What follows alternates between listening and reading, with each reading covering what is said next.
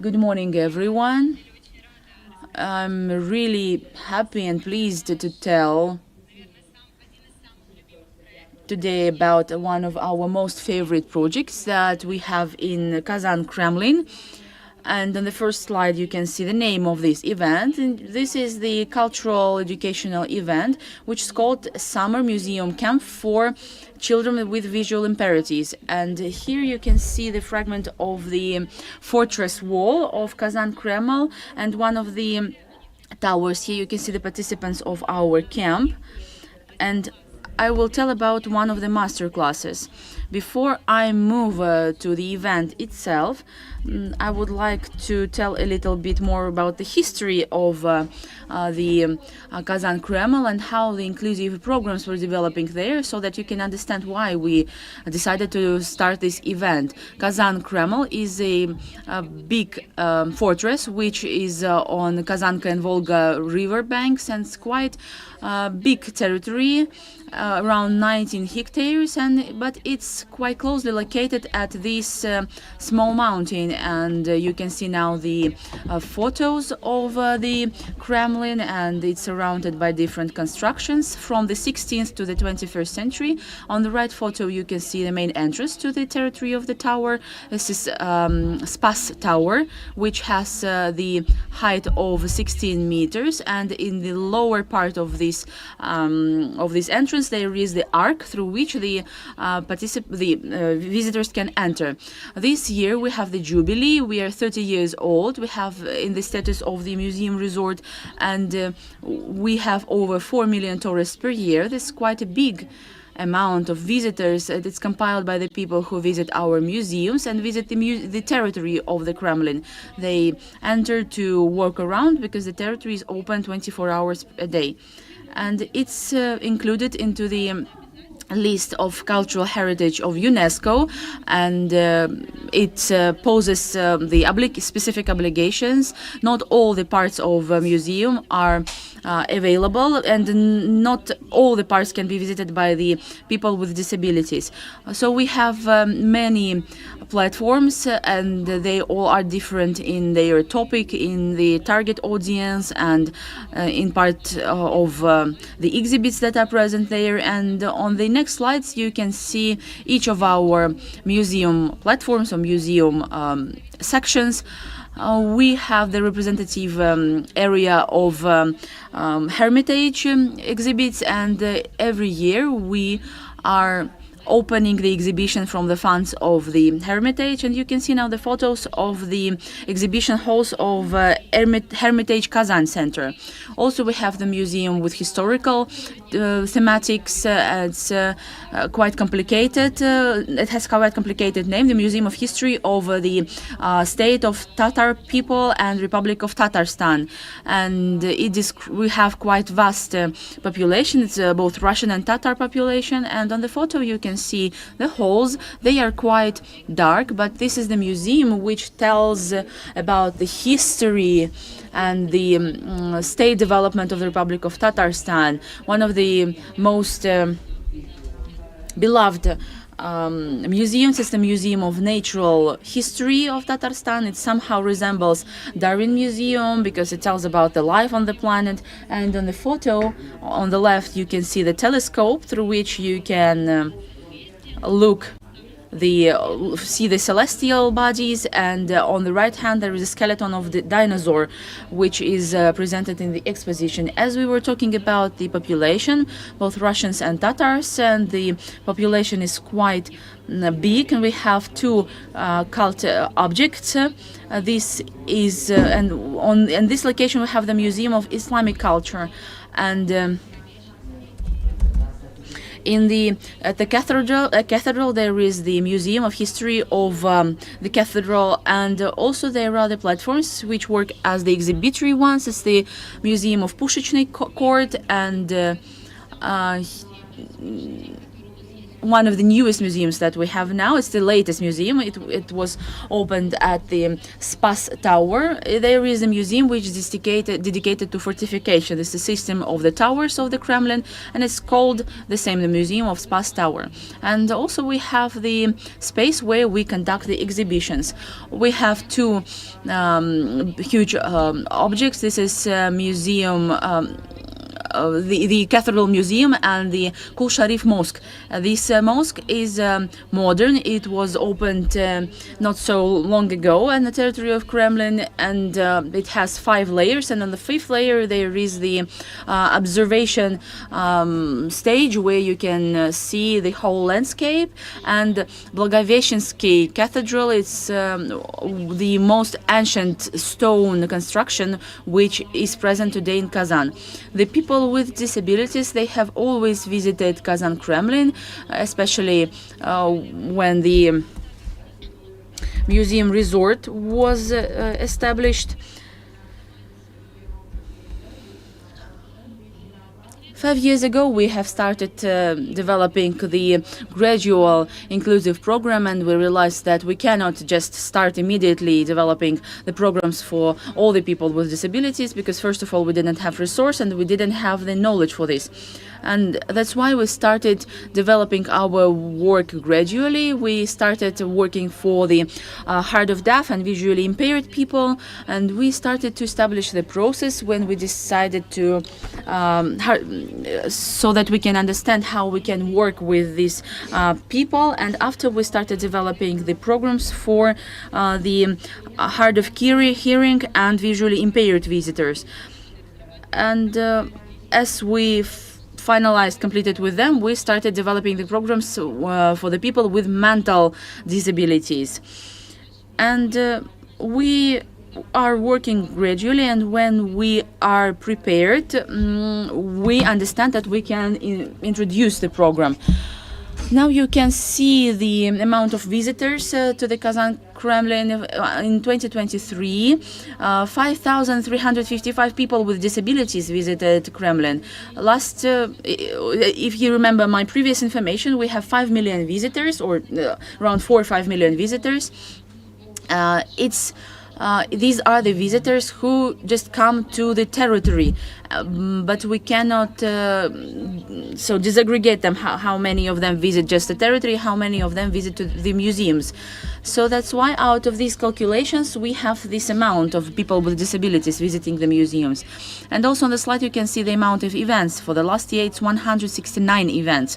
And now the visitors are visiting us through different communication channels, and what makes us happy is that we understand that each communication channel for every person with disability is working properly throughout the whole region, and we understand that which communication channel works better, like that the visually impaired people come through the separate channel and hard of hearing people come from the separate channel. So we have the foundation of the emails that we send and all the messages that we send. We have the chats for the people with disabilities. They come through the specific website, and we're happy that this is the spreading of the information is the most effective communication channel. As I said, the second category of the visitors among the people with disabilities, these were the visually impaired and hard of hearing people. We have initiated this program 3.5 years ago. It was 2020. And for today, for the hard of hearing and visually impaired visitors, we have the almost all exhibitions prepared, because they are the tactile panels. They were established through different channels, through grants, through partnership, through our non-budget funds that were given for the specific exhibitions. But nevertheless, at each platform we have different expositions. Some of them are in the constant exposition. On the right photo you can see the visually impaired lady and visually impaired young men, and they are getting acquainted with the tactile image that is presented at the Spas Tower. And on the left photo, there are tactile models. We have a big territory, and there are many architectural sites and objects, and we thought how we can introduce such people to those architectural monuments. These tactile comments and Tiflo comments allow us to have the visiting exhibitions, and here you can see the models of those monuments. They are in white, they are quite small, and these are the reproductions of the real architectural monuments. So with the help of them we can conduct the visiting exhibitions. And on the right photo there are different tactile models with which we introduced all our visitors with these programs that we have, and it's very important for us to show about these programs to the regular visitors that we have. And we try to adapt the exhibition project which we have in Hermitage Kazan for the visually impaired visitors. It's the project dedicated to Russian Impressionism, and we have the tactile stations there. And on the next slide you can see the 4 photos, and there are 4 tactile stations. They all are different, and on the tactile station there is either the model of or the maquette of the sculpture or the painting. And this platform is quite big, and there is the tactile element where the information about the work can be quite small. On the upper photos you can see the tactile photos to the novel Prodigal Son, and there was a jug which played a very important role in this novel. That's why we decided to take it out and made it bigger, so that people could learn how it was presented in the novel. And also there are the fragrances. The fragrance was developed for this novel. And these fragrances, they are present. Fragrance stations, they are present in Hermitage Kazan. We are trying to work with the visually impaired and hard of hearing visitors, like the accepting party. We had the format when the visually impaired person, his name is Ruslan, he's our good friend and colleague, he worked as the guide at the Hermitage Kazan Center. We were preparing for a long time, and it took around 2 months, because it was important for us, first of all, so that Ruslan can learn the material and get familiar with the space. With any guide, we went through the exposition and checked his knowledge like with any other guide. And then we had the excursion where he worked as the guide, and it was the excursion about the golden age of the flamand art. These excursions were for anyone who wanted, and you could be subscribed just through the simple timepad. It was one of our first joint projects with Hermitage Kazan and with the publication Hermitage Kazan, and mainly the audience of those publications are young people of Kazan, and Ruslan was one of them, and that's why the excursion guided by Ruslan was very popular. We are preparing another excursion guided by Ruslan, so we will tell about it later. If we speak about the educational events, I told that we are trying to conduct them on the territory for those visitors who are coming to us. Last year we had the festival of the owners of the guide dog, and they were around 40 of them at the same time on the territory, and they were telling about the guide dogs and how they are working with them, and this was the educational event. It was very funny and really important. And on the left and right photo you can see such guide dogs who were on the territory of Kremlin last year. And if we move to the summer museum camp, This is the cultural and educational event, which has the name of museum as the museum camp for the visually impaired children. We have started it last year. You can see now 2 photos. On the 2 photos you can see the participants of the camp. On the left they're together with organizers on the grass, and it's next to the lake in Kazan. It's our final day. And on the right photo, the participants of the camp are sitting after one of the master classes.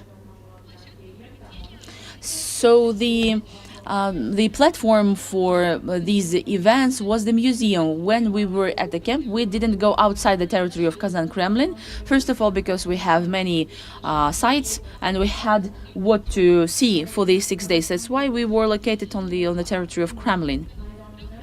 And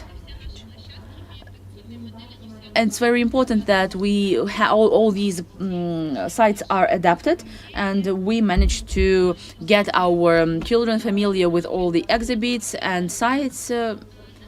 On the slide you can see the sites that we have and the time when we have conducted this camp. It was from June 12 to 17. The 12th of June was the day off, and it was important for us so that the children can come to the opening of the camp with their parents, and what was like a family opening session and ceremony, and it was really nice. The camp,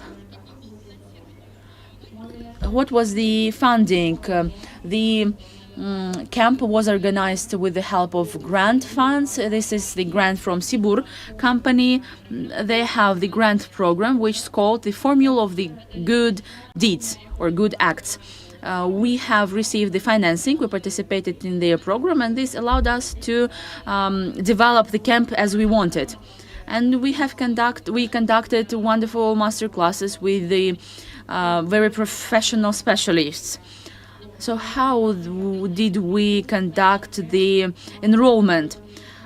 We had the partner, one of the Kazan schools, where hard of hearing and visually impaired children study. Initially, we were seeking for the partner for the camp, and from the very first days of organization, we didn't conduct such a overall enrollment. It was important for us so the children have some prior communication, because it was the first experience for us. And if for the first camp we have gathered the children who didn't know each other, they are hard of hearing and visually impaired children, and they get into the new stage, into the new platform and the new people, it would take for us too much time, and this adaptation to each other would finalize only to the end of the camp. So for the first period, we decided to get the children from the same school so that they know each other, and maybe some of them even got friends. And here on the slide you can see the age of the children. It's from 12 to 14, and last year the age was smaller. It was 10 to 12. And we have discussed the age of children. We decided that let it be not like very young children or adolescents. That's why we decided that 10, 12 is okay. It's like 5th and 2nd grade in a school. And the preparation work was started 6 months before the event, and now we are getting prepared the next event, and we are conducting number of activities. First, we need to develop the schedule. It's the first step for implementation of this project. And after scheduling, we will identify the subcontractors, and then with all subcontractors conducting the masterclass, creativity classes, we need to discuss the organizational issue, how it will be done for the visually impaired or deaf children. And the other thing is that we need to find out the right volunteers. Because they're helping us. And we have the general questionnaire or application, which is publicly available. The recruitment is usually going on for 2 weeks, and then we are selecting the final volunteers. The maximum socially oriented people wants to participate, and they have their own goals. And motivation. And amongst applications we have received, we are selecting the Zoom interview for those applicants, and we are receiving, we are selecting like 5 short list, and conducting interview. Here on the pictures you can see different stages of the training, and it's very important to introduce the spaces and the platform scenes to the volunteers.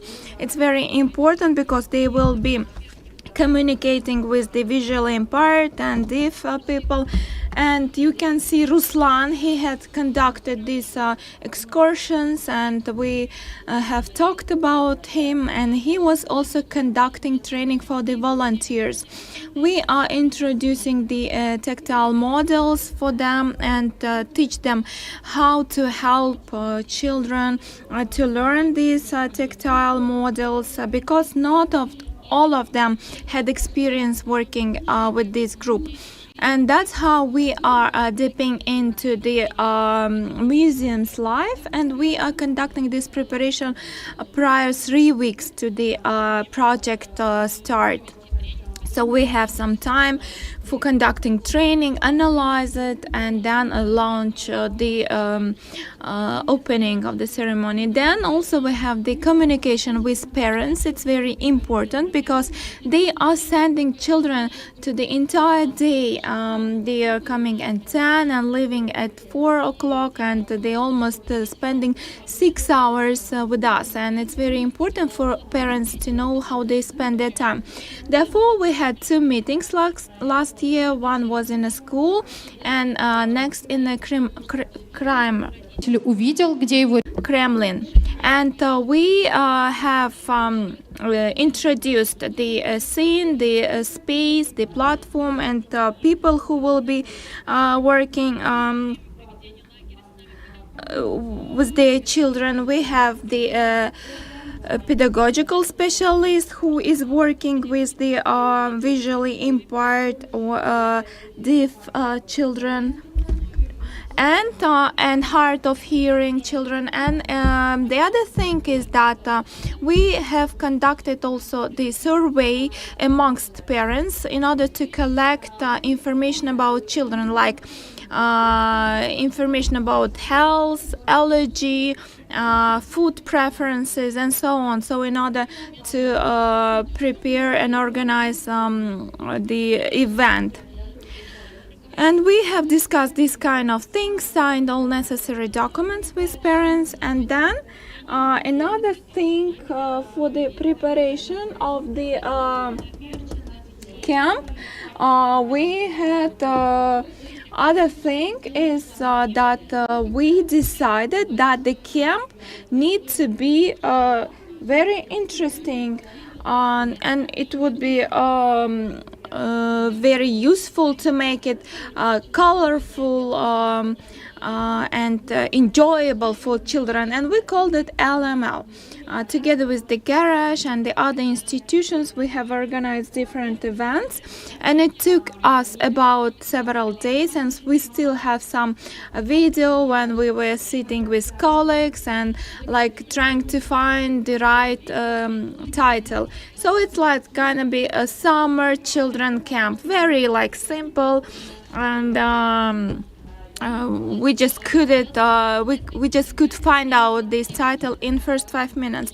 And also we have prepared the t-shirts, like cap, the bag, and the bottle for water, and the other things. They were highlighted in a colorful yellow color, and t-shirts, bags, in our style which we have developed, as you can see the back, and you can see that it's very colorful, and you can see that in our museum this backpack also reflects the tower, one of the famous towers to the Kremlin's entrance. And dinosaur, and the vase, and the vessel, which was in the Hermitage exhibition, as it is the heritage of UNESCO objects, and trees. and these colorful spots, Christmas tree, so all those things related to the visit of the Kremlin. So that's why we decided to put them on the backpack. And the other thing is our shift. It was a 6 days camp from Monday till Saturday, and we had different museum spaces, platforms, and each day they were thematical, history, art, science, handicraft, culture, and just the rest day. And we will talk about this separately. The history day was Monday, when we have met parents. It was official launch of the camp, and then we started from the Kazan's Kremlin's history. We have introduced number of architecture sites, monuments, visited museum about the Kazan's history, Tatarstan, and other things. And also we had very interesting musical class, which was master class, which was conducted by one of the main famous labels in Tatarstan. So we had our own music composition, because they brought some small voice recording studio, and we decided to develop the composition dedicated to the plant. So in order to reflect it in the music, if like it would be like inspired with this plant. So that was very amazing master class dedicated to the musical creativity. And then we had the lunch break before we let them go home. The art day, of course, was dedicated to the platform, to the art activities. We had the artist master class, where they were drawing different pictures. You can see from the pictures that participants are using the paintings, they have kind of free creativity lessons, and they also had some other space which was equipped for children to share their activities and share their impressions. And during the art day we had the master class on the sculpturing conducted by Elena Sharova. She used to work in the Russian Impressionism Museum. She said that she wanted to be the volunteer, but we decided that she will be the master class instructor. And here you can see the children who participated in this master class. The third day was dedicated to the science. It was one of the favorite days. It was dedicated to the natural history of Tatarstan. We have visited museum, and we saw dinosaurs. We had stones remainings, and the other things like mammoths and the other animals. And we had the lesson dedicated to the paleontology, where they can opportunity to see different remainings and bones and the skeletons of different animals. And then we had next day, this day was also dedicated to the flowers, flowering or other like experiments. They have conducted different trials, experiments, and the favorite one, of course, of that day was the botany master class. And on the picture you can see on the right side you can see how they are in a class of botanists. They are developing different floral compositions from different flowers, and they gave those compositions to their parents, to their mothers, grandmothers, and children were coming in the morning, and parents were like signing the document that they are leaving their children under our responsibility, and so on. The first day at the Kremlin's premises, we had museum of the guns, like, and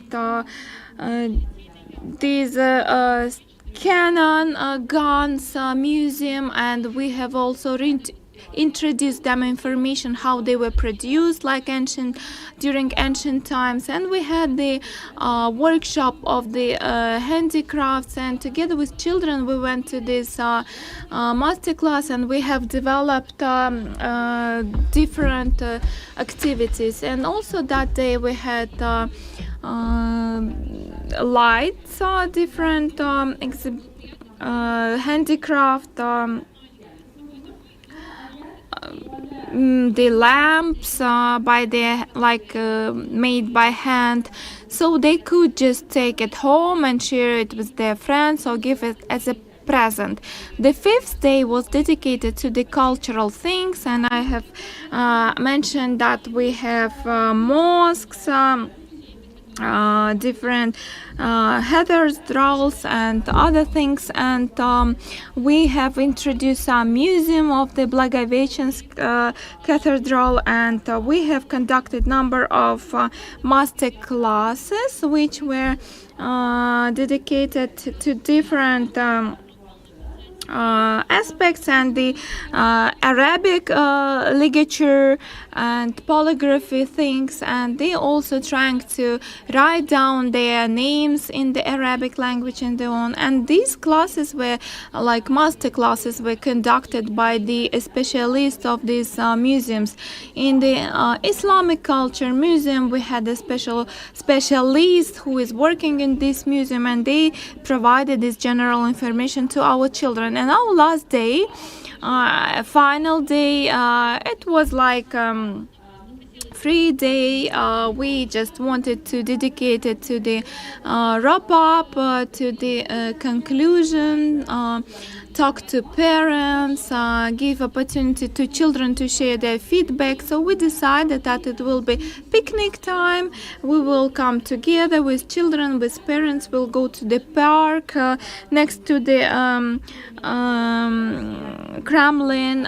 We have ordered pizza, and we had children who came with mother, father, grandfather, grandmother, siblings, and it was very interesting because we had opportunity to lay down on the grass and share our feedback, make some conclusions, share their impressions and ideas about those museums, because main idea was to introduce the museum life to children, and we are continuing our communication with children.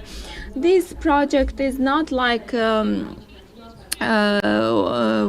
one-time project. It's a still ongoing process. We are opening the exhibition. We are inviting children to introduce the exhibition exponents and other things. And this summer we are planning to organize the summer camp in June, and it will be the second shift for the hard of hearing and visually impaired children.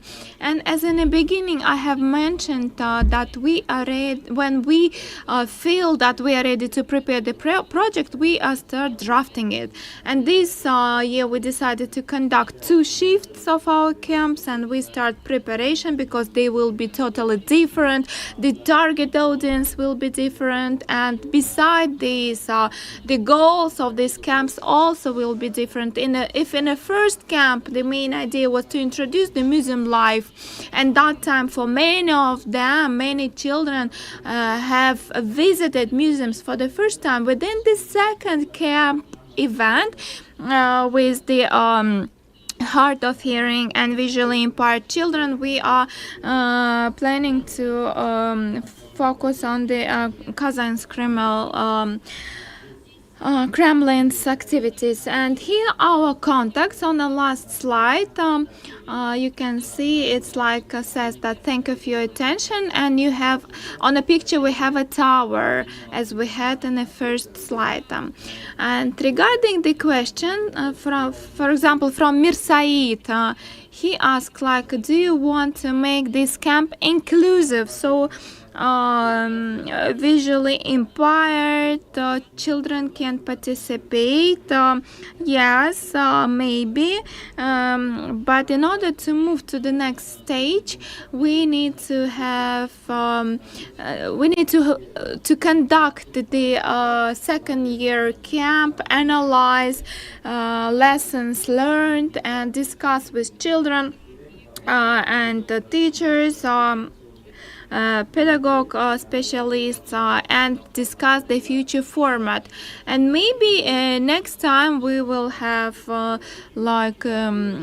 general enrollment publicly available for those who want.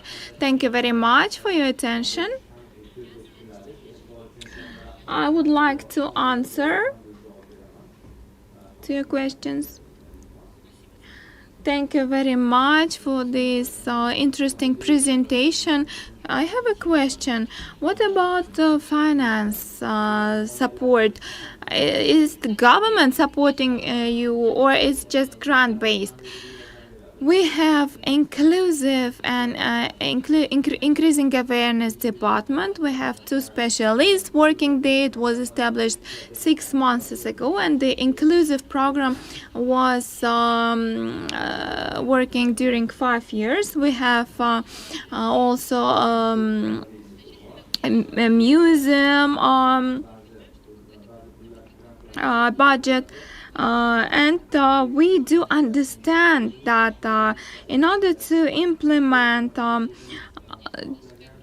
the ambitious ideas we are planning to do, we need to have additional financial support, and it's a grant based, of course. And as I have mentioned, Sibur company also helping us. Do you have sponsors? So far we didn't have any sponsor support in our inclusive programs, only the Kazan's companies and Sibur company support. Is it like 6 days in June? Yeah, but are you planning to make it longer, like during December? We want, of course, make them longer. And but when we had these 6 days, we were only focusing on children.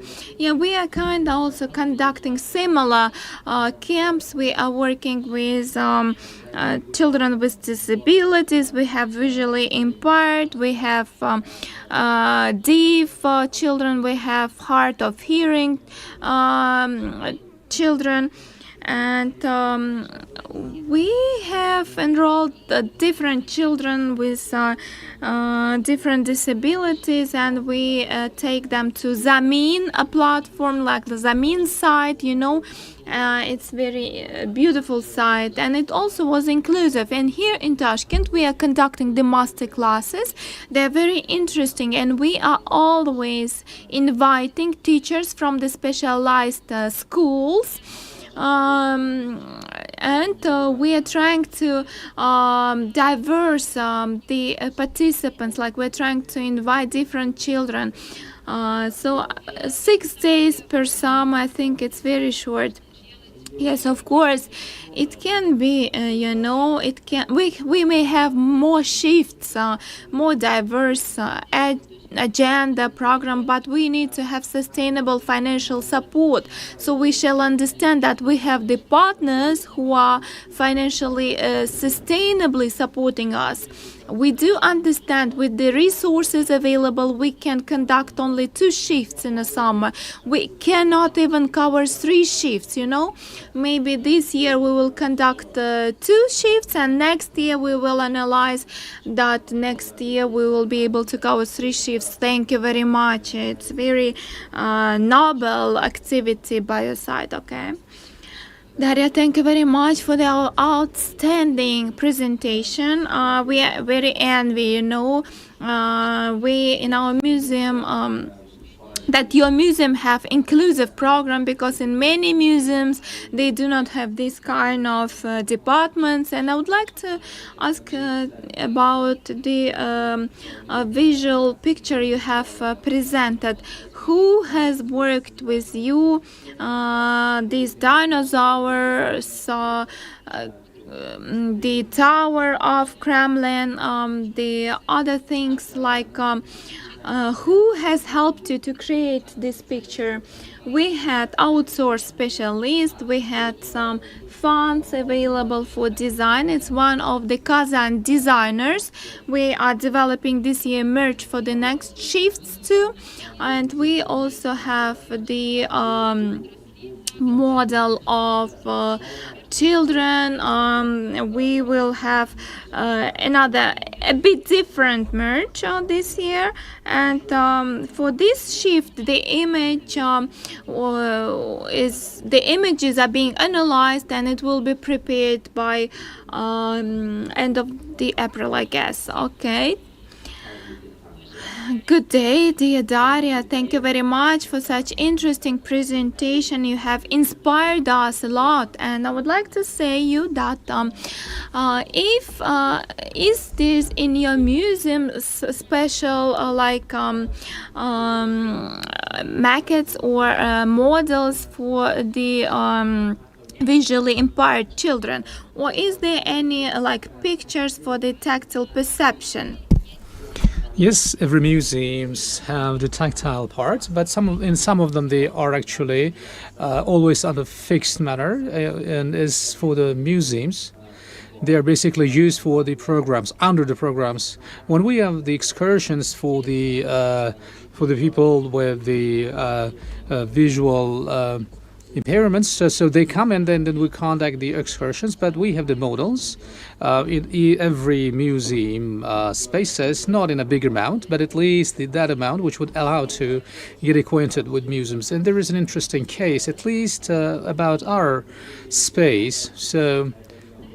So the commentary excursions are quite popular. So they were the audio recording for the commentary purposes, which actually had, so the audio guides have not been used at all.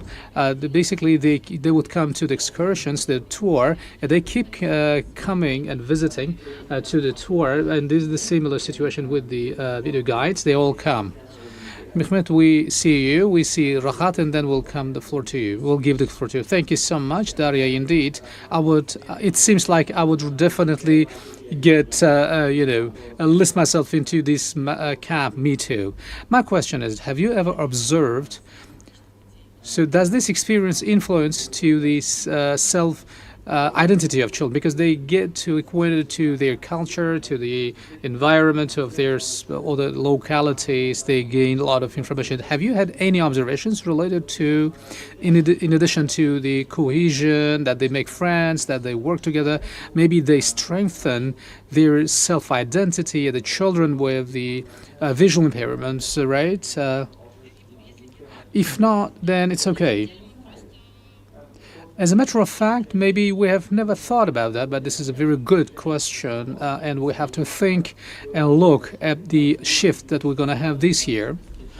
But what I have noticed so far, there was a point when children felt so comfortable that they get dispersed across this museum space, that the topic of vision, would have been forgotten.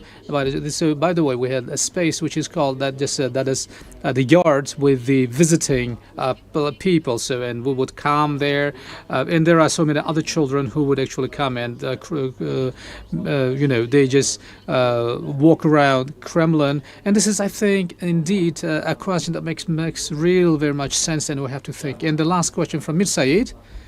Thank you. That is a wonderful map, a camp. I really like that. Just my question. You said that children, of course, have grown up, and the age this year is not 10 to 12, but 12 to 14 years. Accordingly, I think that the program, what changes does the program expect this year? Because the children to what extent the children of 13, 14 years old will be interested in sitting and planting some, plants. So you will have to, we may want to think about the age, expectations of the children. And yes, we came to the age situation where through the analysis of the activities we conducted last year, we spoke with the teachers and the principal of the schools, and we came to an understanding that possibly this program that we have are basically aimed for the elder children. Last year we adjusted it to 10 to 12 years, but this is more acceptable and adaptable for children 12 to 14 years. But from among the novelties, we're going to have acute master classes, so we're going to actually build and fly the kites close to the Kremlin, so because they are going to be very much funny when they run with this colorful kites running next to against the white wall. And so we're just trying to keep up to the time. Hello, Daria. Good morning, Daria. Thank you so much for such a detailed explanation about the camp. So I've got two questions. Maybe you can answer one, and another thing you can actually shed light during a coffee break. My question is, do you work with the mixed group? So it means that that's the mixture of the people who actually have the regular eyesight and those who have the visual impairments. So maybe have you also worked under the format of both the mixed group of children and adults? So if you have not had that chance, or if you had that chance, what would be your further activities, and what would be your actually activities for the coming year? So is it the school students who you meet within 6 months, and afterwards do you keep contact with them? How would you keep the contact with them? So maybe you visit regularly these children. So we have the contact, as I mentioned earlier. We meet at different exhibition activities that we have. We are communicating with parents, and we have the constant contact with school, because children come to different events from the school to us about the mixed format. I think that we need to develop that additionally, because the excursions that we are conducting now, they're not in the mixed format. And for now, we do not have the mixed excursions that could be present now. Only twice a month per the groups of the hard of hearing and visually impaired children. If we start the enrollment for 4, then they will not get subscribed. So with this method that we use, the visually impaired and hard of hearing children, people visit these excursions. Thank you for this presentation. Now I'm interested in the total amount of specialists whom you involved to conduct this 6-day camp for children.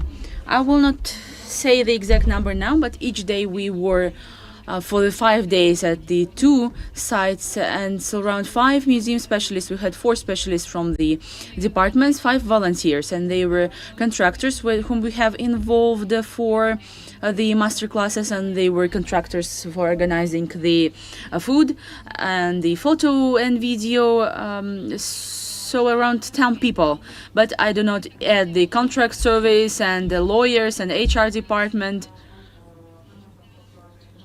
Why I wanted you to say about this, because I want people to understand what a huge work it is to have 6 days like this, so that we can organize this for the neurotypical children, but I do not understand how to do this for such children. And we had different 16 TORs in this, so yeah, so that we can imagine what a huge work has been done. Thank you very much.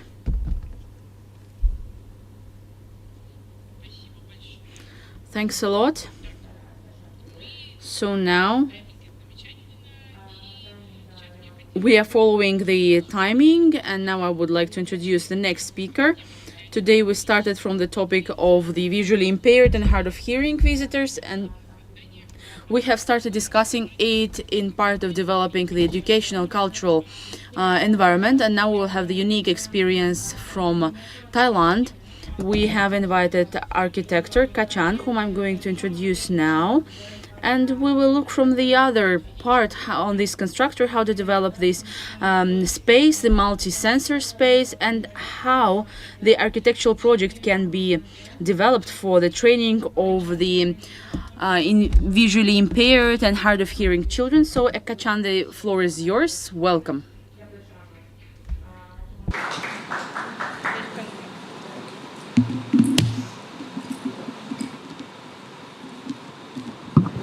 Мы сейчас подождем. So now we will wait for the interpretation. The sign language. Да, кому нужен перевод, because да, еще по-русски. Demek kimga tarjima kerak bo'lsa marhamat o'zlaringga olinglar. Demak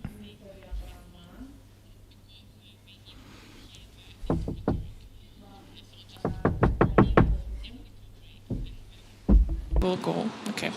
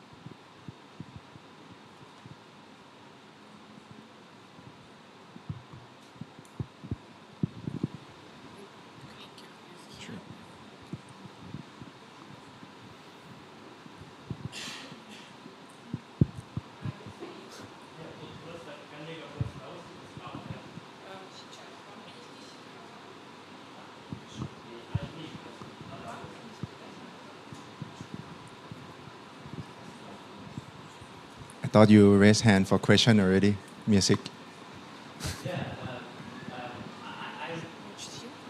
preparing. Trying to understand how my hand rises well or not.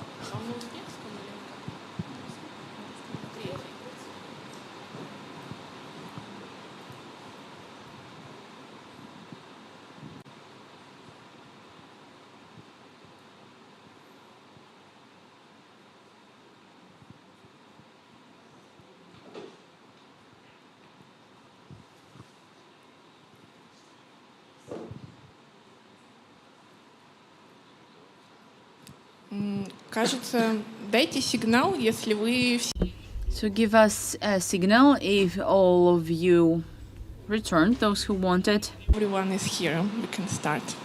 Okay. All right. Good morning, everyone. I'm Ekkachan from Thailand. I work as architect and interior designer. It's my honor to be here and share you the project that I have done. It's a classroom renovation for visual impaired student. The classroom space is just a typical rectangle classroom, 48 square meters. It's 6 meter wide and 8 meter long, adjacent to a big balcony in front of the classroom, which I show you later. This classroom project, there are many of the visual impaired school in Thailand, and we started the project from selecting schools, and it into a school in Pattaya called the Pattaya Redemptionist School for the Blind. It's specialized for blind students. And Pattaya is located 2 hours away from Bangkok, also called 150 kilometers. From Bangkok, go to the southeast.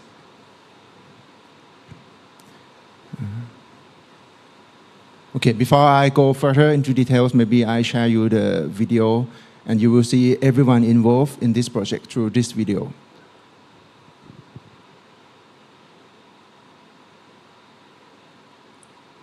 Sorry.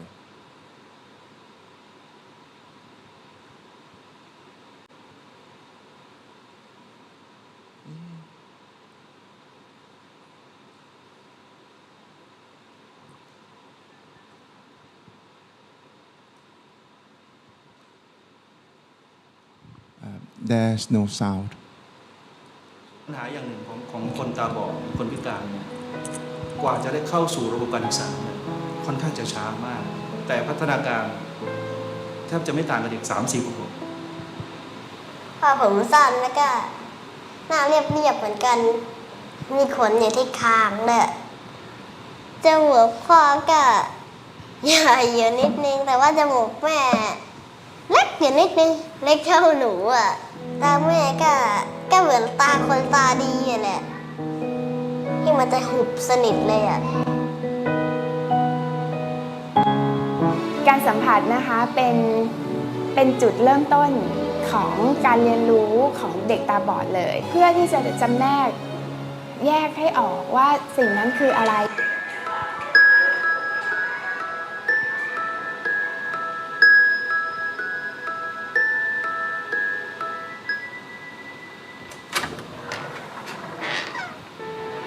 เด็กตาปกติครับเวลามองภาพรวมก่อนแล้วเราค่อยเข้าไปเห็นภาพย่อยๆครับในขณะเด็กตาบอดเนี่ยเขาจะเห็นภาพย่อยๆด้วยการสัมผัสเราถึงจะรู้ว่าของพวกนี้เป็นยังไงการฝึกให้เขาได้ใช้ปลายนิ้วสัมผัสสิ่งต่างๆก็จะเป็นพื้นฐานที่จะช่วยส่งเสริมให้เขาได้เรียนรู้อักษรเบรลล์ได้ในโอกาสต่อไปค่ะเราพยายามที่จะดึงเขาออกมาจากกรอบที่เขามีอยู่พยายามขยายกรอบของเขาครับให้มากขึ้นเพราะจริงๆแล้วสุดท้ายเขาต้องใช้ชีวิตเหมือนคนปกติ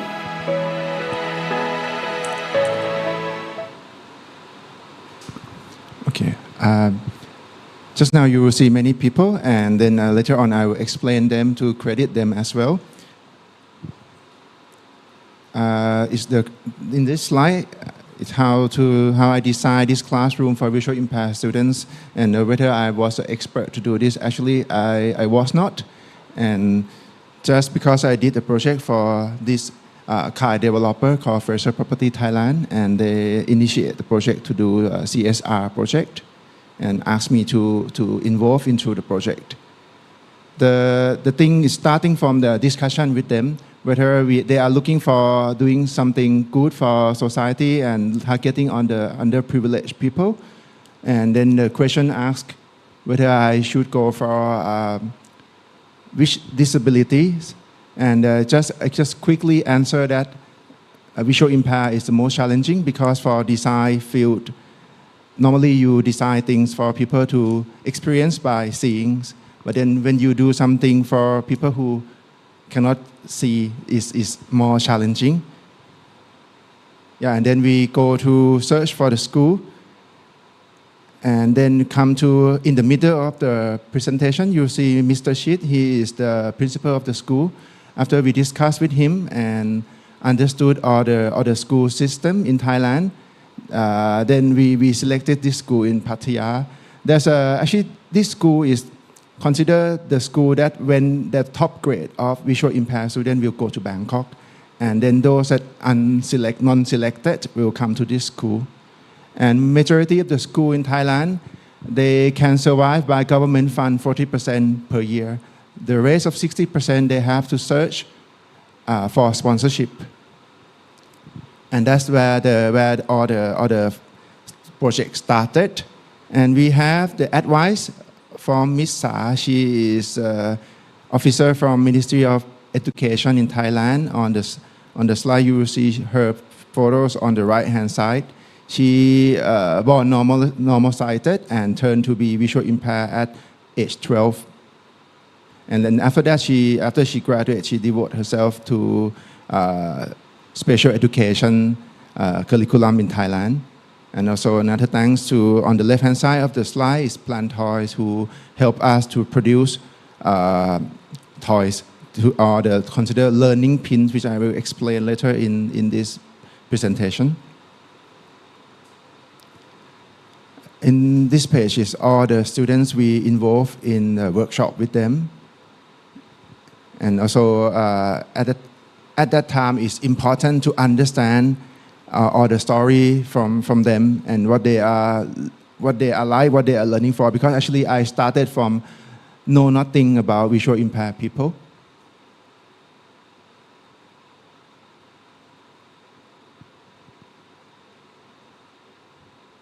All right, just afraid I'm too fast.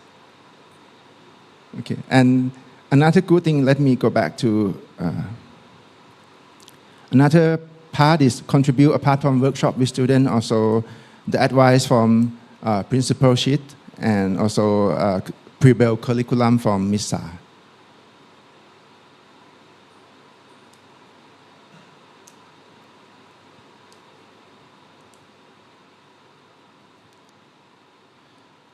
In this photo, you will see the original condition of the classroom. It's just a typical classroom that you see on the beam, left and right of the room. They put sticker which also not accessible for students, and all around the wall are with the shelf. This is really typical public school in Thailand.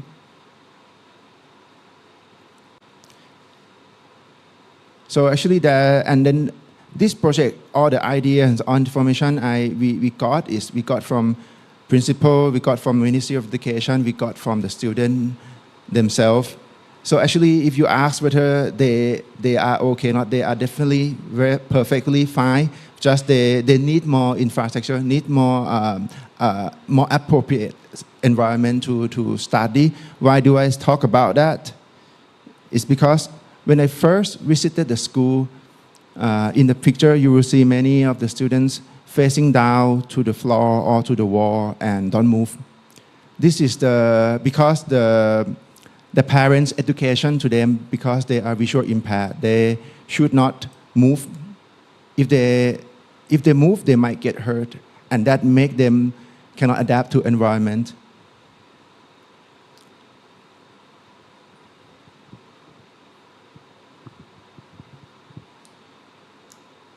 When they first enroll to the school, they will be put into this classroom where all the wall and floor are in the fabric, so cushion them to not move. But it's not the ideal environment for visual impaired students to move around, because they only move in this room, but they don't move when they go outside of this room.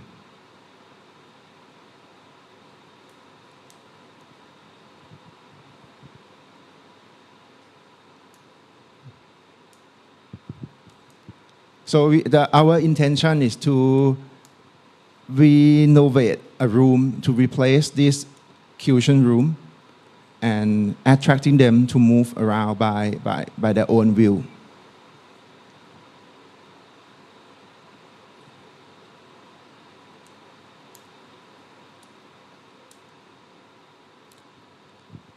And because of the education from their parents or from instruction from their parents not to move, and a lot of concern from the parents, there are a lot of problems happening, and there's a big gap for visual impaired people in Thailand. Totally, there are about 500,000 visual impaired persons in Thailand. Only 20% can live independently, and only 15% can have access to education. And many of the students in this school that we are doing, many of them enter kindergarten at age 12 or 13 years old, which is very late for education. Because the common perception is that the parent will be worried and will only send their kid outside of the house when the kid is grown up enough, which is not very good for them for the development.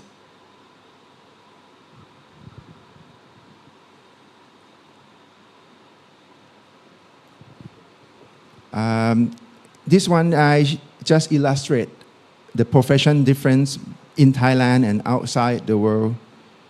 For Thailand, we have only 5 professions: selling the lottery, which is commonly found everywhere. Secondly is traditional Thai masseuse, and then the telephone operator. Musician, this musician is just like musician on the street to ask for money, not as a real profession, but we try to include them in. And then the last profession is teacher. For example, like the principal, he born visual impaired, but he got 2 master degrees, and he has intention to come back to be a teacher to further develop the visual impaired children in Thailand. But then when you go and see international profession, there are other, for example, like you can see here, Misaik, he's lawyer here, which is really rare situation that will happen in Thailand. You will be a good example for them. Like accountants, land broker, rugby players, sport player, agent, salesperson, broker, physiotherapist, crafters, and customer care. Before I come to today, I also searched. There's a Google strategist, economic strategist who is a visual impaired as well. So it will be 17 instead of 16. The gap is 11 professions difference, and there might be more. Yeah.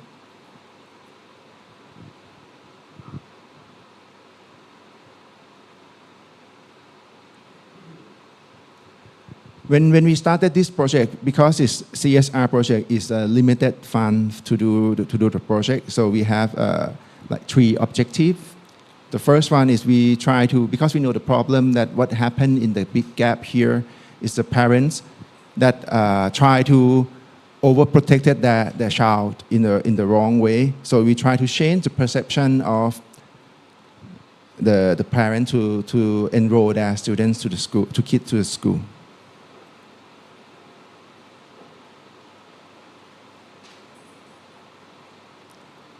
And of course, second aim, how to is answering the first aim as well. How to change the perception is to make sure that the environment for the children in the visual impaired students is good and fun.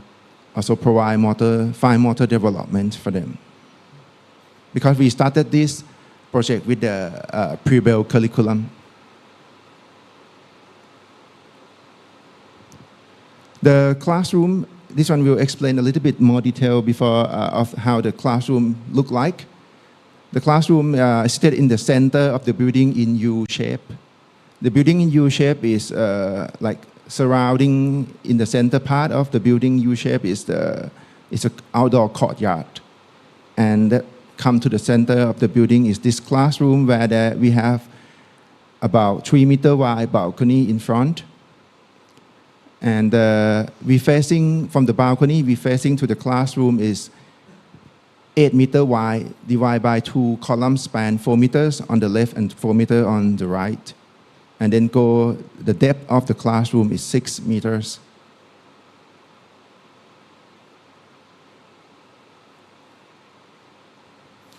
I just faced this same situation when I presented this project to the principal, who is visually impaired. So I will try my best to explain how the room will look like.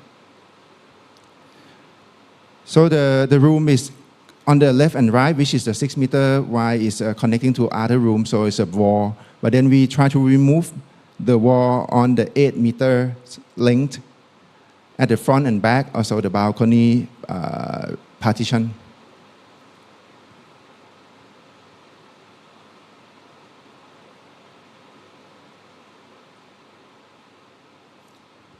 And we integrated all the six programs into each surfaces. The idea is to convert all the classroom to be a learning space. And this idea is started from first from student workshop. I have been asked by the teachers to teach them to dance, and I was stunned with the questions, with the task, how to teach the student to dance, because normally with the sighted person, we learn how to dance by seeing the teacher. And then after a few seconds, then the teachers just advised, whisper to me that just like move the hand in circle or move the hand in directional. And then it's integrated with the pre-built curriculum, become the idea that I will try to convert all the surfaces to be learning space, and that no matter the student come to the school facing to the floor or facing to the wall, there will be something attracting them or inviting them to move or to touch it.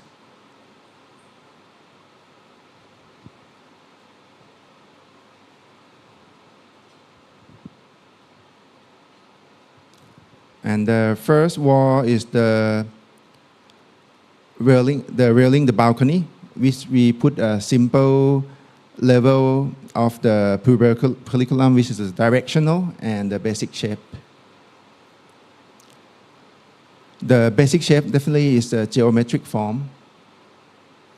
And how we did it in with the wooden toy, about 2 inches by 2 inches cubic, and have like a wooden stick about 9 centimeters. So it's just about the size that the kids in the primary school level can hold and grab, not too difficult. And the wall will provide with holes. In the slide, you will see the center to center of the hole is 10 centimeters, but the actual dimension we did is 15 centimeters. Otherwise, there's no space for grabbing them. And there are shapes like square, sphere, triangle, cone, heart shape. I mean, it's a little bit more dynamic than the simple geometric form. And they are all in vivid colors.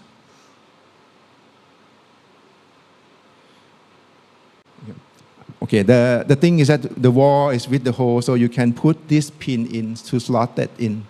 Because the idea is that when we have the class with the student to grab the sphere or the square to put onto the wall, so they can hang it in, and then we can also form the wall to be like, try to put the square to form the pattern, to form the space onto the wall in triangle. That will be kind of, or move it to the right hand side, left hand side.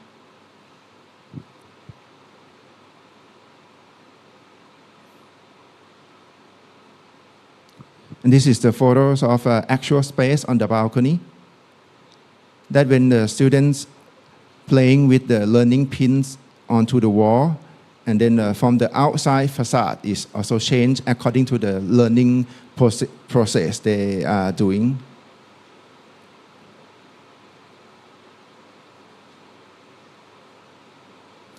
Then we enter to the classroom on the first floor where it's facing to the balcony. We go to the level 2, which is spatial relationships and sound. So there's a further direction and some sound integrated into these learning pins. There's during the workshop with the Ministry of Education, Miss Sa, so asked them why do they need to why need to shake, because she told me the story that when she cooking she used this sound as a tool for her cooking. But then it's curious, why not just smelling? Then the answer is that if she has to smell pepper and chili powder every day, it will be too tough for her nose.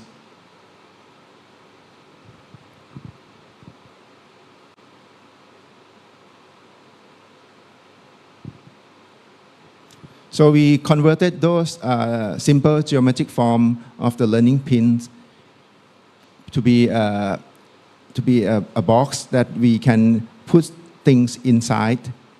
For example, in the slide, there was square shape, triangle shape, circle shape is still the same thing, but just this time we can put in a lot of items, for example, like pepper, sugar, candies, salt, chili, coin, stick, corn flour.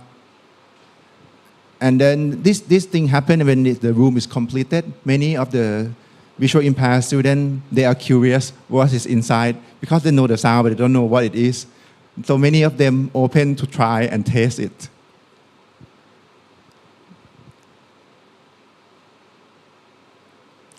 And most of the time they will say, yee, too salty, too bitter, unedible.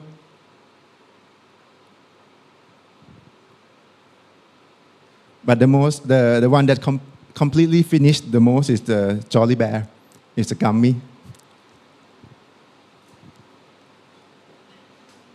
But however, don't take me wrong. We did not try to let them taste it. It's just what is happening. So the teacher will try to tell them not eating from there, that she will provide something else.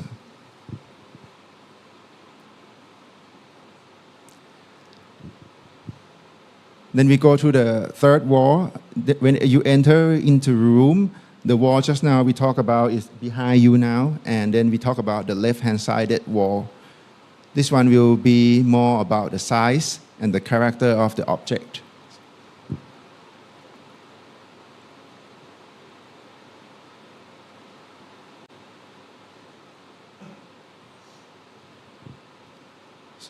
Yeah. So this is a simple illustration of different size of eggs. But we still go for a simple geometric form that is have a thick and thin different size.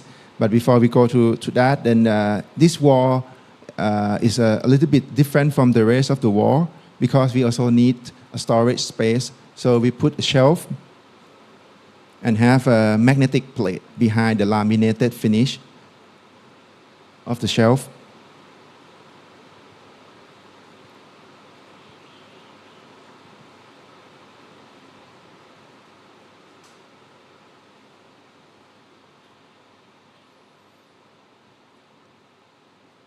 And the other learning pin, this one will be installed with another magnet as well, so they can stick onto the wall. And behind this wall still have a storage space.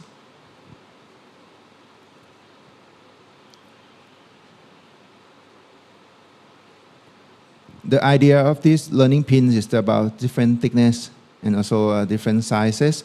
We have sizes from, initially we decided we have the sizes from like 1 inch by 1 inch to 4 inch by 4 inch.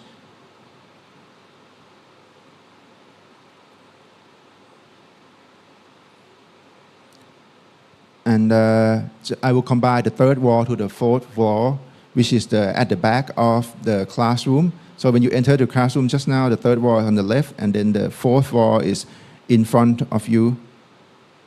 This one will be about the texture and the different weight.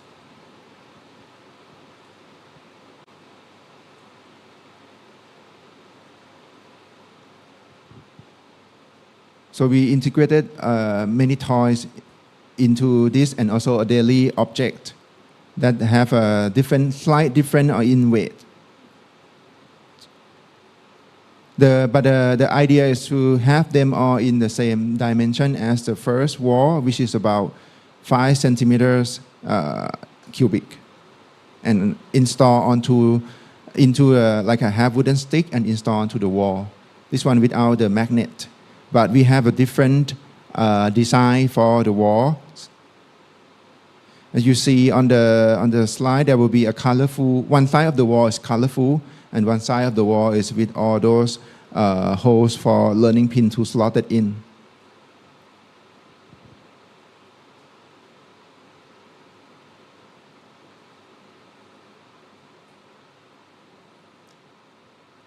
The texture of the learning pin have smooth, rough, hard, furry, soft, and you see the fuzzy actually is the one that you scrub the pen. So we try to make, or if we could, we try to make all the daily object integrated into the classroom as much as we could.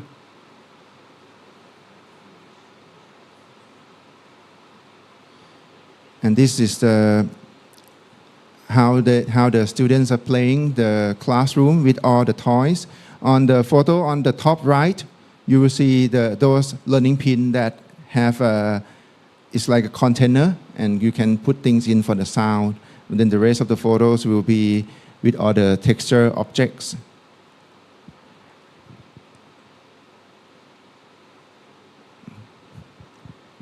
And if you look further, you see actually those walls and the holes, they are colors. It's from the natural light. This page will explain how we did that and why we did that. Because visual impairment school, there are 2 types of students. The one that really cannot see, and those one that some still can see a little bit, called low vision students. They can see the color different by 70%. And that's why all the visual impaired school have a very vivid color in the school. So back to this wall.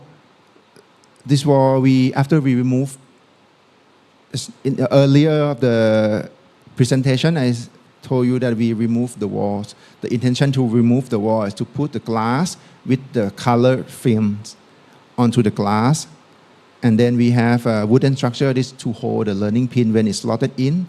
And then we have plywood with holes to slot the learning pins in. And this will make each of the slot for the learning pin have the natural light come in through the color film.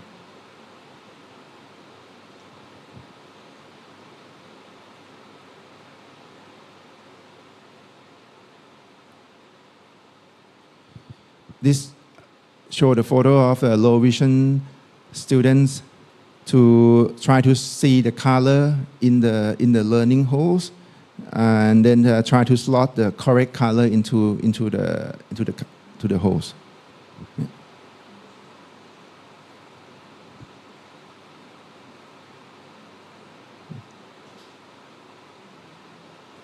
Then come to the last wall. This one is integrated with a special advice and a request from the principal sheet. He shared a story during the discussion with him that when he talked to students or tell a story to visual impaired students, for example, that two elephants meet two giraffes, and the student will stop learning right away with the curiosity to know what elephant and giraffe look like.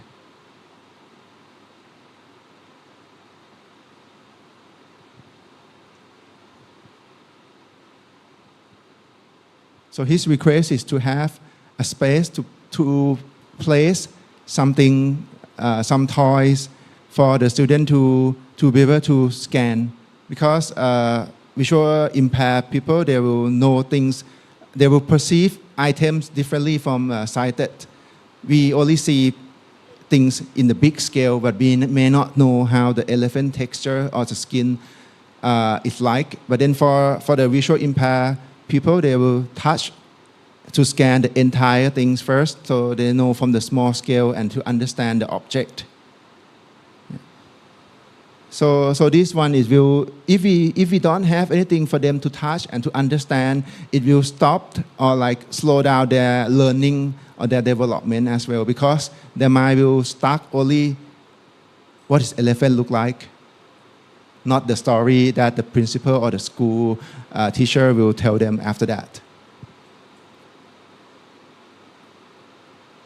Also, this integrated with the pre-built curriculum. We have the other thing like time concept, numeric relationships. This one, the numeric relationship, we go with the 2 elephant, 3 elephant, or 5 giraffes kind of, and understand the meaning. And listening skill, which will have this storage, this wall as storage shelf to install all the books as well. So it's very simple. We have a limited budget, so we try to utilize all the toys available in market. Just install the magnet inside those toys or those shaped.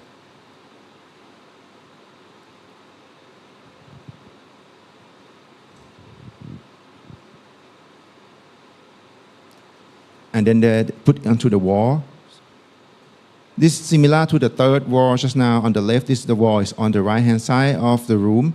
We have a shelf as well, but this shelf will store all the books. Like what we see or we saw on this library.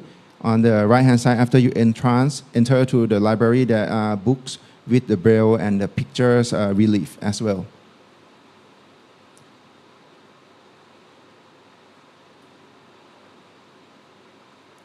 Because it's the last wall, it's the wall that we try to refine all the motor skill and the touch from the palm to the refinement of the finger before the student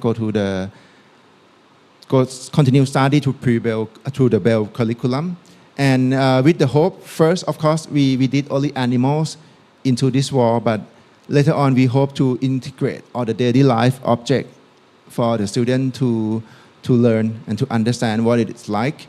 And after this room completed, is really utilized not even by the student, but by the school principal himself He is about, at that time he was 45, now so he is about nearly 50 years old. And in his entire life, he never known how the airplane looked like. So he asked someone to buy airplane model and put the magnet onto the plane and then install onto the wall so he can also visualize how the plane looked like.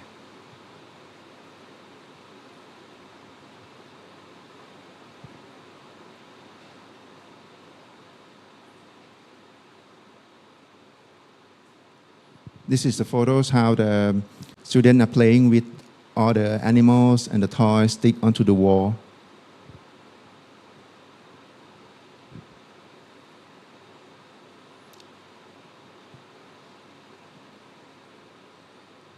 And just now I also included these Braille books into the talk, which will be storage into the shelf. So it's complete the pre-Braille curriculum from grabbing objects, refining the hand until the fingertip. So it's refined enough to be able to start the Braille curriculum after this. But there are many of the students in Thailand that enroll into school at age 12 or 13. After they done pre-Braille curriculum, many of them just stop studying because they think they are too old, which is still back to the same story that we started this project.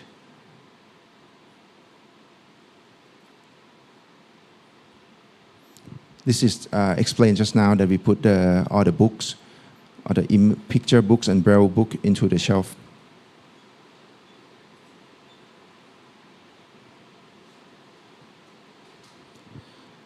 And back to the beginning, when we first visited the school, we saw many of the students facing down to the floor and to the wall. Just now we all explained about the wall, but the floor we also integrated Braille sign onto the floor. So if any of the students just came to school, they face down to the floor, we hope that this Braille sign will at least inviting them or attract them to touch and grab, and then the teacher can tell them that you move a little bit more, you have more things for you to touch, or more things for more different surfaces for you to grab on. And the color difference in this classroom that we have a lighter timber and the darker timber is just for low vision students to try different color on the same surfaces.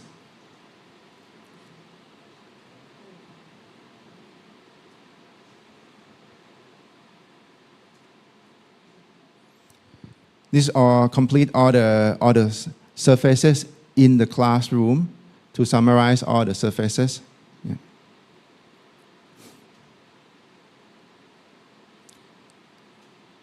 This is how the classroom look like in different angles. That you see one side of the classroom in the lighter timber and the other side on the darker timber, with a close-up view of all the learning pins slotted into the walls. That's one part that we did in this design proposal. There are other parts in this design proposal that we didn't get it realized. It's not that we don't have budget, but it's because the reason that I explained earlier, that every visual impaired school in Thailand, they survive 60% annually by finding sponsorship. So actually there are many sponsors that contribute to the school, and the principal did not think it's a good idea to refurbish other part of the school without seeking permission, and seeking permission also a sensitive issue for them.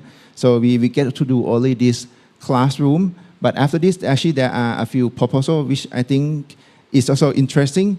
And if you guys have any place to can borrow to do it, or have a space, we would happy to provide design or the drawings we have. First one is just a subject for sound, because when we watch movie or dramas, normally people step on grass or on the tree branches.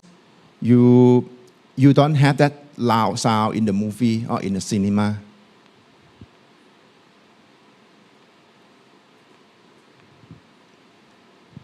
there are sound producer involved to imitate all those sound.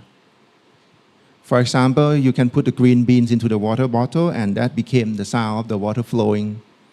And that can integrate into the classroom easily without much budget. Just need to have all those manual.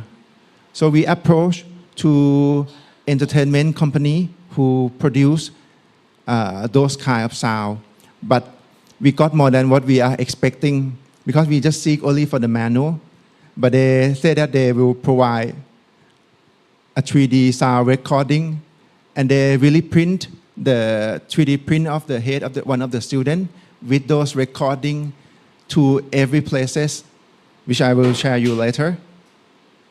Other part is that because it's a charity project, we not just only focusing on helping the students or change the perception of the parents, but we need to have a PR for the developers to attract more interest and to be a KPI for them that this project is successful for them. So we integrate with the lighting.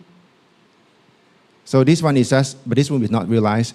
If we have a lighting onto the ceiling, so the low vision student will move according to the light that shine onto the floor. So it's directional and they activate their seeing in the different colors.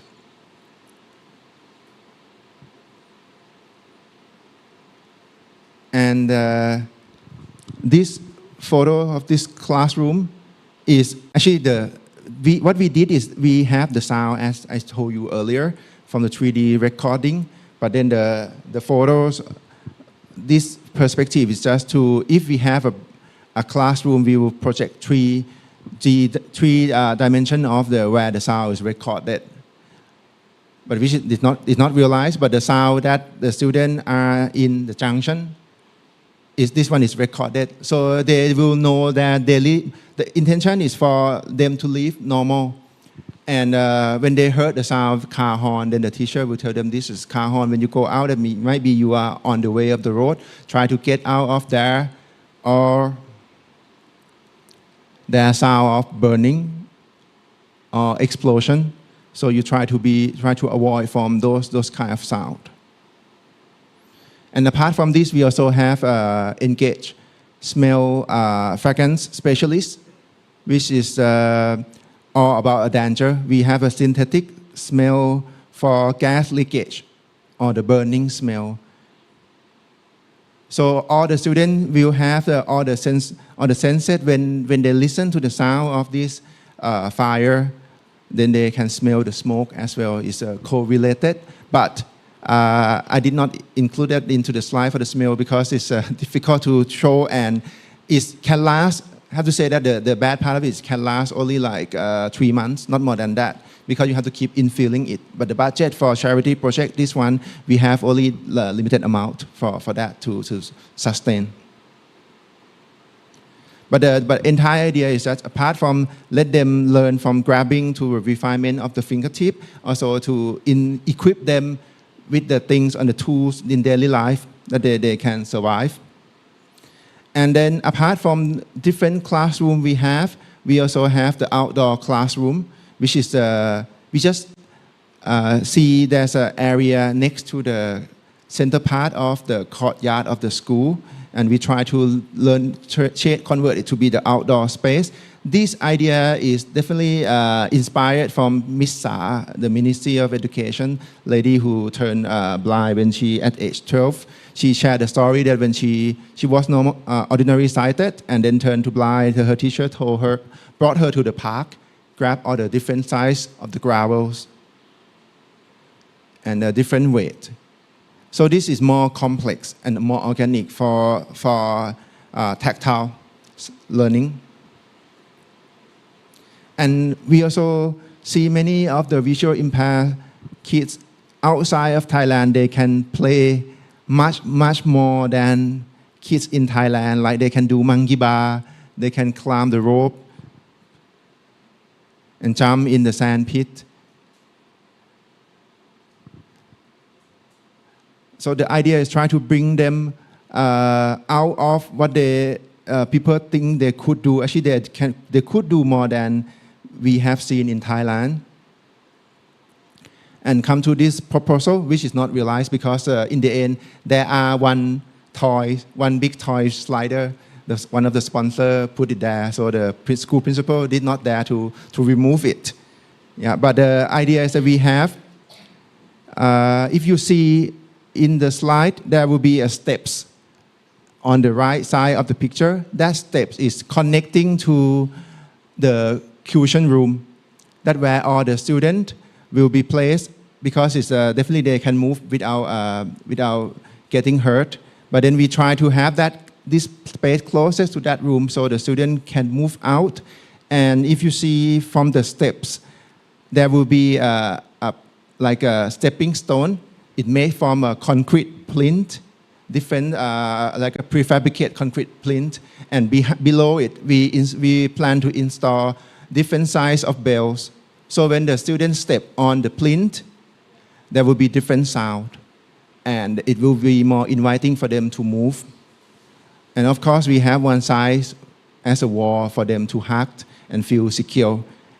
While the other side, we left it open, but it became a sand pit that even they fall, there will not be too much pain.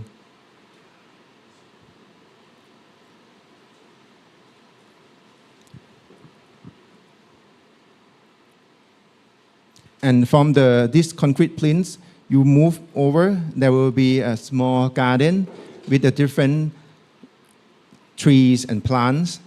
And each planter, we put loose pebbles in different size. It's starting from sand to small gravel to the big pebbles. So they can grab those and learn from it's a tactile in the organic shape.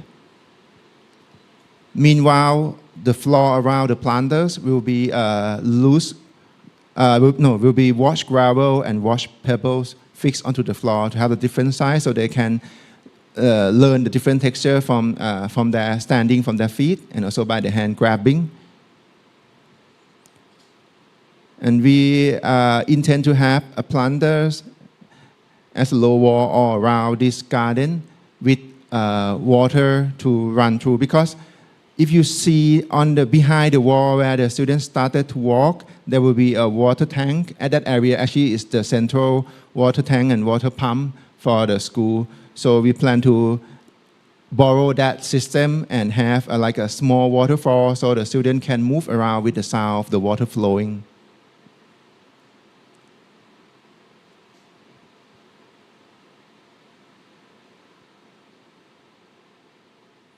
And the last part is where all the ropes are hanging suspended. We plan for the advanced students to go and climb those areas. This is how the picture will, the perspective, how it will be. As I explained just now, with all the planter box around it, we plan to have different kind of plant to have the smell. For example, like lemongrass, holy basil, celery, mint, spring onion, coriander, dill. Actually, we wanted to have fragrance trees, which we could, but in Thailand, the fragrance tree in all the planters will only generate the fragrance at night. But the learning time is in the daytime. That's why we need to rely on these herbs. And before I end this talk, I just let me introduce you another video to end the project. And we aim to spread this project big. We think big, we act small. It means we try to do it in limited budget. So actually it can be replicated or duplicated in many places. And actually we hope that it will happen in Thailand, but there's none in Thailand contacted us. They are only in China. We have two or three schools that contacted us to do this in China. We have a few countries contacted, but it's not successful yet. But then if you are interested in, I have promised the client, if you're interested in exactly 100% the same design, that's free of charge. We can provide you the drawings.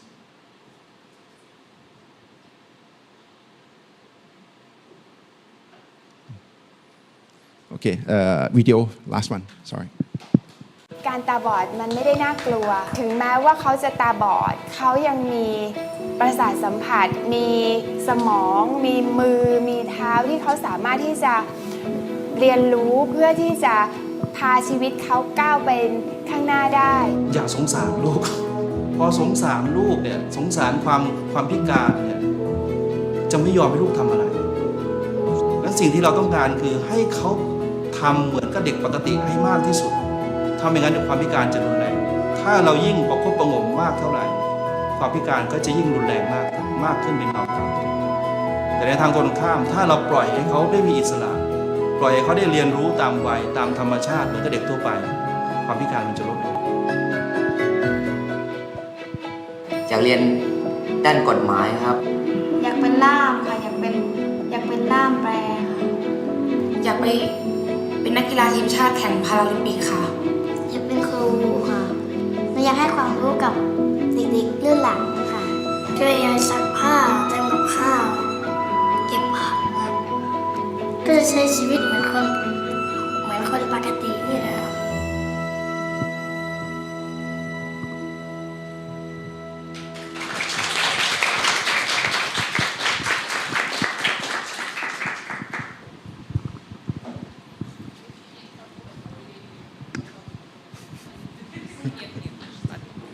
Спасибо. Thank you very much. Now, Mir Said.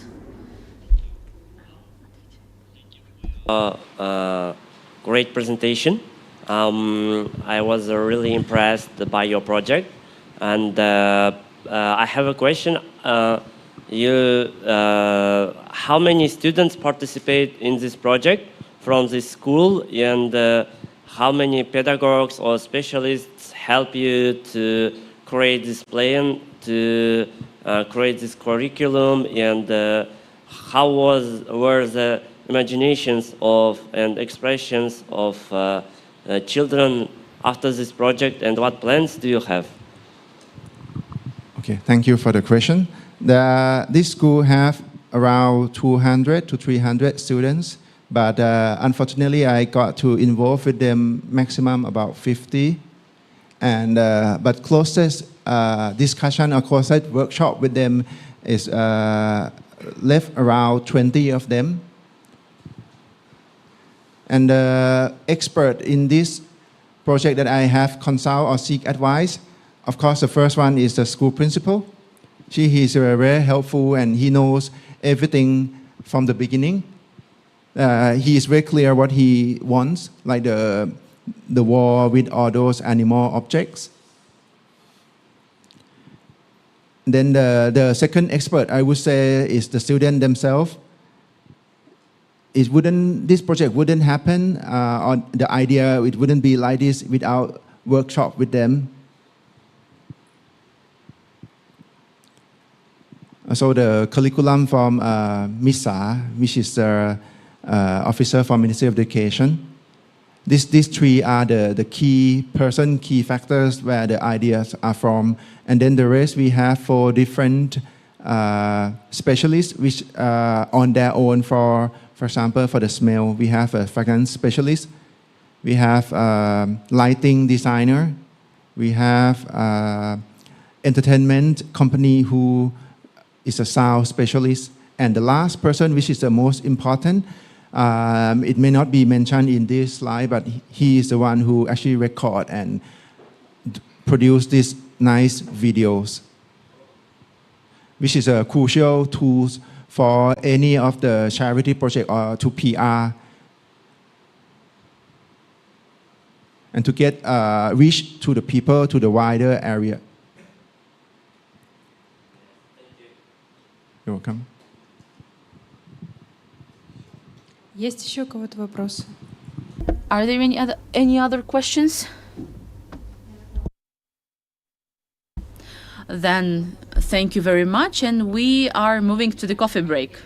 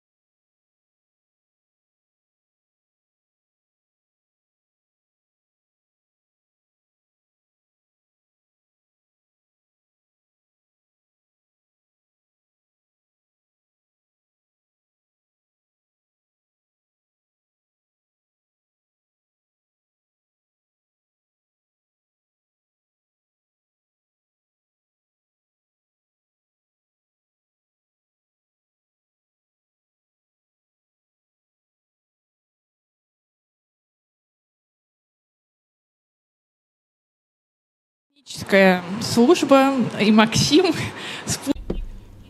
So technical service and Maxim. I guess we are ready to start. So are we back to streaming? Yes, we are back to streaming. Once again, good afternoon, everyone. Do you remember all that now we will have the presentation in Uzbek language? That's why if you need interpretation, take the headsets now before the start of the presentation. While you are doing this, I would like to say that we are still in the block number 4, which is dedicated to the constructor of child and teenager inclusive projects, and we have discussed the experience of working with the hard of hearing and visually impaired children on the example of camp and architectural accessibility. And now we are moving to the project which is dedicated to photography, and it's for the hard of hearing and visually impaired teenagers, and it's very valuable that that's the example from Uzbekistan. And I would like to invite Mr. Husniddin Ato, who is going to tell us how in Uzbekistan the photographers work with the hard of hearing children. Now the floor is yours. Assalomu alaykum. Xayrli kun barchaga. Hello, everyone. Good day to everyone. Those who hasn't get the earphones, did everyone get it? I would start my speech in Uzbek.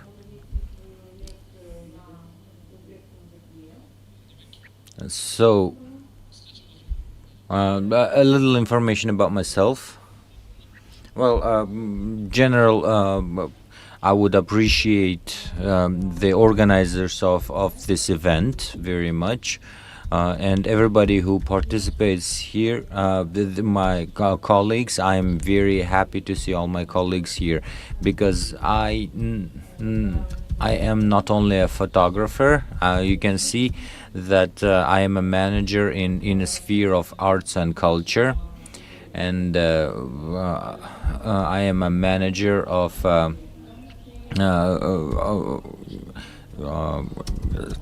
science, and I am a specialist in photography. I teach people, for photography, and I do independently expertise in Uzbekistan, and I graduated Uzbek Conservatorium, and I have get my basic knowledge in this conservatorium, and then I got specialization in photography, and I still continue. I am a member of Artists Union of Uzbekistan, and it's about me. And the places where I work directly, it is Oxus Culture LLC. I am the founder of this LLC, and I am a senior teacher at the University of Journalism and Mass Communication, Uzbekistan, and I am a lecturer at Central Asian University. So this photo, I found it today. I searched for it because it's very relevant for this event. If you can see in this event, I have put this photography not in front of my eyes, but in front of my mouth. Especially this one is for people who have listening, hearing, and communication problems. I imagined it this way. Before announcing the course, I have given this photo. Close your eyes, and your soul must be the eyes, and if you cannot speak, your photos must be transferred to words. This is our after this project. We have opened the photography of Uzbekistan in Facebook and Instagram. This photo is very important for us because in this photo, these are the main team in photography journalism. These are my students. These students are frontier students who are graduating the University of Journalism and Communication, and they are deaf people over here. And there's Mamur and Damira who help us all the time, and they are our translators who help all the time. If you can go back to a collective photo. Oh.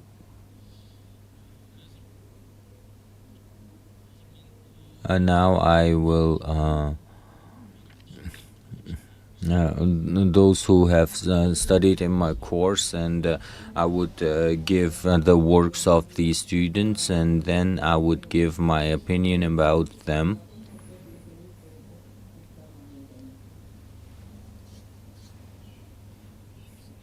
This is our the result of our course, the photo gallery.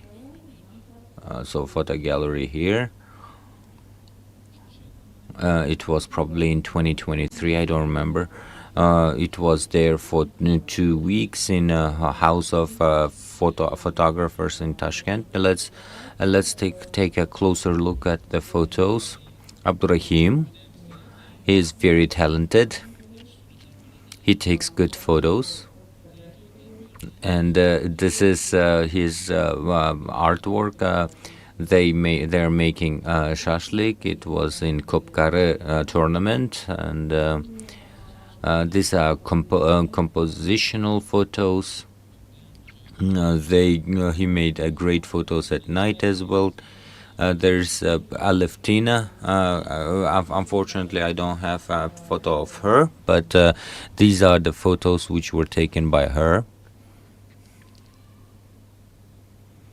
The flowers. Ahmad Atabek. He's very creative, and he's a great artist. And in reality, he is not taking photo a lot. And this photo, and this, I have seen this photo, and I said, how can it possible? Because at that time I did not know anything about a deep, a long exposition. I haven't talked a lot and deep, and that's why it was very interesting. This is the best photo, Nigina. On the left side, a dancer girl, Nigina. She also have hearing disability, and we wanted to make a photo story of her, but unfortunately it didn't come to the end. And then we understood that Nigina has finished the dance art, and she went to other place, and we were expecting a good photo set, but very nice photos and good positioning. Farangiz, she is very talented, young.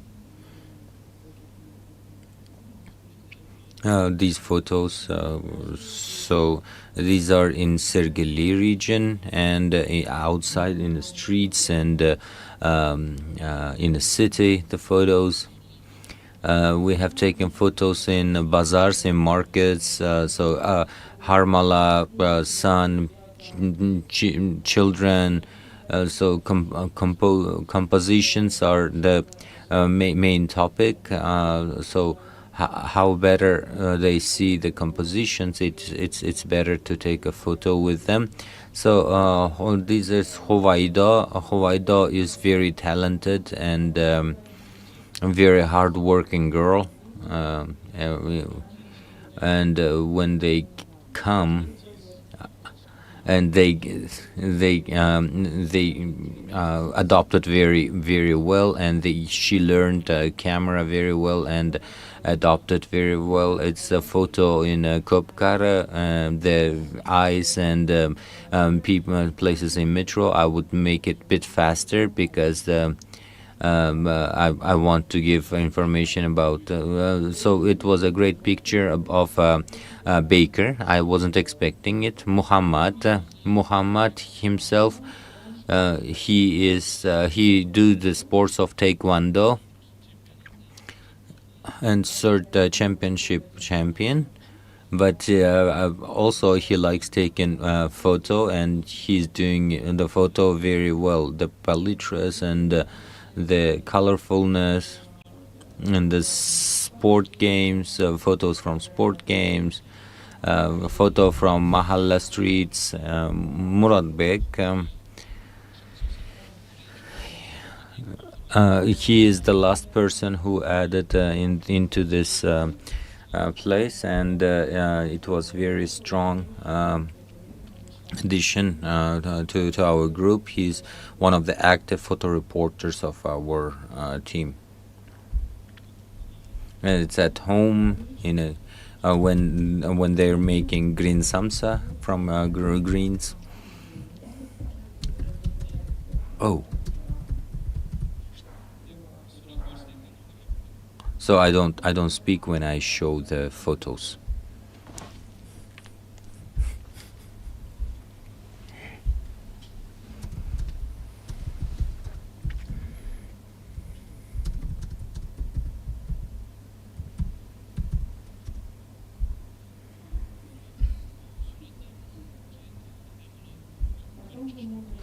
You can see the photos. I have links, and I will send it to you.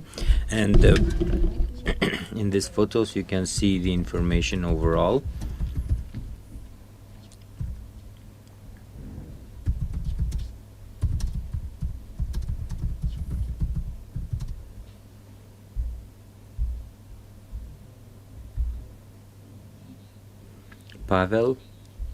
Pavel himself works in a restaurant, and he bakes samsa. Very hard working. He takes great photos. She doesn't have enough. He doesn't have enough time to take photos because he's very busy in a restaurant.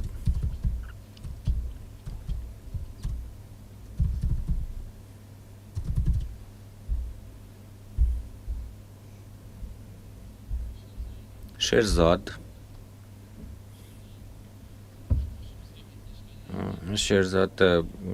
Those who participate in a course, one of the best who had a knowledge about photographing. He had photo camera before coming to us. He knew Photoshop very well. The markets for experience and field work, we would go to bazaar, and it was the atmosphere of bazaar markets.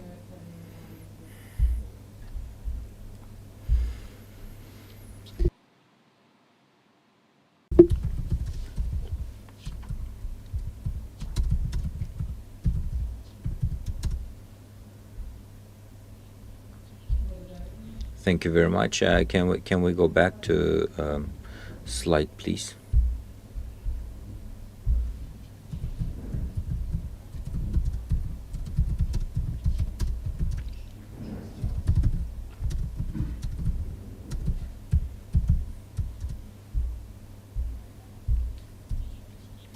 So the general idea, how it was created, 10 years before, I used to travel home in a bus, and the place where I lived,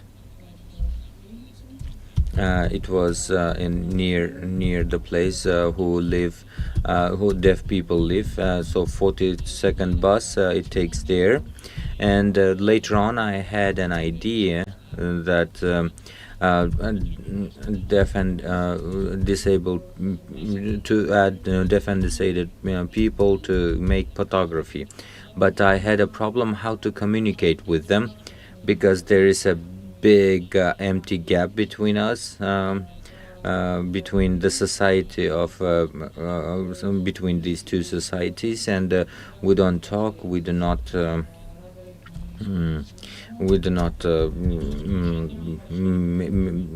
have any communication. I couldn't find any friends. I didn't have any acquaintance who would help me to get to this society. The other idea is my shyfulness, because here in Uzbekistan, most of the people who work in photography, they are very shy, especially those who come from regions and villages. After 10 years have passed, in 2021, Gulruh Husniddinova prepared a material for Daria publishing. So I think these guys also helped make this story there. And then, so the 10 years back history came back to me, and I told that to Gulruh, and she said that that's so good that you found a person, because she said that because she failed to find a person 10 years ago, she failed to enter this society. And she said, if you want to learn this society, if you are capable enough to actually shed light on their lifestyle, on the way how they actually perform, that would have been great. And if you could just could come up with some material about that. And then I just, because of the pandemic, it stood a little while. Then I said to myself, so I actually teach the photography. Why don't I teach these people to photography, and why don't I have them to come up with photo essays about their life, about their lifestyles? And then during this pandemic period, during the lockdown, we spent some time in our villages, and I decided to take the story, and I decided to take the photos, and then we started shooting. But again, the same challenge has come before me. How would I access and communicate and contact with the society or association of the people with hearing impairments? And then Davronbek Tojaliev has helped me. I approached him. I approached Davronbek and said, if you have anyone to know, please let me contact them. And so he provided me the contacts of Mamur. So I came to Mamur, we spoke with him, we just changed some ideas, we told him our intention, and Mamur has prepared this announcement on the left side of this slide. So as you see, we prepared and then posted on internet and advocated that to population. Of course, it didn't go so easy to collect the participants. It still is not easy job. So on the top is the poster, which after 1 year time we again announced to check if there were some people who would be interested, and the poster in the corner in the end. So I think it was in December last year. So very few people came, actually. So the first time, the people who came when we did the announcement for the first time, we worked with them quite hard. They also were very creative. But due to some reasons, we were unable to continue, and it kind of suspended. And the second time, when we announced the course for the second time, again, through IVLP program when I visited the US. So they provided some small financial assistance, so which enabled me to continue the project. And the second time, when we announced, we had two more discoveries, Huaydohan and Muratbek. These are our discoveries. They have joined us, and along with other partners and the group members. Afterwards, we did a good progress, and we had an opportunity to pay for the services of a translator, science translator, and this project also had an opportunity to cover the costs for the exhibition. And we had some communication-related challenges in the beginning, because later on, as I learned to myself, Cyrillic alphabet was not easy for everyone in terms of reading. So we have people who would understand Uzbek, who wouldn't understand Uzbek. So therefore, the one announcement, I mean, we had to write one announcement in 3 languages and in 3 scripts as well. And also for the communication purposes, we decided to choose either it's going to be Cyrillic Uzbek or Latin alphabet Cyrillic, whether it should be in Uzbek or in Russian. So that was the point that we were supposed to actually figure out. And later on, so once we provided one announcement in 2 styles, and then we decided to provide it in 2 forms. So we prepare the announcement in Russian in Cyrillic, and in Latin alphabet we prepare and pose the announcements. We do it in Uzbek, and it is in Latin alphabet.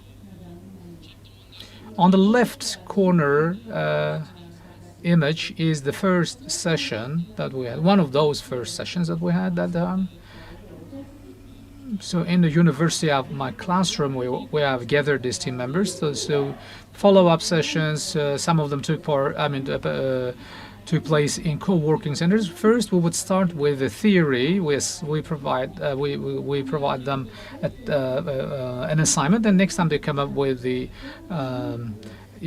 execution. I mean, they carry out, and then we come together again to analyze, and then we do some practical exercises.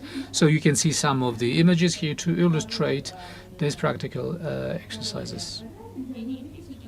And in the lower row, we can see some of the students. One is around opera and ballet theater. Another one is close to Chorsu Bazaar. So there are some pictures that would illustrate how we were doing our job at that time. In addition to this, we will talk about people with hearing impairment and the speaking impairments. I would say what they are capable of is they are good repertoires. They are good storytellers. If they want us to work, if they say they want to work, they can actually work across different areas of photography. But the main challenge is that there must be someone. Unfortunately, there is no any model that would actually, indicate that they have this chance. Unfortunately, they don't have anyone to follow, any model to follow. So therefore, when we published announcements, only a few people reached us out, and sometimes this was very weak progress. I mean, in terms of the progress, everything went so weak, although we stood ready and prepared to provide an assistance to them.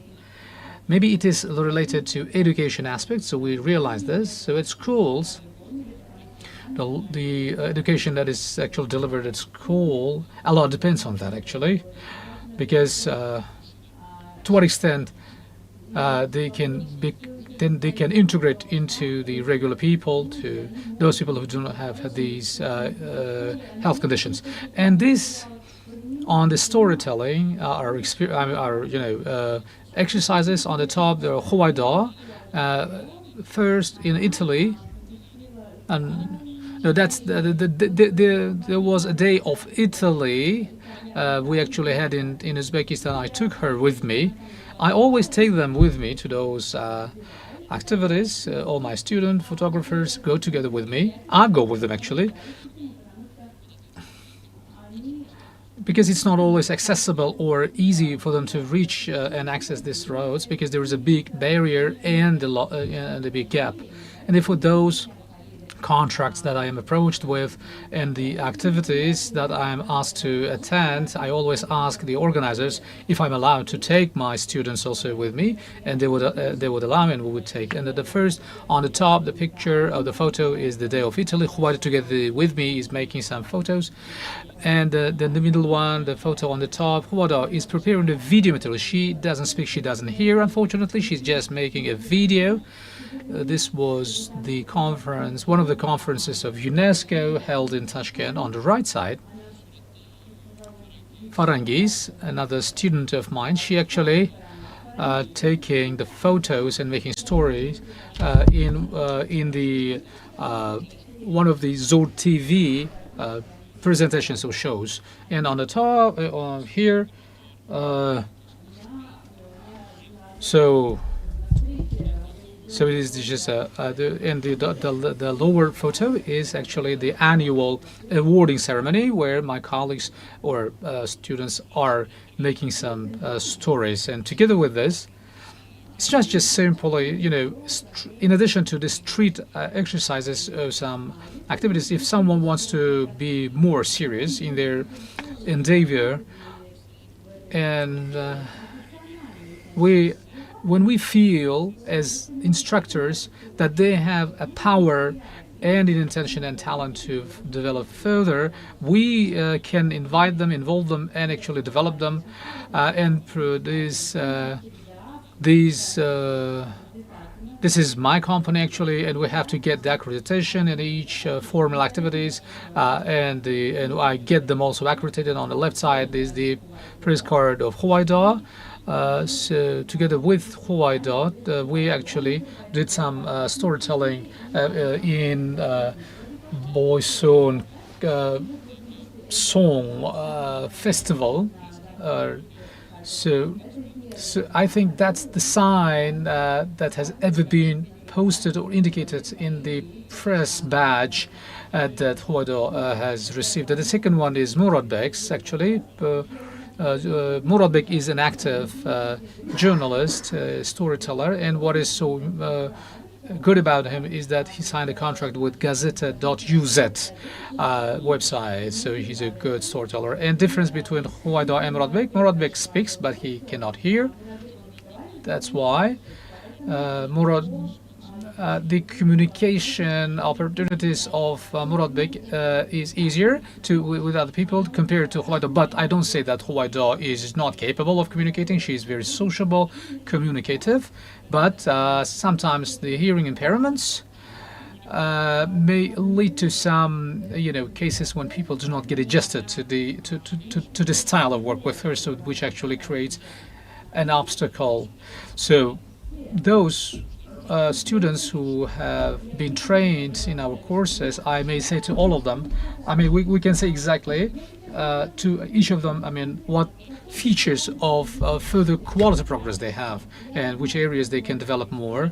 So Huaida can become a very good storyteller, both at national and international. With Muratbek's opportunities is more expanded, because street photo and nature photography and sport and storytelling are those areas where Muratbek can really easily cover. And the red color is Huaida in Daria. In the lower photo, she's also Huaida. And on the right side, Muratbek and another student of ours from the university, our student. They are actually doing some storytelling about tennis tournament. And on the left side, Muhammad from the weightlifting tournament in, I think, 2022. And in the middle, on the low, Muratbek in judo tournament, they're making some photo stories. And on the heavy athletics, weightlifting, I also am there in the photo. And Muratbek and our another student who does not have these impairments. So she's one of those doing very well in this area. So speaking about the exhibitions, the first one was about barriers. It was titled Barriers. So UNICEF has approached us. It's saying, inviting us to an activity that we could come up with some actual materials. So these are our students and Munir Mamadzadeh from UNICEF. So, and all of us, and in 7 photos that with which we actually approached them. 2 more minutes. And from the American Meridian University through LP program, through the assistance they provided to us, we were able to arrange the exhibition, to organize an exhibition in 2023. And we can share with you the link of this exhibition. You can go and visit in gazeta.uz. These are some actually examples to illustrate. So Gulnara, our participants is Damira. And I would like to express a separate gratitude to Damira. Under this project, I never seek for any income generation opportunities. No one gave me any money under these initiatives. Only the Meridian University's financial support. When they provided funding, we actually paid the remuneration to the translator, and it means neither me nor in the previous exercises we have sought for any financial interest. And one more thing I must mention now, during the practical exercises to my students, I always provide them with my own techniques. And Muhammad is also taking a photo story in one of the activities, and Muratbek is also involved, so they are using all the equipment that we have in our studio. And I must say that many people ask, why don't you sell your equipment? I never sell. I thought I've never sold my old equipment because they're still operable, they're still functional, which are very much hands-on to my students at the earlier stages to use. But later on, we have professional, more state-of-art equipment, which we provide them to use. And some of the photos from Muratbek, by Muratbek.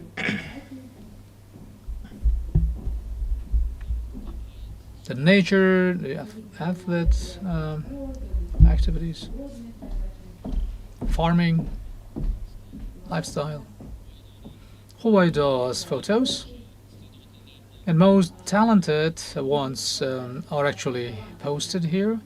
So these are Huwaido's photos. Pavel, a splendid photos by him.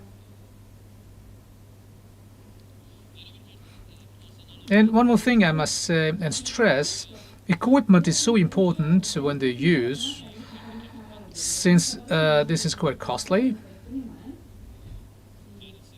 especially for the storyteller. The photo camera is so important. Maybe for the street photography or the art, it's not that important because telephones can actually provide good quality of photo, but for the photo storyteller, the photo camera is so important. So these are photos by Farangis from Bukhara. We visited Bukhara, so she took some photos there too. Muhammad, another student of ours, some photos, we have seen them.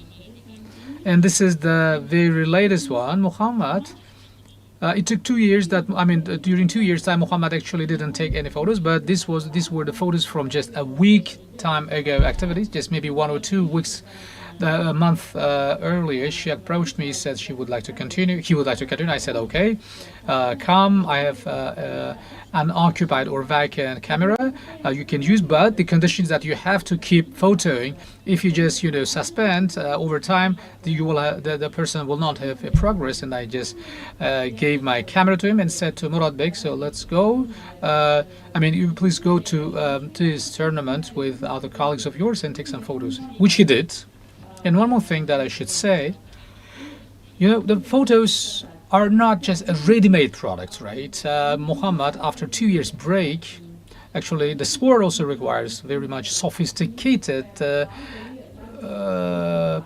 cameras, and it also requires the photographer to be sensitive. Over 171 shots, and 15 have been selected out of this, which means, of course, speaking about photo cameras have their life cycle, and photographers know the more they photo, the more they shoot, the more the shutters get exhausted. It means that the equipment is highly expensive, but I don't feel sorry about that, because to see such shots, such pictures really makes me so happy.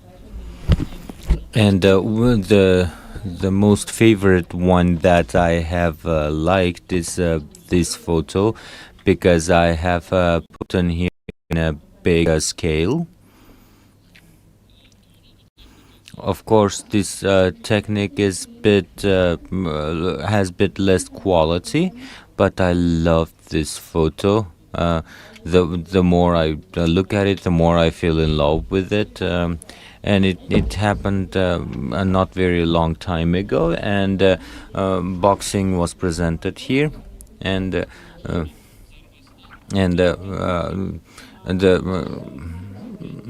here it's like falling down sportsman, and the process of falling down was very great. If you in each photo tours, the art should be shown somewhere. It should be shown somewhere, the art. If it is contemporary art, or the poems, or story writers, it should come to the endpoint user. Therefore, we are trying to achieve this. So your photos must be in galleries all the time. If you want to be a reporter, we will help you, and we will help you with publishing it in mass media. These are the Sherzod's photos, and it happened in a theater. So for us, for our people, it was greatest achievements. And later on, as a team, and with our students, we, as a practice, we have prepared photos, and in Sputnik, in Sergeli, there are two-story wooden buildings, and this place is about to be renovated, and so another buildings will be built there. There are a lot of trees. It's very green, and we wanted to depict this place with this condition. And these are the photos of Huvaydo, Muhammad Burat, and Abdurrahim, and the photos of Abdulazim, and you can see this one as an example. In front of my students, those who study and doesn't study in at the university, there are no barriers between them, because they know each other, and those who are frontiers, they know each other, and during the communication, they use the text for communication, and when they see each other, they discuss their photos. In right upper corner, you can see Farangis. She is deaf, and Madina, and she is one of the frontier photographers of Gazetos. And they both discuss the photos. So they are working together in editing the photos. In a left down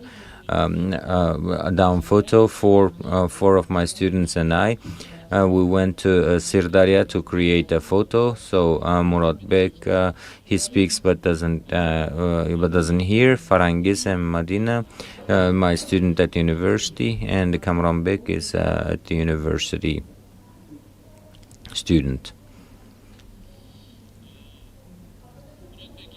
Muratbek also, I told, he is actively participating by some tasks which were by me. I give them away to my students. So about open budget, we prepared for those who wanted to take it, and it was published. And as we said before, this is a report of Muratbek in Rasul Akmar Nur. As I said before, they may not speak fully, but nor they may have hearing disabilities. But anyways, they can compete with those who do not have disabilities, and in some points they work better than them. It's one of our projects of a British Council, and on the 2nd or 3rd May, with the deaf photographer Stefan Ilif, deaf photographers from Great Britain. He prepares a master class, and it would be dedicated for deaf and hearing people with hearing disabilities. And here the main problem is funding. So as an organizer, I do not have opportunities to fund. I mean, it's not funded. The main funds are needed for those who for the guests and for a translator, interpreter. So this is my presentation. This is all I wanted to say. If you want to talk about, I would love to answer.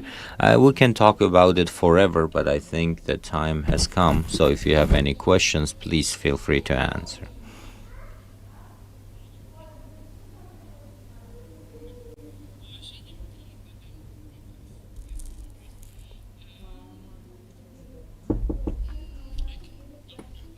Вы можете спросить на русском, на английском. You can ask in any language you want. Then I'll ask in Russian. Thank you very much for the presentation. It was very inspiring project. I think it helps to solve the problem of employment, and I think that today we have talked a lot about the child projects, and as they are getting adult, this presentation is very important.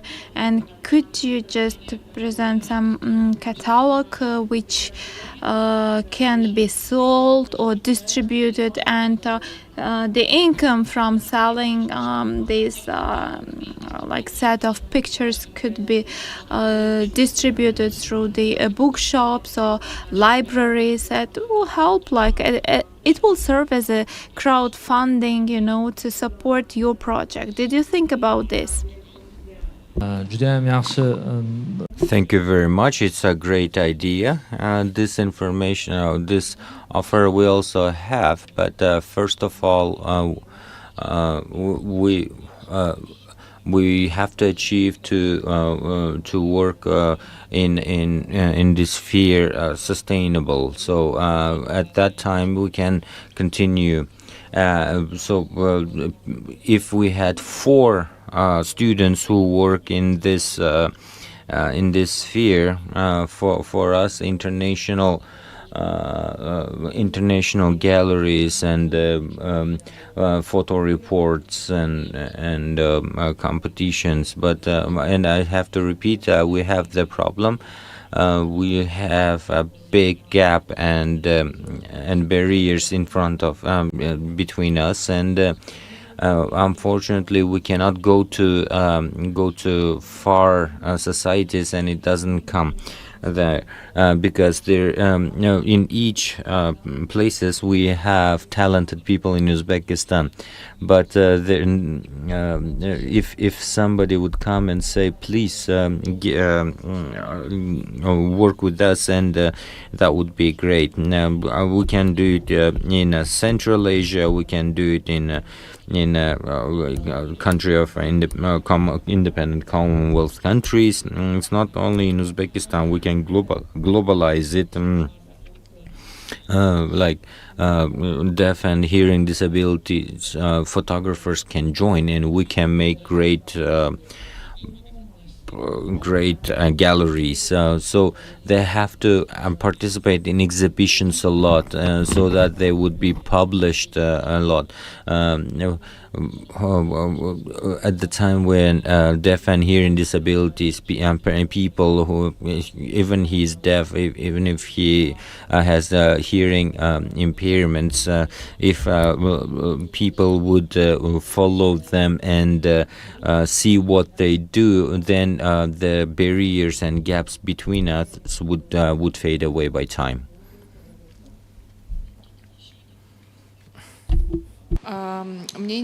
Question. I'm interested that did you always use the services of translator, and where did you find the interpreters, and do you know the basic of the sign language? Thank you very much. I tried very much to learn it, but unfortunately my working schedule is not allowing a lot to learn. I tried to go to courses. I have learned the alphabet, but since the communication is we don't have communications, I forget them all the time. But I always worked with the interpreter, and the interpreter was found by Mamurahim Dinov Damira Hanım. And again, I repeat, she helps us all the time. If we have an opportunity, we can fund her. But if we do not have opportunity, she does it for free. But now we have Google Translate, and Google Translate reads and he makes a good text in. To vocals, and vice versa. When people come to my house, if I speak in Google Translate Uzbek or Russian, he reads the text and he replies, and he gives his opinions via text.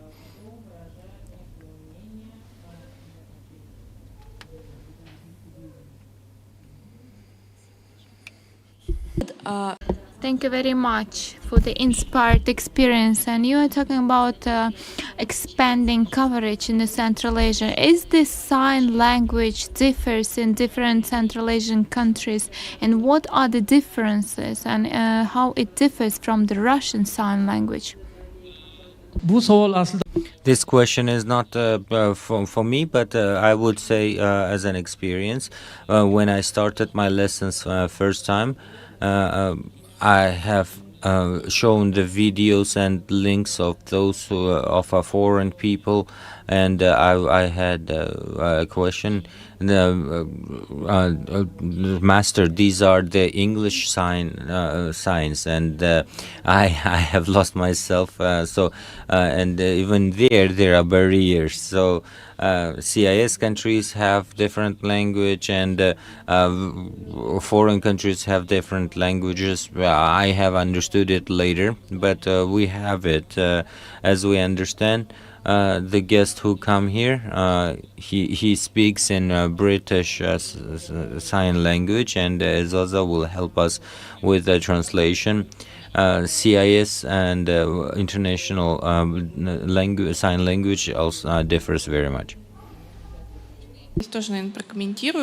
Could you please, can I please also comment? Currently, regarding the situation regarding translation into the sign language, in in Uzbekistan, despite the fact is that it's a post-Soviet countries, also using the sign language based on Russian, and of course in other republics there's some deviation, differences related to the culture, mentality, but anyway they're basing on the Russian language, sign language, because the system of education was basing on the Russian language.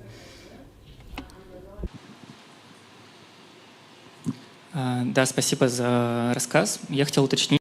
Thank you very much. I would like to specify regarding the mechanical features of the distribution of the information amongst the participants.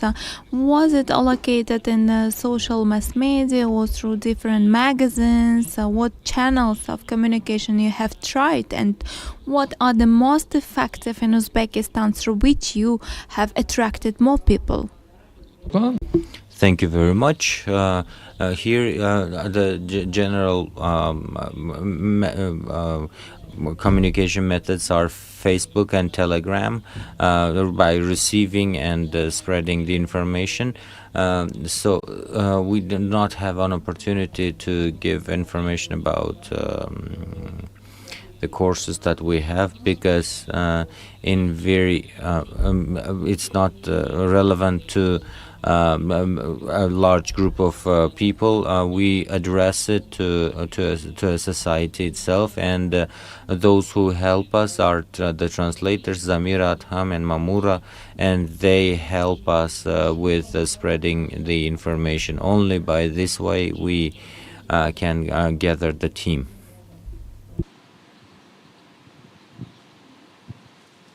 Есть ли еще вопрос? Do we have any other questions? I can see that Mir Said have some.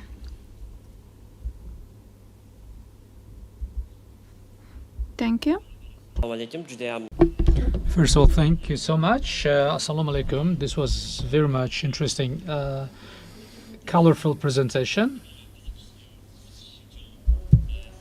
My question is just for curiosity reasons. Maybe, I don't know, have you ever learned any, cases about those who have the visual impairments? Can they also be taught to, or can they learn the photo, doing this photo, to develop the skills of making the photos? Because it would be easier for you to communicate with people with visual impairments compared to the ones with hearing impairments. Maybe the communication channels could have been vast.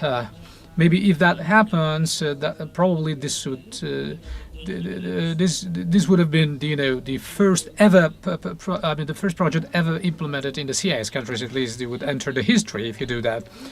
I don't exactly remember where I saw, but I saw indeed a photographer had his student with visual impairments, and he even trained that person somewhere, but I don't remember. I saw that somewhere, but there is such an experience out there.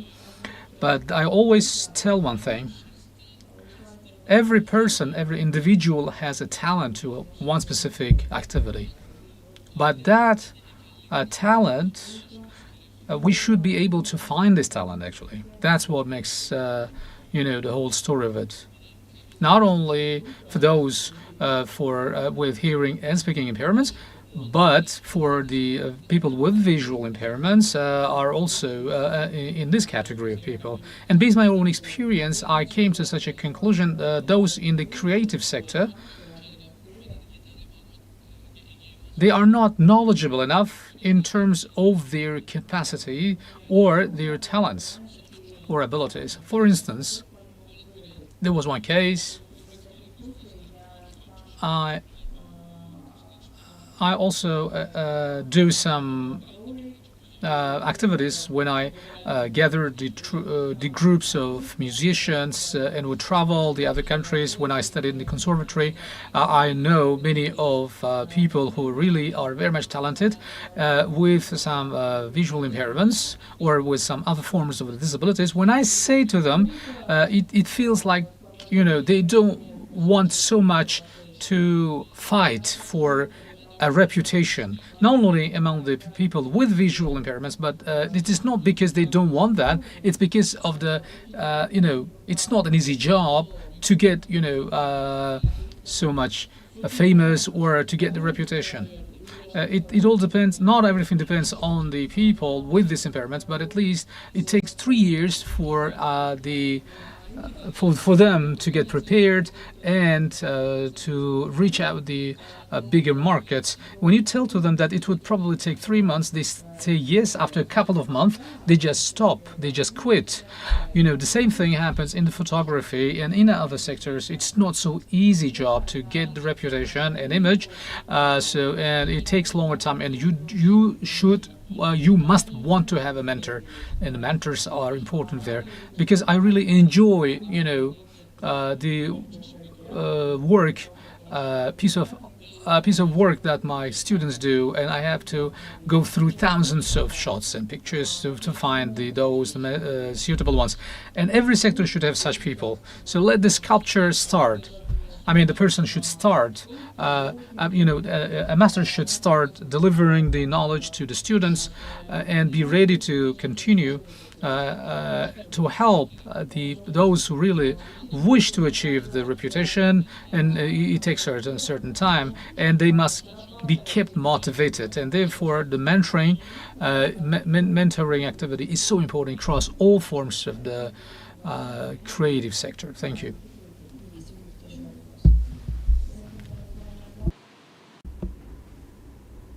Do we have any other questions?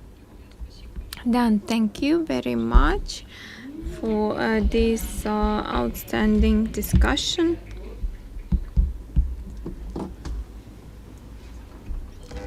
Thank you very much. And now we have another speaker, and we are glad to invite Evgeny. And we are moving from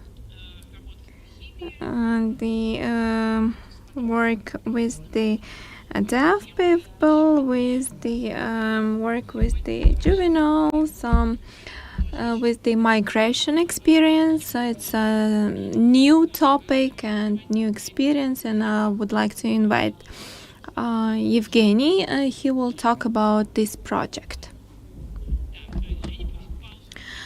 And Evgeny asks to have a 2 minutes break, and let's make 2 minutes break and we will return back.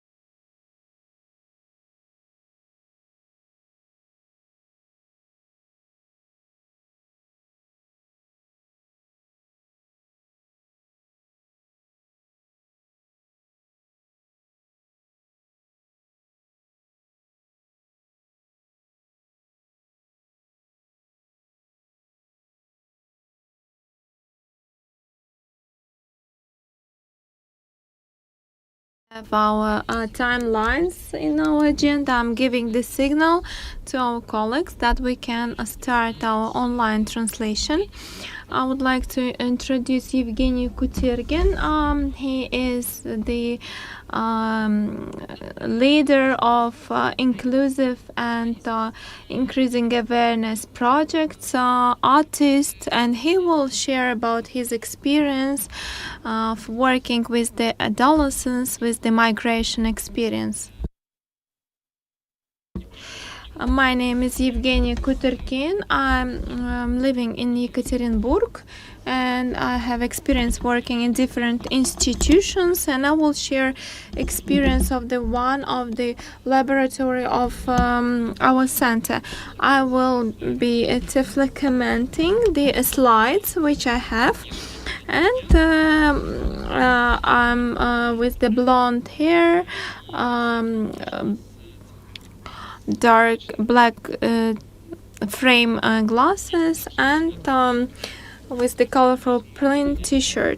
And we have elaborated this project. Miss Zhdanova, we have elaborated this project, and unfortunately she didn't come, but it would be interesting for her to share this experience, and I will be introducing this project on behalf of us both.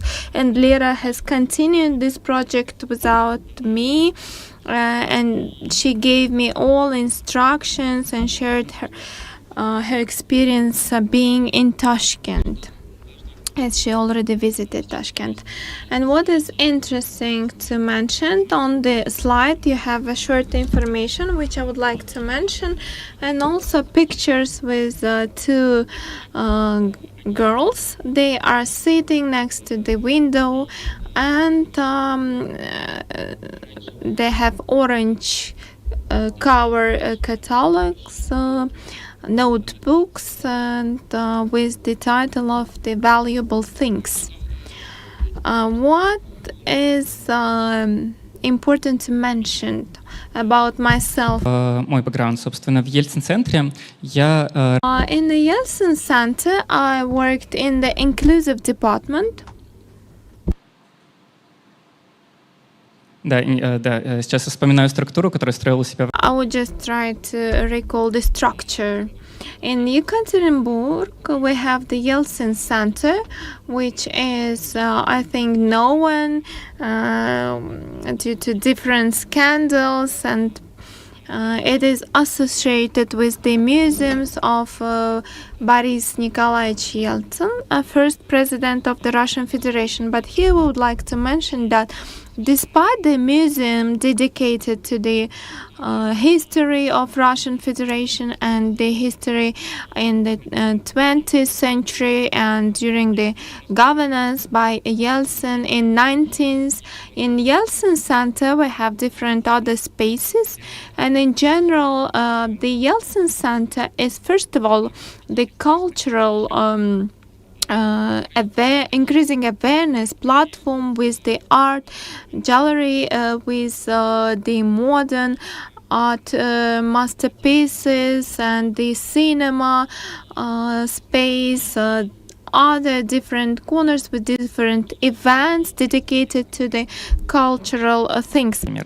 Вот. И говоря об инклюзивном отделе, and educational spaces. And when I talk about inclusive center, I'm talking about activities of the Yeltsin Center. We have a separate specialist which involved into the adaptation of the expositions, excursions for people with disabilities and other guests. And one of the important understandings regarding inclusiveness for us during our work, it's a maximum wider definition of this terminology. It's not only ensuring the basic availability for people with disabilities, but overcoming and eliminating discrimination based on the race, age, gender, or religious aspects or principles. The space of Yeltsin centers and the programs shall be accessible for all different kind of participants.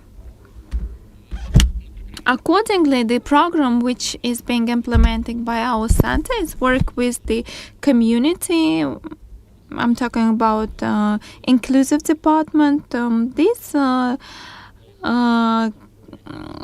includes like one of the like number important artists, laboratories, projects with the neurodiversity and without for adult children, those who are actively involved in the process, and we are trying to cover them too. And we also including deaf participants to hard of hearing people and attract people with the migration experience.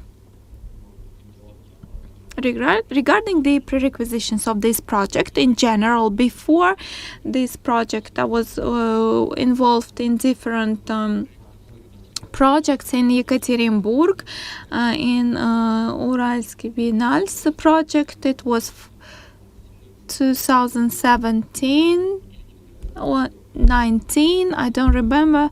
Мы вместе с... Я был медиатором, и мы вместе с... I was a mediator, and together with my peers, with my colleagues, with my 3 colleagues, we have organized a neighbor reading program. It was attempt to attract more people. The mediators on Biennale have organized different projects to attract different categories of people who usually do not go to the modern exhibitions, and we have selected the group of people with the migration experience, and we thought a lot how to specify and target the audience, and we decided to work with the diasporas available in Ekaterinburg, and we have decided to offer the reading sessions, which was not sufficiently clear for the audience, and we were offering to diaspora representatives to select the text related to the Biennale exhibition. And in the culture of any people, there's a topic regarding the deathless. And another thing was that we wanted to make a project which will be interesting for the audience to create the ownership and proactive participation. And it was very useful to increase awareness about the visibility of other cultures, attempt to find the common points for dialogue, and the people within these activities. There was a lot of experience, ideas exchange about the culture and the literature, but it was not related to the Biennale. Вот.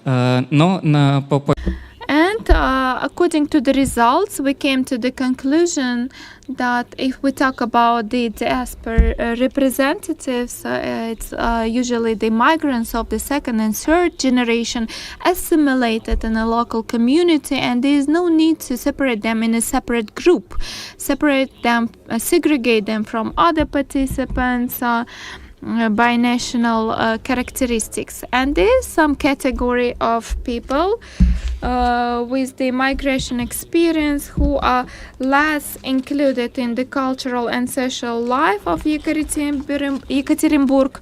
And first of all, those are labor migrants from the Central Asia. And now I've just tried to find out some statistics regarding the number of those migrants. It's about 170,000 migrants coming from Central Asian countries.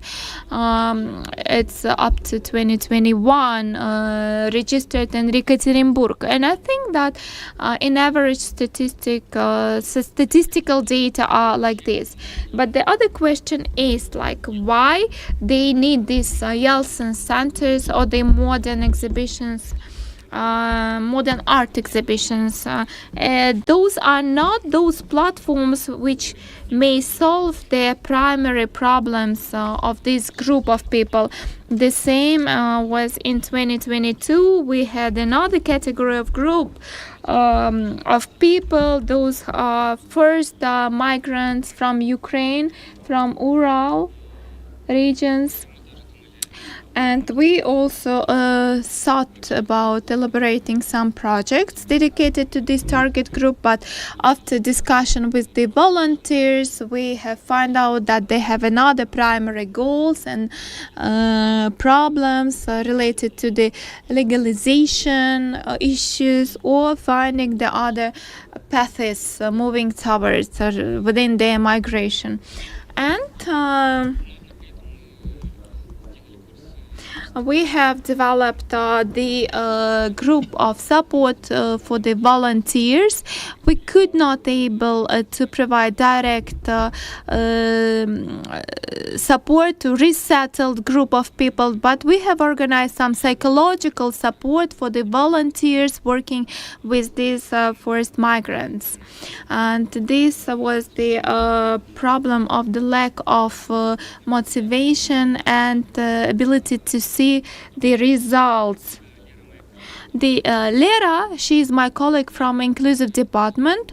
She has experience in the theater working as an artist, and the thing is that number of projects were implemented in small cities of Russian Federation with the teenagers with some problems. They were short performances or the short performance writing workshops under the leadership of Lera and Masha Tagdarovich, the artist and the author of those performances. And of course it's not an easy process, and usually it gives participants the ownership feeling, the sense that their voice is matter and they have right for this voice. And together with Lera, we thought that this platform of Yeltsin Center can be used as attracting other audiences and can serve as a third place or available place for the socialization, not only for the migrants but maybe for their children. And we have started the long process of drafting plan. The first idea was to develop the intensive on the play drafting, and we have split these activities by weekends and start working with the target audiences. And that was the most difficult thing, like finding the audience, the target groups, because in general in Yekaterinburg we have the basic lack of trust to the center of Yeltsin, and this lack of trust comes from the ideological political aspects and coming from different information campaign against the Yeltsin centers. And beside this, we have a need to travel to the center of the city, and at the same time, usually we had the problem that people with the migration experience are living in more like remote areas in Yekaterinburg, and first of all, the segregation was the main aspect. So therefore we started to apply this in schools. First of all, Lera started to actually communicate this. She built the context with the school principals, the teachers. So of course the less understanding was there in place, why they would want this, why we would want this. So it's a kind of lack of trust and lack of understanding why we want to gather them. So the idea initially was to have the mixed group, both with the migrational experience and without migrational experience, so that this was an attempt to make the inclusive group. But And eventually, when the first stage was launched, we ended up with having the people without migrational experience, those who would simply, visited the Yeltsin Center. Of course, it was no way to step back, so we decided. So later, actually, did this work together with Masha. So I think Masha Tamprovich, I don't remember now. So they too conducted this intensive course. So of course we got upset, and we started to think what to do next, to more actively started to reach out the different schools. We wanted to to build the contacts with the center for. So that's just the center for supporting the labor migrants who provide the counseling as soon as they enter the territory of Russia. So there was an opportunity also to place some flyers, and in the future, so in the next stages, we also provided the invitations to visit the museum. So, and some amount of free of charge tickets, which people would get during the registration. When they reach out the center, I don't remember exactly the mechanism. So when you reach out the mechanism, you would get the ticket for to visit Yeltsin Center. And we chose two directions through which it was sort of easier to find the participants to our project. And we actually figured out that, first of all, this can be the children of our staff members, because Yeltsin Center is quite a big institution, and quite often it happens that in the cleaning and in the wardrobe, technical auxiliary staff, wards, we have the people from Kyrgyzstan as migrants and Tajikistan working there. And then number two is that we found very warm contact with the School 49, which has a special classroom and experimental collected classroom where only migrational experienced children study, only the children from the Central Asian studying, and very nourishing teacher works there. She's very much worrying, but at the same time she's compassionate about her children, which is important in terms of providing the most influence. And actually, of course, she got very much interested in building relations with Yeltsin Center as an opportunity to give a space for children to get the socialization beyond their area of communication, I would say. So meaning the school and the yard around the school, beyond this space. And that's how we actually gathered this group from the students of those schools. And in the beginning, the half of the audience actually joined us, from 8 to 10, and then we gathered the data about the information about the Yeltsin Center staff members. It turned out that about 20 children were of an eligible age, or matching age, suitable age, of the adolescent age, but some of them actually didn't fall under the shift. We then therefore had to pick only those who would study in the first shift, and not all of them actually were okay with the shift of the work of their parents. So if the mother was in the shift, then her daughter could be participating,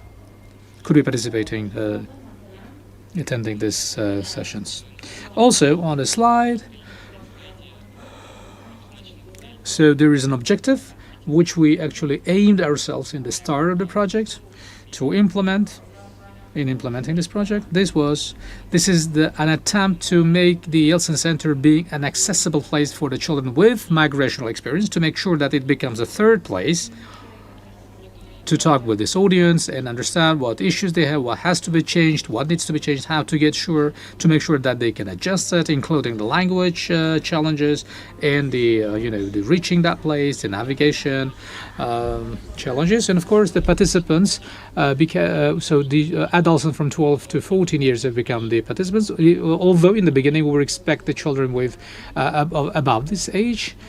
Normally the audience of this because until that time, all the projects were either with adults or the elderly school students. So that was a situation where we had to, deal with the children, basically around 13 years old. But we said, okay, and we said that let's just work with them.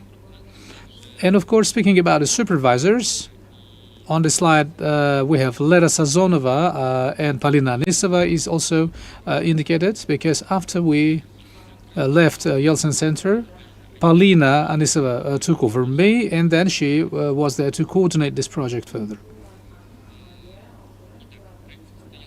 So the project consisted of several stages. Under one, we actually gathered. The first one took place last year in spring, and it had several sessions, about 7 sessions. And this used to be called valuable things, valuable items. So the idea of this stage was to get acquainted with participants and collect feedback to understand what this audience is interested about, what are the difficulties they have or face in communication or interaction with the city, with each other, with peers, and the space where we brought them to. And Yeltsin Center is a space accessible in terms of physical accessibility, but and it is quite extended, and it seems to be quite with a complicated architecture and difficult navigation opportunities. However, to majority of the people in the city, the space, this proved to be a space just to spend some time to talk and just work over their laptop, or just simply playing a table tennis or the ping pong, which were in place there. Okay, what were the sessions about? I'll just try to, list them, what we did, or what we normally do. Regularly, So, okay, the first sessions were about introductory sessions, meeting each other, because on the first sessions we still had the children of the Yeltsin Center staff members, in addition to the school students. Then these were different games for the introduction purposes, with the names, the games where actually the people were supposed to change the places, ask the questions, and then change the places again if the answer was yes. So everyone liked this game. And there were some similar games were also practiced. Further, our communication was about the valuable things and about what the exposition is. So the participants visited the museum of Boris Nikolaevich Yeltsin, an art gallery, during which actually was offering the exhibition of the this was an archive exhibition about Yekaterinburg city. At these excursions, at these tours, so the main topic was, okay, what is the exposition? What things are there? They were not just randomly picked. These items tell some stories.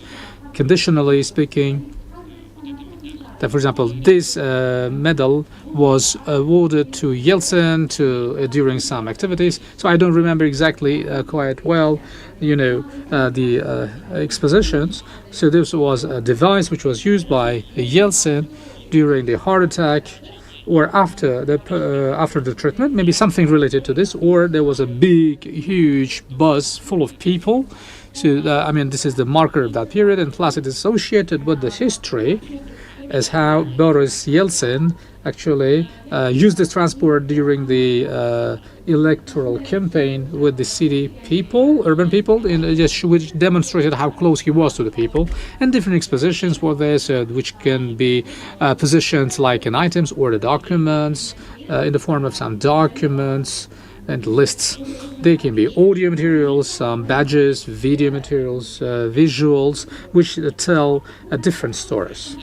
And further, we then switch to talking about the valuable things to the participants, what things they feel valuable, what kind of items they can bring from their imaginary museum. Our idea was for them to come up with their imaginary museum about the history. And then our next work was about further discussions repeatedly we discussed, and we had to explain several times what we wanted, what we were planning to do, But in the end, eventually, when we actually brought the catalog, only after that people got understanding. They did understand, okay, when they saw the final product out of this exercise. So there were so many game-based practices. We tried to, offer different discussions one at a time, and followed by some entertainment games also, which would be delivered at a time in order to get the disposition of the people to the interaction. And from among the difficulties that we came across with, I already mentioned about them in the beginning, comparing it to the slide, this is the basic lack of trust. And another case which actually caught us unexpectedly. So the students from the other schools came to our sessions. So everything was so well. The teacher was so thankful. Everyone was so much interested. The first session was just an introduction with Yeltsin Center, what that building was about or what the premises was about. And after several days, the teachers writes that they're not going to come. Never. That was a surprise, to tell the truth. We really didn't understand why the parents refused to let the children go to Yeltsin Center. Maybe we thought that this was related to some political considerations, because on the whole it happens because Yeltsin Center does come across with this kind of difficulties when someone refuses to cooperate due to ideological considerations. But apparently after a while the teacher came back to communication with us after a few weeks, and it turned out that the problem was just about the transport accessibility. In order to get to the center, it is necessary to purchase the ticket to either to metro or the tram, which the parents perceived it not so, happily. And however, there was a way that the teacher actually managed to persuade part of the parents of the children for them to join them again, and then under the supervision of the teacher, sometimes with someone to manage them, under our supervision, including the supervision of the teacher, the children continued to visiting us. And another challenges, I can say that children not always came in the first composition. Someone came, someone didn't, someone missed the sessions, and this was kind of a and because of the bad attendance, one of the students was not allowed to the sessions, and because some of the exercises were delivered in the form of entertainment. So when we do not invite them, this turns to be the punishment. Therefore, the children were supposed to bring some specific items speaking about those expositions, but not all of them would bring immediately. Therefore, we actually, foreseen it. We have foreseen it. So therefore, we have actually managed several sessions to capture that. So Amiruddin, he kind of was there to, make a sabotage of these exercises.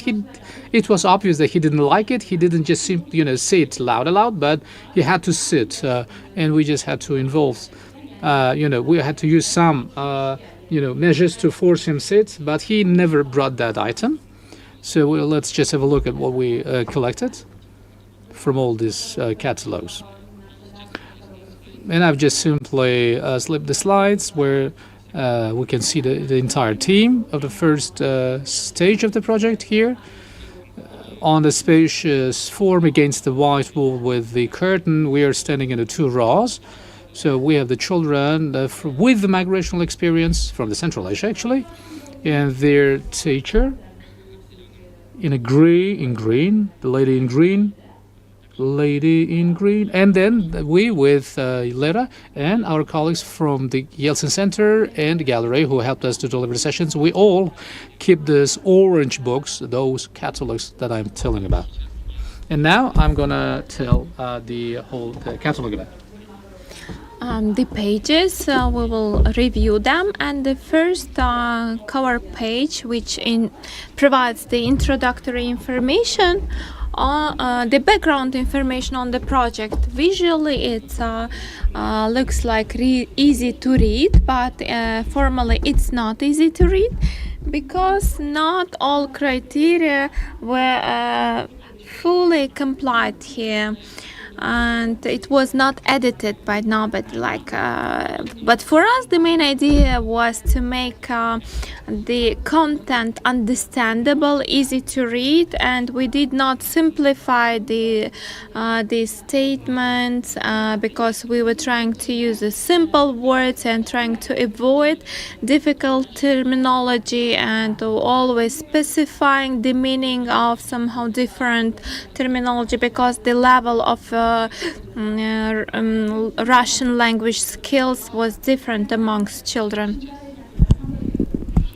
So now in the format of slides, I will show you the pages of the catalog, just reading what is pictured in them. So when the pages of the catalog are designed so that on one page there is a photo or picture of the object or several objects, and below this picture it's written what's the name of the object, and the texts were compiled by the participants. So it was important for us to preserve their handwritten text, just like it was literally written by them, so that we can see the mistakes or difficulties in writing or understanding. And after we gave the decoding in the printed text. On this slide you can see on the left side there is a photo, and on the right side there are answers to the questions, the description of this thing and the history of this thing and why it's important for me. Maybe I will not read everything due to time, otherwise I will not complete on time. So the first slide, the page of Zhdan, he has brought the socks and jurat. So this is the national hat, jurab. These are the national socks, if I'm not mistaken. Jurab appears several times in this catalog. Akbar, he likes sports and football a lot. That's why his objects are protective shields for the elbows and knees, which his father gave him, and with wearing them he plays football. Amridin, the participant who was sabotaging the lessons, and he didn't bring anything, and this object was given to him by the teacher. This the green pencil, and here's written that the teacher gave me this object, and why it's valuable, because my teacher gave it to me. That's what is written. Against Kid, now it's from the participant whose name is Nurik, very active, and I guess the most active participant in the class. And this is the object related to his motherland, to Tajikistan. So the toy pistol from Muhammad. So this is the thing, the present from his father, that's why it's important for him. Then from Nina, against Kid, and 2 bracelets which her father gave to her from Kosh, from Kyrgyzstan. And Nina didn't participate at the event where we were handwriting the text. That's why she sent it to us in printed version.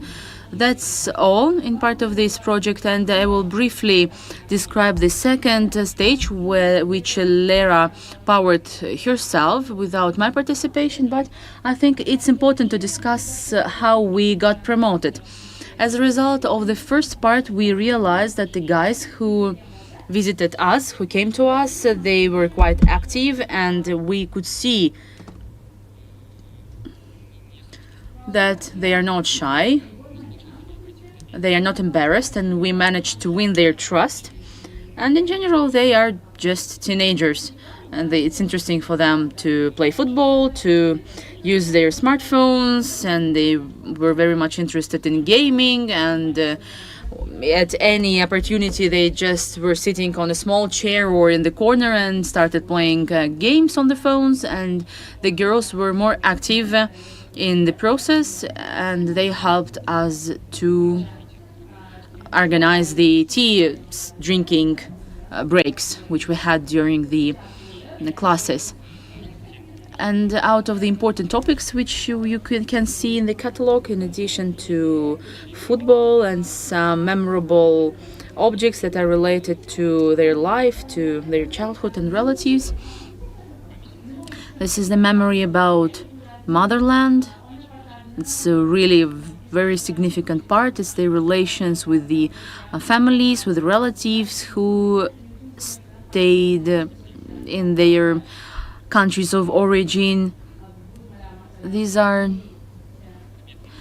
the objects of their national clothing, and for Muhammad, also the religion was very important. He wanted to bring Quran, but as a result, he brought the toy.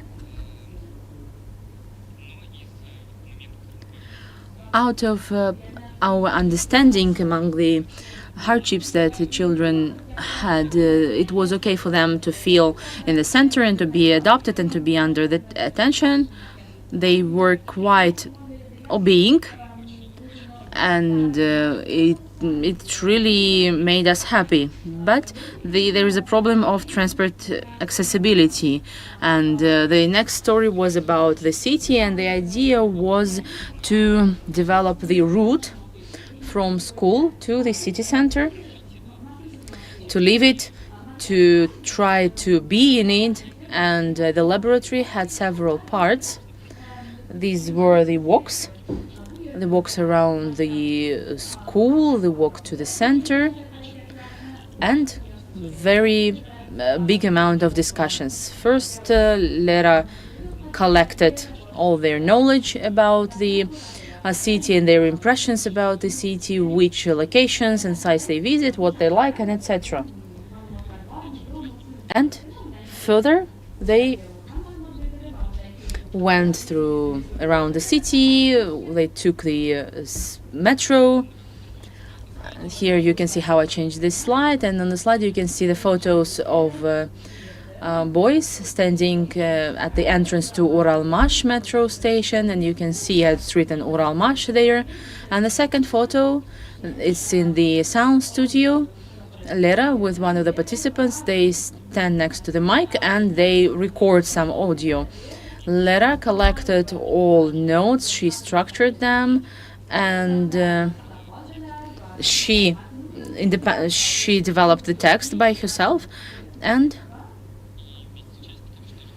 together with participants, which was very important too, they recorded their voices in the recording studio, and the guys, they were really worried and excited about this, and it was a new experience for them. So this is kind of something next to career guidance probably. This is some new space, some history about their own power and their own voice.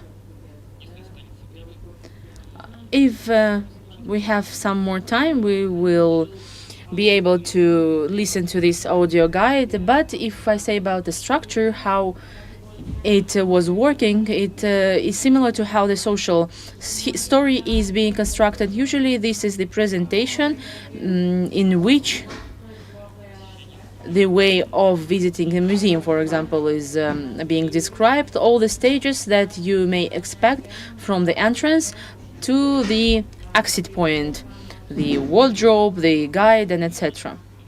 Here we had the same story in general on how to take the metro, how to get to the destination point, what are the locations in the city, which KFC restaurant they should choose, and etc.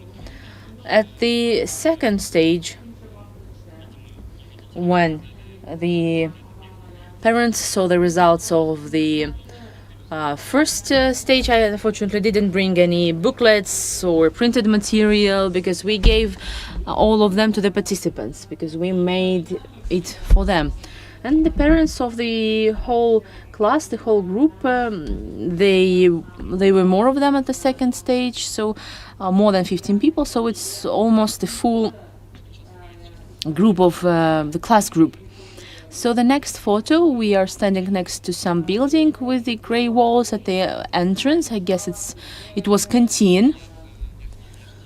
So you can see the participants wearing their jackets together with Lera. They are posing and they smile in their winter jackets. One of the participants closed her eyes. Some other participants show their index fingers up.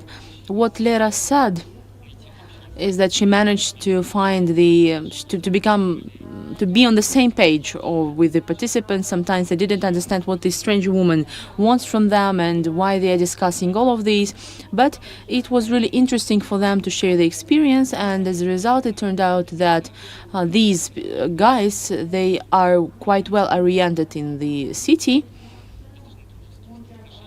and they have quite friendly relations, and they can easily move throughout the lesson. They can cross the roads to buy the chocolate and etc.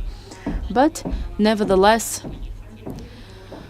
for now, Yeltsin Center didn't publish audio guide, but we are discussing with the school where we can publish it, where we can post it, because it sounds like possibly quite valuable material for the school children. There can be some useful things that can be applied after. In the conclusion, I would add that now, until the academic year hasn't completed, organizers decided to have the third stage, but now the classes take place at school, because that after the terroristic attack in Crocus City Hall, the parents, they are afraid to let their children go to the city center due to some probable events or etc. That's why now the lessons take place at school, and they have the discussions of the fairy tales there. So there's a short laboratory with Lera, but it's too early to tell about it now, but I just wanted to mention that the project keeps living and continuing. Now we have 5 minutes. That's why if you have any questions, and I can ask, we can listen to this audio guide. It lasts 10 minutes, we can listen part of it, or if there are some questions that you want to discuss now, we can do this now. So let's vote. Who wants to listen to audio guide now? Please raise your hands. And who wants the Q&A session? For audio guide, there were more hands, but those who raised their hands, I will come up to you after and we will have the personal discussion. So, Laboratory My City. This audio guide was recorded together with Yeltsin Center to show how the teenagers see our city, the teenagers who moved from different countries. This audio guide will allow to get oriented in the city to those people who just came to it, and it will allow the Ekaterinburg people to see it differently. Hello, it's audio guide. We are recording it to help those who just came to Ekaterinburg. We would like to tell much more about Ekaterinburg so that person who has just arrived doesn't get scared by the unknown city, and so that this person know how to behave in different places and locations, such as metro, for example. This guide will be good for the local people, because they may live here for a long time and not know something new about their city. We will take a walk from Uralmash district to the very center of Yekaterinburg. Also, we will tell about unusual, beautiful, and sometimes scary locations of the city. So, you are in Yekaterinburg. Once I came here too, and I didn't know how to live here, and I didn't understand how everything is. And some time passed, and now I know city better, and I'm not shy. I'm not embarrassed. It's a huge city. There are 1.5 million people living here, and we live here too. Some of us for 1 year, and some of us for 9 years. In my motherland, it's always warm, and Yekaterinburg it's hot only in summer, and the winters are cold. So if you came here for a long time, take the warm clothes with you. Yekaterinburg has its own smells. City smells with gasoline because there are many cars here. This is very noisy city. Always there are some noises and sounds around. The sound of engines, the music, and etc. Yekaterinburg has 12 letters in its name, and it's quite long. It's one of the best cities of Russia, and there are many beautiful sights, and at night the city is full of lighting, and there are many tourists here. Initially it's quite hard in the city without knowing the Russian language, and you cannot understand what people speak around you, what people say around you, but sometimes it passes. My district, if you came recently and you do not understand where you are, have a look around and see what is around you. You can start from the place where you live. I live in Uralmash district. Here we have the Pobeda park, and I can go there when I want to have a walk. In Uralmash park there is the steering wheel, which you can take when you want to see the city. I live in Sortirovka district. There is the Taganskaya Sloboda district, and there is a huge market, Talyansky. There you can buy clothes and food. I study at school number 49. It's located at Mashinastроителей Street 26 and Uralmash district. The Stроителей Street is very large, and there are many trams and cars. Here you can to go here you take tram or the bus, and the territory of the school is very big, and there is a schoolyard, and it's very comfortable to have a walk around. And next to the school there is fixed price shop, and I go there very often. There is quite cheap food, chocolate, jelly beans, and etc. And also there is samsa and sausage with bread. From school number 49 to the center you can take metro. From school to the metro it takes 30 minutes walk. Along the way you can see old houses which were constructed in USSR, and also Uralmash factory and tram ring and bus stops. Metro is a very deep tunnel underground which goes through the whole city. There is a special train with the help of which you can get to the different parts of the city. There are huge corridors and quite sleepy floor. When you go down, before you will see the hall where you can meet, you can see police people and metro employees. They control the order inside the metro. Also, there will be the cashier stations where you can buy the tickets or the coins with which you may enter into a metro. Do not cross the street for the red light. If you cross the road for the red light, then minus your legs for 10 minutes. And then you will see that there is the escalator. It goes up and down. You cannot run or sit down on it. It's a machine that allows you to go up or go down and follow the people around you and be attentive. So there are different stations. The station which you need to take the train on is called Uralmash. This is a huge, very lighted station. It has very high ceiling, and you can hear echo. You should be careful in the metro because you can accidentally fall on the rails, and that's why in metro you cannot push the people and do not stand at the edge of the platform. You will go through the following stations: Машиностроителей, Уральская, Динамо, площадь 905 года, Геологическая. All these stations are announced to the microphone so that you can hear them. Yekaterinburg Center. In the center of Yekaterinburg, there are many beautiful places. You can see the Passage Mall inside there. It's very beautiful. There are nice restaurants next to the Yeltsin Center. And also there is a church. Now there is the repairing process there, and they sometimes look a bit abandoned. There is also a park. In the park you can see the ducks. They walk there, and there are many fountains and trees, but the fountain works only in summer. I think that we can stop on this. So we almost reached the end. Thank you for your attention, and you can give me the questions later, personally. Thank you.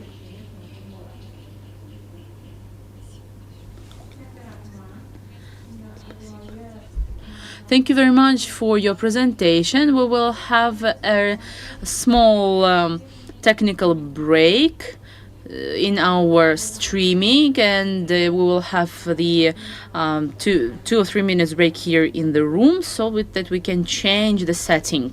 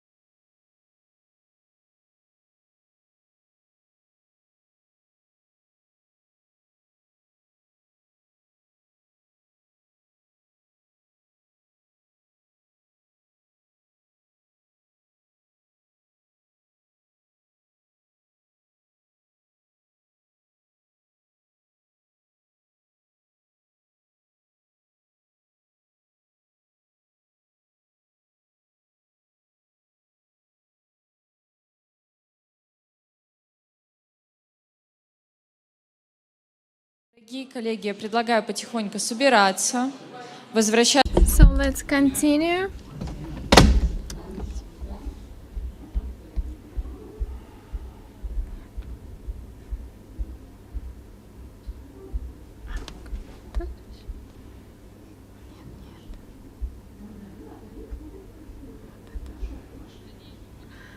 Dear colleagues,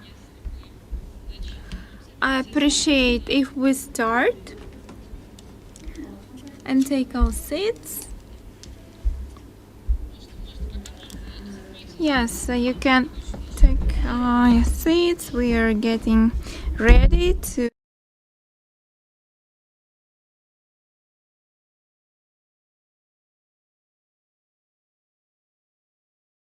let's start, and we are continuing our constructor block for the adolescents problems, and let's talk about the problem which is like very rare highlighted, and I would like to introduce my colleagues from the Museum of History of GULAG and the Commissariat for the Internal Affairs, GULAG, and they will talk about the adolescents with the difficult heritage. Yes, colleagues, today we will be talking about educational program for the children working regarding the difficult past, and let's say that we will have three parts in our presentation, 35-40 minutes, and practical part. We have on the table the practical elements which will be giving to the audience who will be participating in our practical part, and we will have a time for Q&A session. Now let's talk about the Museum of Memory. It's a difficult past and difficult heritage. It's the Soviet mass repressions in we have initiated this museum in 2015. Now we are uniting 56 museums from 29 regions of the Russian. We are trying to establish the environment for the education, requalification between the museums, and we have conducting forum for different museums from different countries, and we have conducted workshop within which participants has discussed what is the Museum of the Memory, who are our target audience, and beyond the scope of this topic we have school pupils, children, people with disabilities, and due to the fear to traumatize unready audience, we did not initiate any activities before, but later on we have prepared the other activities which are focusing on the overcoming the difficulties on the past and learning from each other. During our presentation we will provide comments, and first of one comment, it's on a slide, the exposition from the museum about the GULAG. It's like dark spaces with the narrow lights and the white text and graphics. Now giving floor to Diana. Let's start from the museum history. Let's first start when it was established, because according to the museum's history we are pretty young. It was opened in 2001.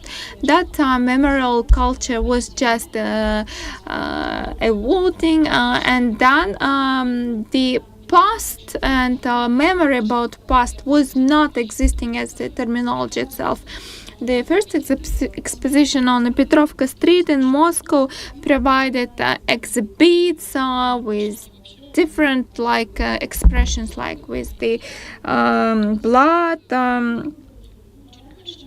or the other, like handcuffs and so on. And since that time, we had conducted number of expositions. We moved to the new building and organized new expositions. Since that time, a museum was rethinking about their vision and mission, and now it's like this. The mission is talk about mass repressions, and by this initiate thoughts about the values of the human life.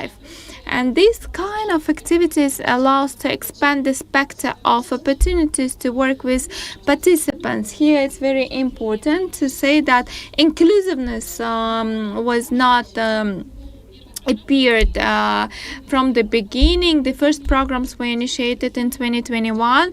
My colleague Maria Bronska made first step to elaborate the programs for the people with the visual impairs and the deaf persons. And that time when we realized that there's a need for children's program, we decided to develop this program because that time we didn't know how to work with children. We didn't have a special routes, and in museum there was informal limitation like 12 plus.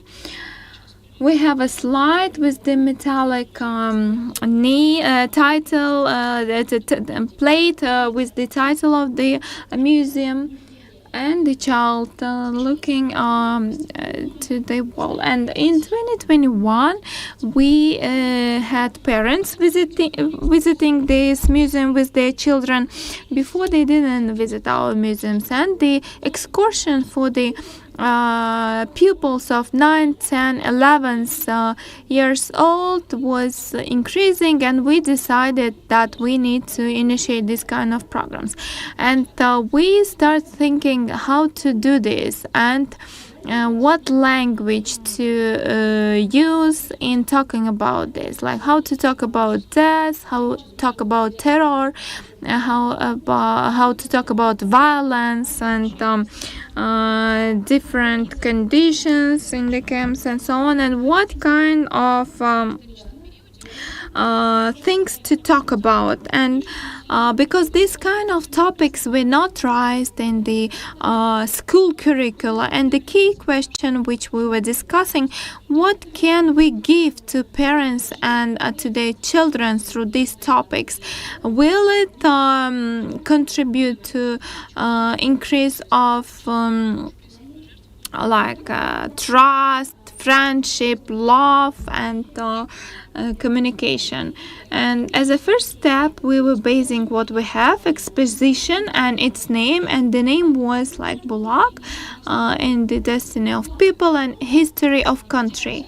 And referring to this position, when we are focusing on the destiny of specific person, we start elaborating on expositions and exhibits, displaying the destiny of persons who has experienced repression. And we have invited children with from different schools, and their main task was to review exhibits and to give the feedback, what is interesting and what is not. So we just tried to have the feedback from them, to use them for the further elaboration, and it helped us. This matrix was serving as the basis for all educational programs we currently have in our museum. Currently, as a basis for these programs, we have main 3 stories. One story is dedicated to the repressed student. He was 19 years ago. It was a huge terror against him. And the second is the family of Berezhovsky's case. Here, and now, they were people who experienced this repression by her father, and Ranitsky's family also suffered from the repression of that time. And I would like to mention the material which I have. They are being used in our educational program despite the age. and the program, and these investigation profile copies where we can see the time and date of arrest of that person and how it was investigating. And we have developed a number of publications, like it's comic stories with the illustration reflecting the destiny of the family or the separate individuals. And based on these stories, we will we are elaborating different aspects. And we have a tactical models, like a small bag produced by the prisoners, like papers or part of the pieces of papers which were used for the letters and the messages. And we used to have the to put the plates with the names of the former prisoners, the victims of repression. And currently, these kind of programs are being conducted regularly. First program is Open Door to the Past. It's the adolescence program. We have excursions for the pupils of schools, but the information and the guide of the excursion just leads children and provides like fast speech about information, and it was not successful. We could not realize what they have as a feedback, what remained inside, and did they pursue this well. And then we decided to change the shape, and we decided that for this kind of program we need like 2 or 3 forms which will provide opportunity to have individual, independent opportunity to see different exhibits within this excursion and give the questions to the guide. The program consists of 3 main parts. First is the introductory excursion, and it's being conducted in the first room of our museum. And on the slide you can see this room. The children are standing in this, like watching the exhibits.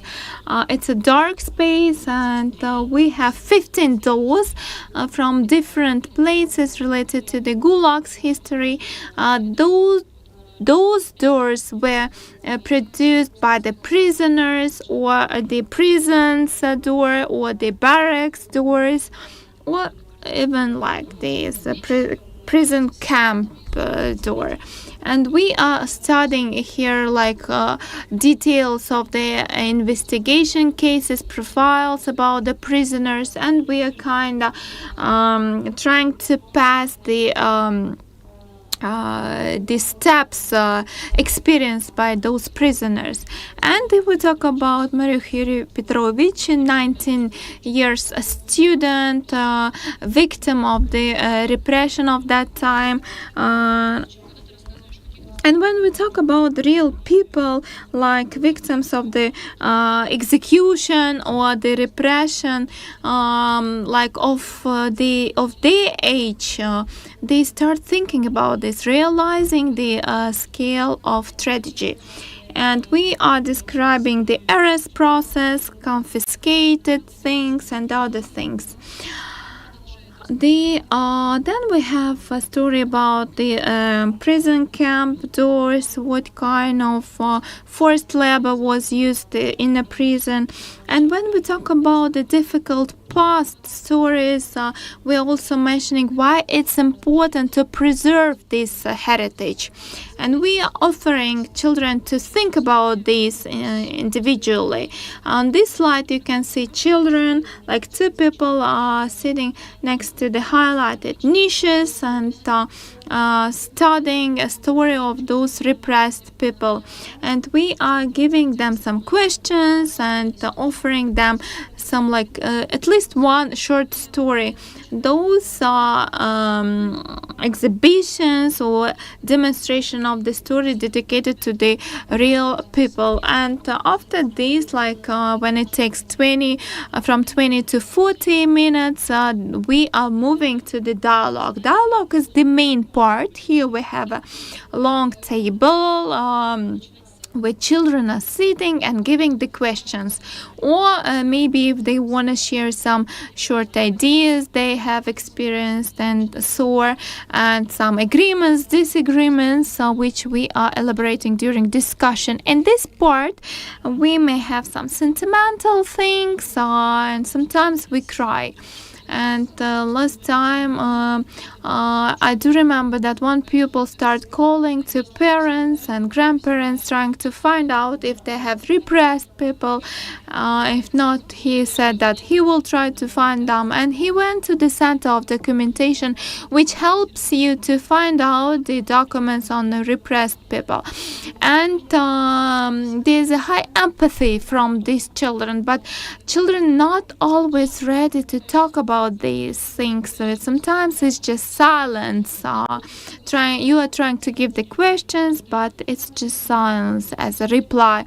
And we are starting from very simple questions. What do you see here in comic illustrations? And can you imagine what were the conditions, what problems they're trying to overcome that time? And we have understanding that there's a lack of trust between children.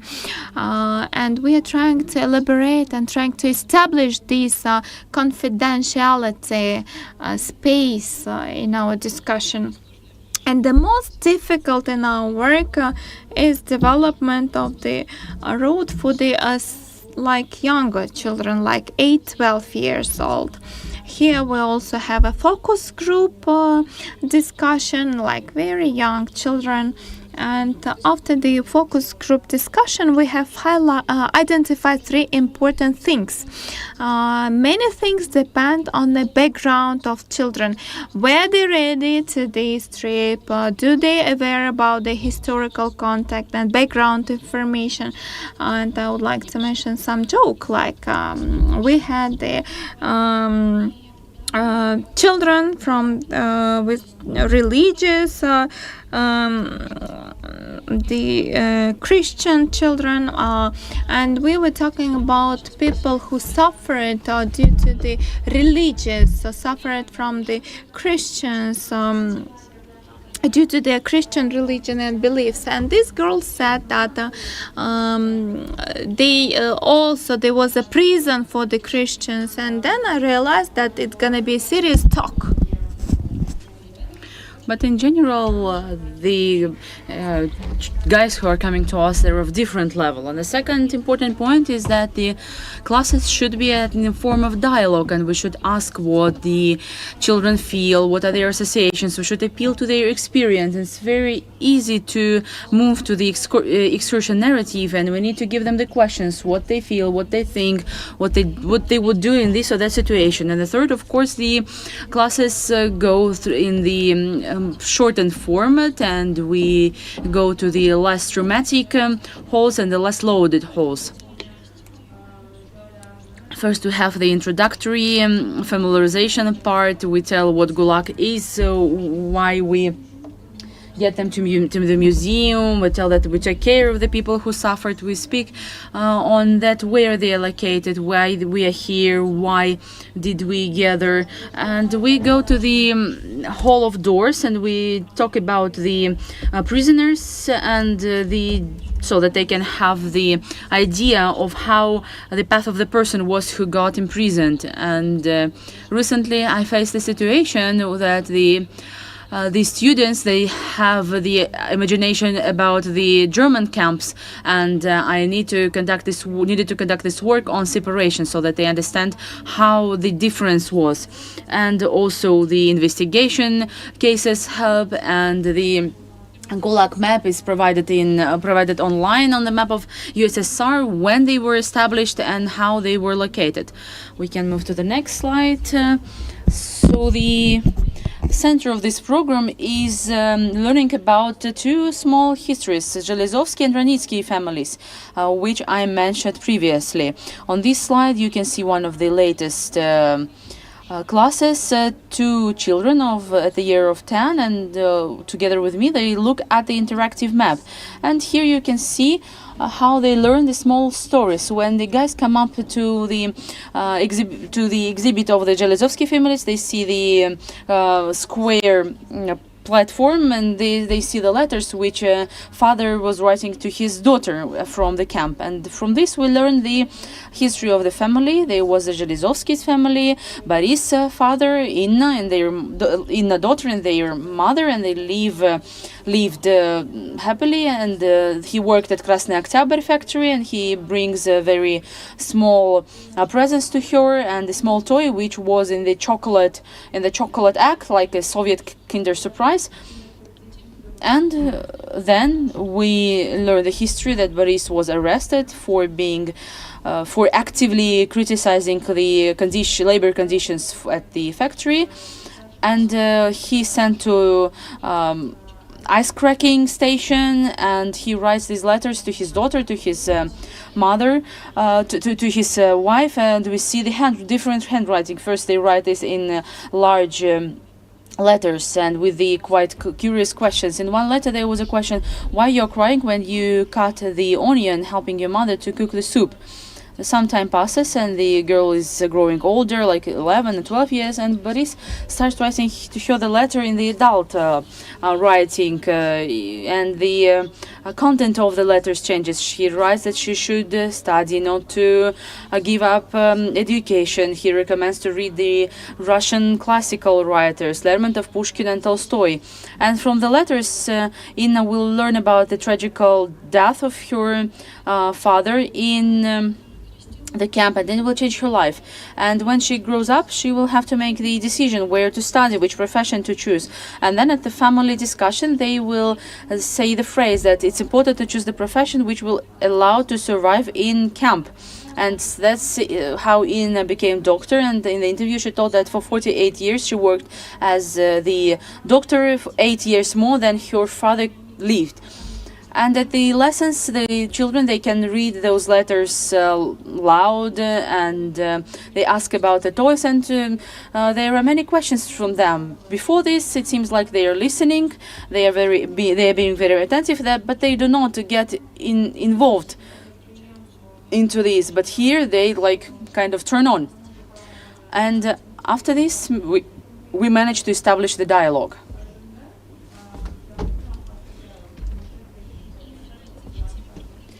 So after this, this lesson, we move to the second short story, the Ranitsky's families. It tells about Olga Mikhailovna Ranitskaya, who was arrested in being suspected in espionage. And in the camp, she works at the Meteo station, and she is writing the diary for her son about how she stays in the camp, and she makes it in the form of the dictionary with the images, and that's how this dictionary is being preserved in the exhibition. So Ranitsky's fate is very tragical. It's the most tragical story that the children hear during the exposition. While Olga is in the camp, her son becomes 15, and here he's bullied by the classmates because he's the son of the enemy of the people, and he commits suicide. His life is over. And with this, we want to put the full stop and go to the next story. But here's the different story, that the person, even in such conditions, doesn't give up. And the story of Olga Mikhailovna is like this, because in the camp she continues her life, she preserves her human nobility and what she makes after being released from the camp, achieving rehabilitation. We discuss this leaving the exposition when we look at these pictures, these paintings of Olga Ranitskaya. We will see them in the end on the presentation, and I want to give a remark. Truly, it was really hard to gather the children for the classes. When they come with the parents, this is the individual visit, but it was quite hard to get the group together because there was the untrust of the parents and the talks on the phone about what we are going to show. So we managed to break this barrier only to the huge exhibition project. And now I'm giving the floor to Pavel.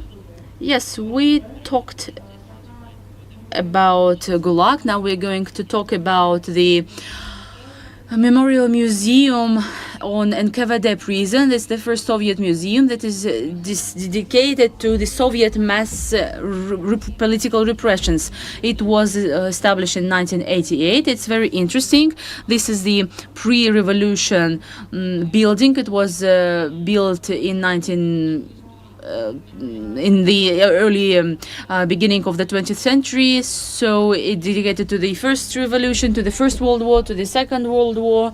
And here there was a school and there was the department of NKVD, investigative prison, and after NKVD was unformed, they were communal apartments where the representatives of the parties of the repressed people, and after there was a club of the child art. There was the group of for modeling, and then later in 1989 it was decided that this place should be memorial. There should be the museum here, because in the 20s and 30s and the 40s of the 20th century there was the investigatory prison. It's a really big location, very strange, very scary location, and we can say that we can describe now several stages of our development. It was 1989 until 2022. In 2022, there's the remodernization of the museum with the support of the Museum of History of GULAG, and the funds of the museum has grown in 3 times, and we received new opportunities, and we received huge assistance from the organizations that supported us. We received the new exposition, and we received the additional sites for the visitors. We got the opportunity to work with the people with different experience of disability. We managed to reform the exhibition hall. We have the cafe. We are the only in Tomsk region. We have the ramp mechanism for the people with special needs. So we understand that we will need to work with inclusion, we need to work with the children, we need to work with the people with different forms of disability. How to do this, we will discuss this later. And now let's go back to our cameras. So there are 9 of them. They were preserved after reconstruction, and you can see the long prison corridor, and the lower part of the walls is in the Bordeaux color. On the right wall there are metal prison cell doors with a small window through which the prisoners received food. With this I would complete with the children programs of the museum, but this is not so scary as you can see initially. Through these prison cells we tell about the history of Soviet repressions, through the history of the Soviet Union. Of course, before the reconstruction, before modernization, the programs for the children didn't exist. We didn't have them. For 33 years they didn't exist. Why? Because the museum initially was formed as a huge archive, as the center of documentation, where there was help provided in the search of the repressed relatives. They were excursions, and due to the lack of time, due to the lack of opportunities, the specialists, they couldn't get involved into the children programs, not speaking about the people with special needs. And of course, they were brief excursions for children. Instead of 1 hour and a half, it was just 30 minutes, and we didn't talk so much about the repressions. We didn't get very into details, and still it wasn't what we needed. But with when we had one exhibition, it's so hard, which was called "It's So Hard to Live Without You." It was for several months in our museum before visiting Tashkent. I dismantled it.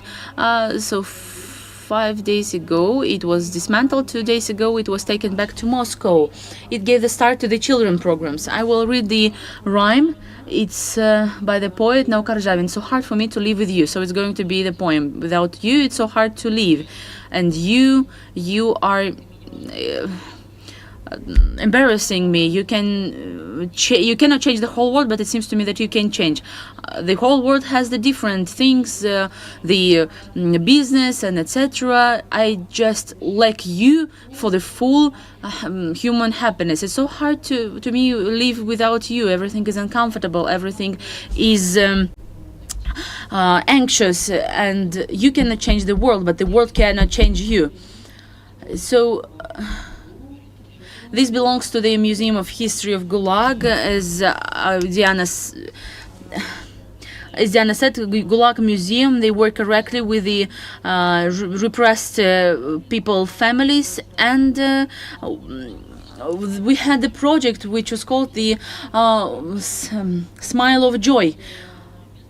When the person was dedicated to such process, when the person is photographed and the person smiles, and this photo is put on the very visible place so that the person can see it and get happy. So these photos were in the foundation of this exhibition. Vera Irilina was the organizer of the exhibition. She's the organizer of the children and family programs. She was very carefully organizing, and she was keeping these histories and photos, and this all turned into the space of the exhibition. The space of the exhibition is the room of memories. It doesn't have the linear story, narrative. Each history consists of separate clouds of memories which the participants could tell. They are wise people, but they have the pain of loss of their relatives and their beloved ones. So these are illustrations, the objects, everything that can initiate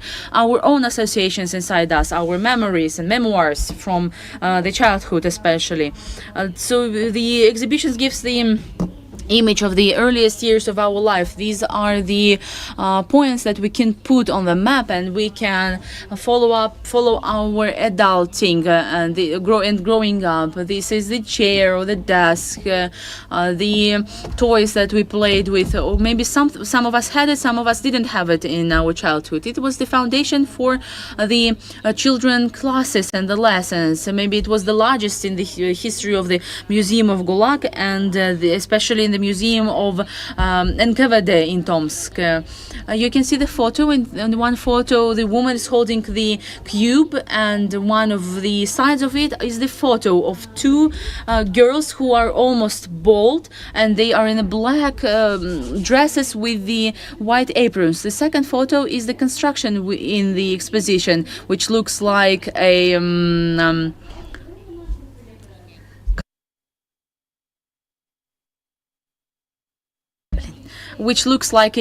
small home, and there you can see that there are printed the elements of the text, and you can see that inside there is a lighting that gives a light to the tent, inside the tent, and it's related to the space and to the rockets and etc. I could tell about the program of the exhibition in Moscow, but we will tell about that program in Tomsk. As I said, it's the first experience for the museum, and it was a huge field for experiments. and I had as much fun as I had. These were master classes, lectures, laboratory. A bit later I will show the cartoon which was developed by the participants of this laboratory. These were different colleges and so all the means that were adopted for the children. And here we see the master classes. We used 3 different approaches of the applied master classes when we developed the figures from the clay, and we're working with the family dictionary. We made a poster, and here you can see the master class on claying. With this master class we learned how to develop different objects. It was different talismans and some objects for their home comfort. So this all turned into the space, which was something very fair, very honest and kind. And I always cooperate with information agencies and bloggers. I say we are not NKVD prison, we are not museum of NKVD, not museum prison NKVD, not the investigatory prison. We are the museum and investigatory prison NKVD. And if some of them we're memorial museum. And so it's very important. We're not the prison, we are the place of power and the space where the person can come and feel better. This person could work with the internal demons and with the mistakes that the person have and understand how bad it was in the past, so that this should never repeat. Within the masterclass we have developed the family dictionary. This family dictionary is a collection of special words and phrases they used in this special separate family, and they can use them. And participants of the master classes, with the help of different applied techniques, they try to develop those dictionaries. For some of them, this small research could turn into the start of something very big. It could be the research on genealogy, the research on the family history, traditions of their family, and there were several of them. And now the people ask us to have them more and more. Of course, we will continue implementing this practice further. So here you can see the posters or collages. With the help of this system, we managed to work with the family history, this family portrait, the personal history, and we also could develop this genealogy tree. And participants, they could bring their favorite journals, magazines, or newspapers, and you can see that's even funny. And there is the photo of the small brick home, and there are also the gardens with the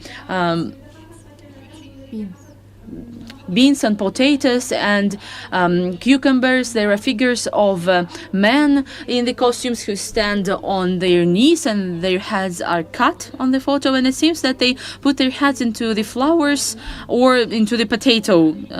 So, of course, we didn't forget about the classical excursions. Part of them was conducted by Diana when she came with a business trip to us, and I will tell a very interesting story. When Diana came up to the museum, I opened the door. Museum is located in the basement, and there is a long, very, very long stairs and stairway, and Diana says, maybe I will not go there, maybe I will stay here.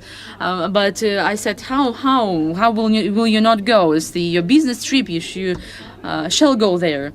And I promised to Diana that I will not joke a lot, but we need to have jokes, I think. Yeah, I think that the joke about stairways, it's needed.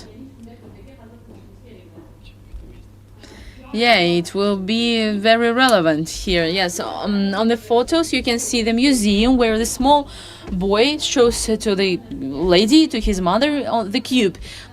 So on one of the sides there is a black and white photo of the infant or of the baby. So this next photo is the photo from the classic excursion, and the teenagers, people, they look on the guide and they look on Diana in this case. And now I will move to my favorite part. This is the multiplication lab, the inclusive lab. We work with very simple techniques, the collage techniques, different applied master classes. This is the plasticine, and with the plasticine it's easy to make multiplication, and all those groups that participated in master classes and excursions, They were people without special needs, and the children, teenagers, and adults, and they tried to cover all the possible and impossible topics. And of course, I want to note a very important point that all these master classes and laboratories were had the trial parts. We collected the focus group after we conducted the testing with our participants, and only after we opened our events for registration. And we didn't want to fail with such initiatives. And I want to show you this cartoon. It's made of plasticine. It's dedicated to the topic of family traditions and history, and each participant of this lab has developed his or her own character, and they sounded what is their tradition in the family. Please put the cartoon.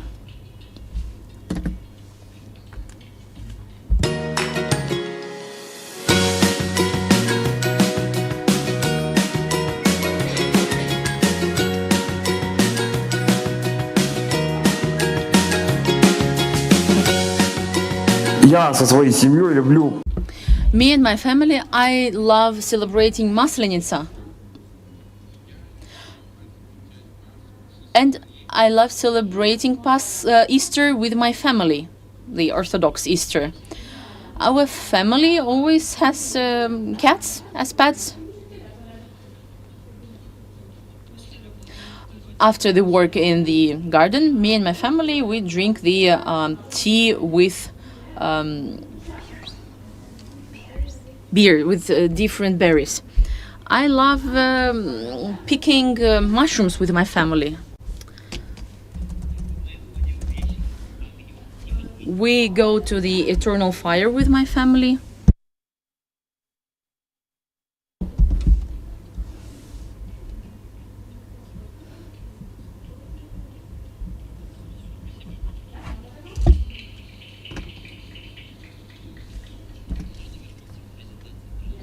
Can we go back to the presentation, please? With this, we will complete our theoretical part. We will move to the practical. We have not so much time, but I want you to see those materials that we use at the real class with the children, and to see what the children see when they come to our class, and so that you can think about those issues that we discuss. I will remind you that now I will give you the prints of the images and pictures that were developed by Olga Ranitskaya when she was in Karlak in Kazakhstan, which she sent after to her son. And now I will show you I will describe you how these pictures look like. All the illustrations are about Meteor Devil, or so these are vertically orientated papers of the yellow paper, and there is a thin black frame, and there is no color in the illustrations. All the pictures are in very thin black lines. They are quite realistic, and all they remind the illustrations in the book. Also, there are the comments which are in the printed letters.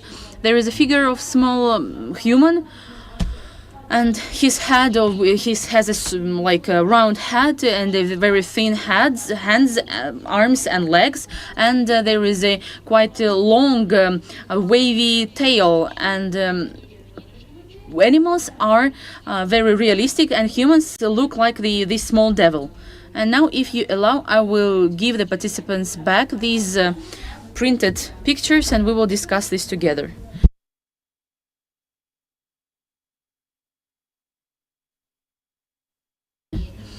Thank you for these Tiflo comments to this small amount of pictures. On the left, the small little devil is riding the wolf, holding the lantern, and the hairs are blown by the wind. And on the right hand, it's the wrong picture. This little devil stands under the huge snow shovel with the so it's with a shovel, from the pipe there is the smoke going out, and then on the next picture there is the little devil is going somewhere very fast, and over his head there are different vegetables in different colors, yellow, pink and orange. On the right picture, on the left side, there is the metal tool which looks like a metal box standing on the wooden legs. On the right side there is the entrance door. He opened the door and entered there, and he's standing on the tabouret or on the chair. And on the next picture, the little devil is standing and crying, and there's a tear falling down from his face. He has a big jacket in his hand, the telagreika. And on the right picture, the devil is running with a closed face, and above him there is the fork and the knife. On the next slide, on the left picture, there is the two crossed installations as a Christ, and you can see that as an shows the direction of the wind as a vein. And on the right side we can see that this devil is standing on the hands, and he has a tail in a spiral shape. Подобное предыдущим. Then we have a similar pictures. We have this kind of like entire book with these illustrations. Печатки, то мы начинаем с самых примитивных вопросов. And of course we start with simple questions, like asking them to describe. So that they understand if these are the pictures by the child or the some charge, and then we come up to the question, who is the author of these pictures, because it's not obvious for the children, and we come up to the idea, to the disclosure of that the author of this pictures is the adult person. And if we read at all the phrases given in the book, we understand that this is some small dictionary of the everyday life, like psychometer, tufta, and some other words. And on the other hand, sometimes there are phrases which are in the format of verse that show how Olga felt working at the meteo station in the camp. Somewhere our little devil looks in the mirror and looks sad. Somewhere his jacket was taken away, and that's why he is angry. So we discuss this all with the children, and we start giving questions. How do you think? Was it ordinary to have such book in the camp? Was it hard to develop it, to save it, and then give it to someone and send it to someone from the camp? Are there any questions about the words which the children are reading? Maybe there are some new words. Maybe they heard what is tufta, but they don't know what this word means. We speak about emotions. Here the little devil is sad. He is feeling happy somewhere, or why he could be beaten for the wrong forecast. We can imagine the day of the prisoner in this camp. What was important for Olga Mikhailovna to give these images, these pictures to the son, and why she had this idea, and why she left this book at her co-prisoner. So I guess part of you have the printing now, where the pages are enumerated, but they do not have the pictures. At some point she learns about the death of her son, and she stops making these pictures. And we could find it just through some miracle, through the third hands, and that's why we could get information about Olga Mikhailovna. And that's what we are discussing. How can we preserve this memory through which forms, through which formats? Because these are not usual pictures or memoirs. This is something different, and then can be available at different levels of understanding. And of course, we need to discuss why it was important for Olga herself to have this dictionary. And they start discussing and thinking and reflecting about this idea. So we always think of we always think about this. Is this book a message only to her son, or this is something that we can reflect on? So you can keep these printings with you, and the book about this little devil with all the comments and research, it's published. We have both soft version and hard version, so you can get involved if you have such an idea and desire. I think that I can say in conclusion that very often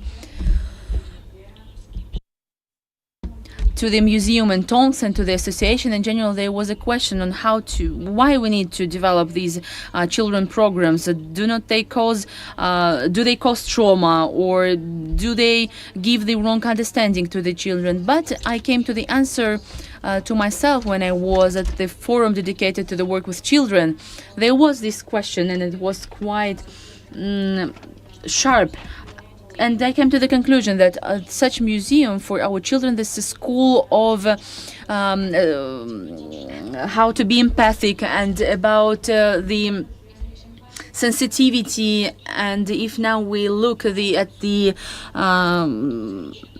history book, we see that it's very dry and there is no any feeling or sense. And so we try to do this to put the children back, to hear the voices of those people, and to say on how patriotic our museums are. We have the answer, because patriotism in our understanding is love to the motherland with all its parts, with all its demonstrations, in both in the hard periods and the good periods. So that's how we're trying to get promoted to this and to come to this idea, because there are different museums who work directly with the phenomenon of repression since the Soviet Union. Some of them do this indirectly, but the idea is that we can do this together.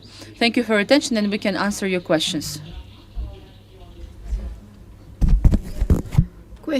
Questions, please. Привет. Hello, thank you very much for your presentation, and I would like to give the question about your final part regarding the pedagogical approach. So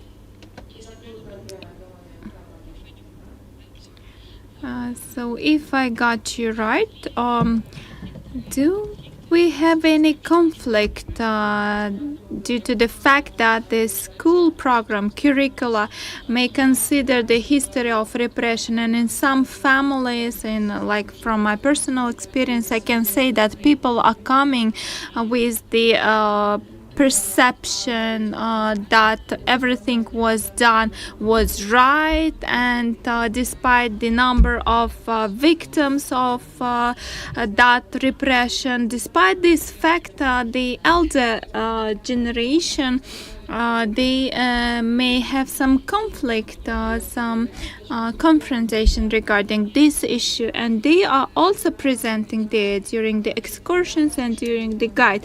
How do you solve these kind of problems, and do you have these problems like in general, and how often?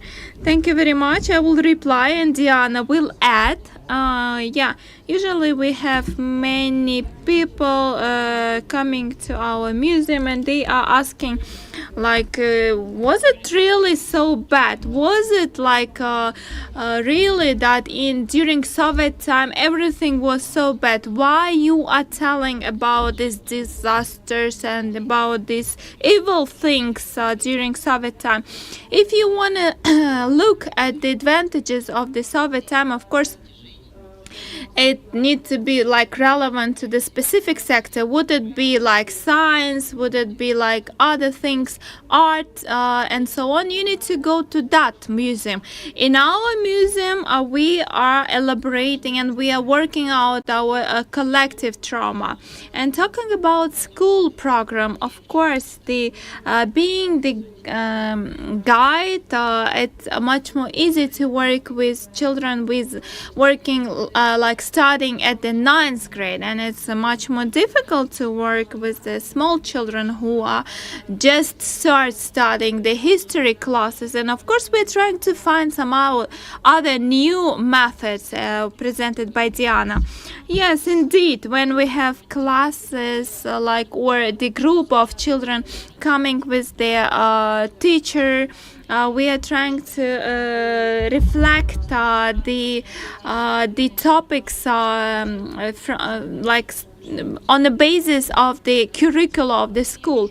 And if I see some scare vision, where that the teacher is afraid of some topic, I'm just trying not to elaborate on this topic. Therefore, in order to avoid the conflict, and as you have notice, the focus is mainly on the family history. We are drawing attention of the children to the necessity to think about and to realize what was the family history, to ask parents and grandparents about events in their life. Therefore, we do not have any serious conflicts. Yes, we have some children with other from different families with another vision to this, but when we are conducting the excursions to the past, nobody can say that repressions are good, repressions were good. Yes, and here it's very important to mention the role of the mediator, the excursion guide. That person plays the mediation role, and it's in reality it's very good to have different feedbacks, different views. It's a discussion place, and we are accepting this as a diversity of opinions, as an inclusiveness. Thank you very much. So, do we have time for one short question? Very short one. Yes or not? Shall I give the mic for question?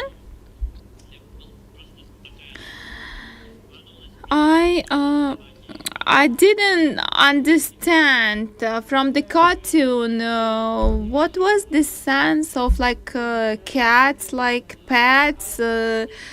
I don't know how it is related to the serious facts from the history from the 20th century, which have different interpretation, like in Russian, in our books, because we also have the Museum of Repressed People, Prisoners, and I didn't understand what is the relevance of home pets, like cats, which were mentioned in the cartoons. I would like to say that this program was dedicated to the exhibition, to the children's memories. And then it was connected to the memories of the repressed people, the prisoners. And if you're coming to the exhibition, of course you would have these questions, because there was a tent, there was very tender memories, but at the same time the reality was that they have lost their parents in 30s, 40s. They also had some pets, and some hobbies, embroideries, doing with their mothers, grandmothers, and so on. Through these domestic simple things, we were just trying to highlight the ties, and without the context, without the reference to the topic of the museum, to the exhibition, of course it might be irrelevant. But from the talking about the space where modern children, current children and childhood, and these repressed children. Yes, I would like to thank the speakers, the audience, and would like to announce the lunch break. But beside this, I would like to say that during this 1 hour break, we have opportunity to visit the exhibition. We have excursion with the sign language interpretation, Russian, Uzbek interpretation. Please join. You are welcome. Thank you.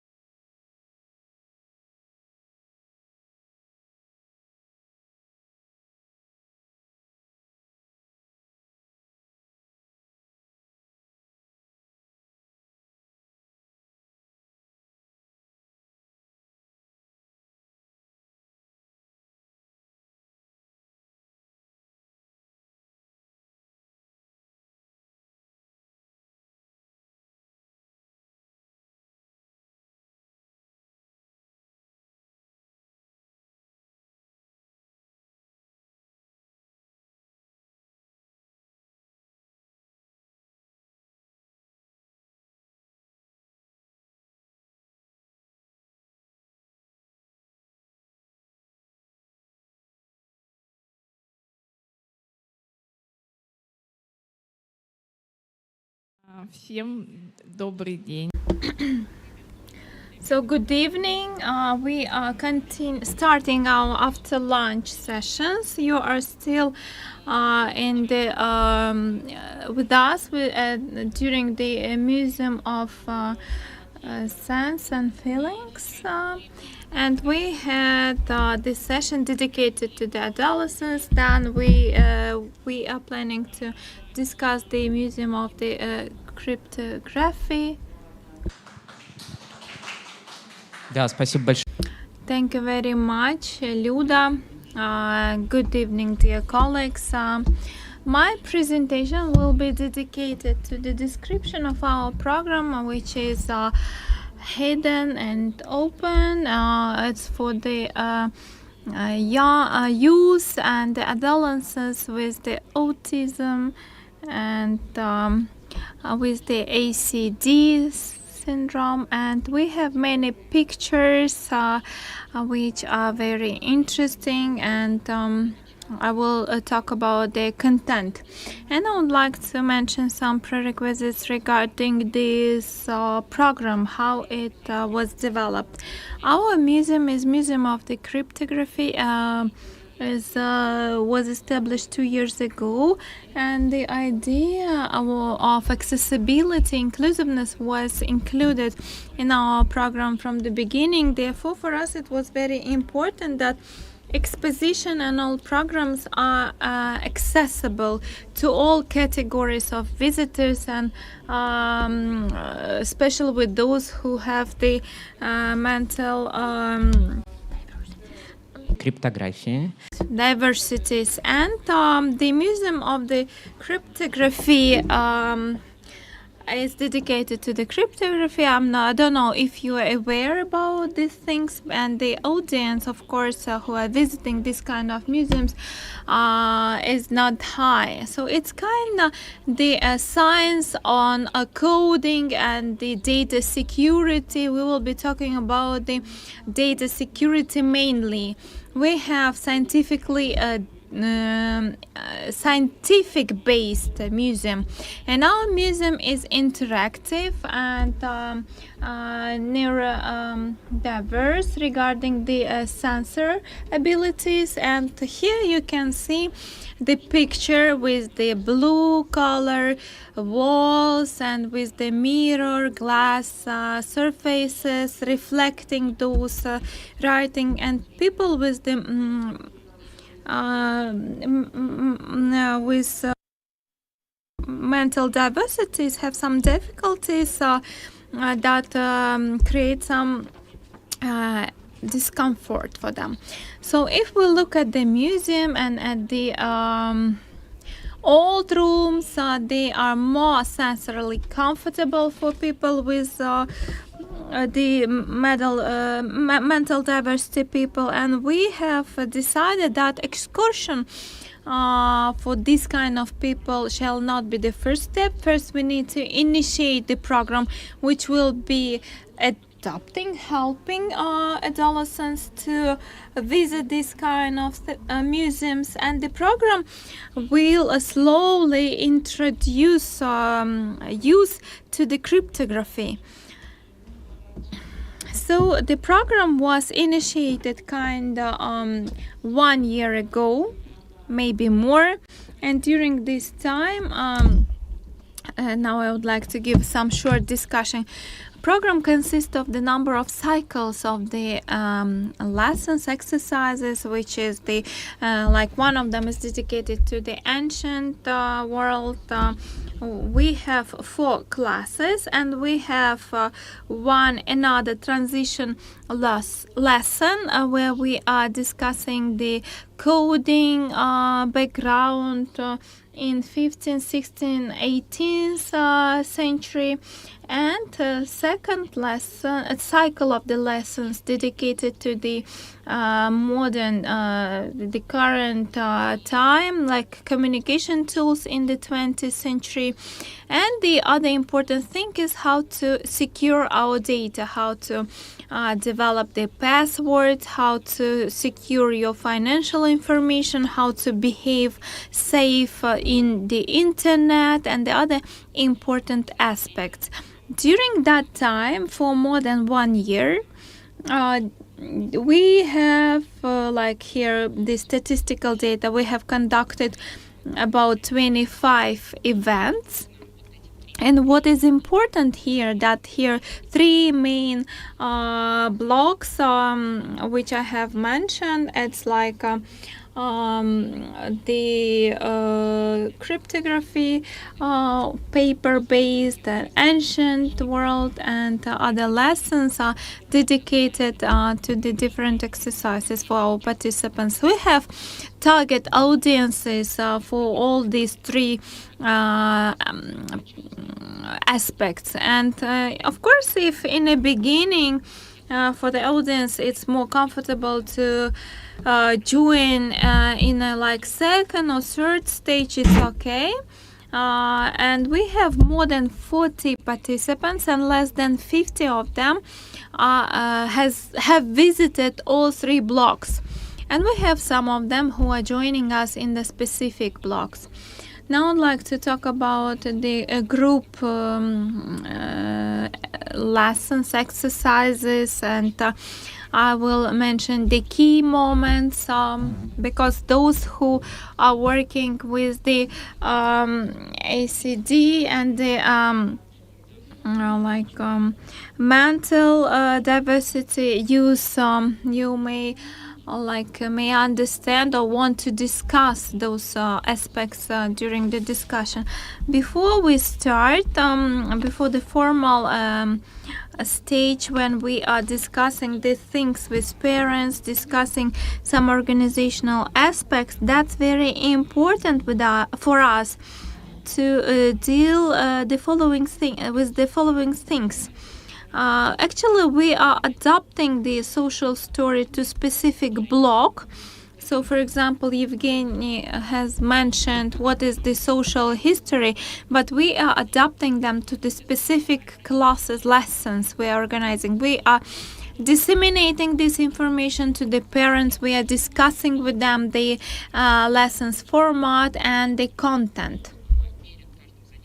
Before each lesson, it's very important to highlight what we are doing. First of all, we are, as I have already mentioned, we are trying to conduct the lessons when we have less visitors in our museum to establish the comfortable atmosphere. And we have number of multimedia installations which might be a bit noisy, or the different lights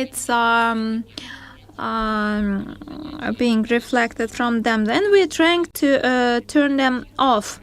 And if children are adapted well to the atmosphere, to the environment, and they're comfortable now in the space of the museum, in the second lessons, we are trying not to turn them off. If not, then we do not use them at all. What do we have during each lesson? Despite of the block number, we have one structure. First is the introduction, a discussion of the scenarios. We are using different visual supplements, visual tools. I will talk about visual schedule, what we are planning to have during our lessons. About the observation of participants, we will talk separately too.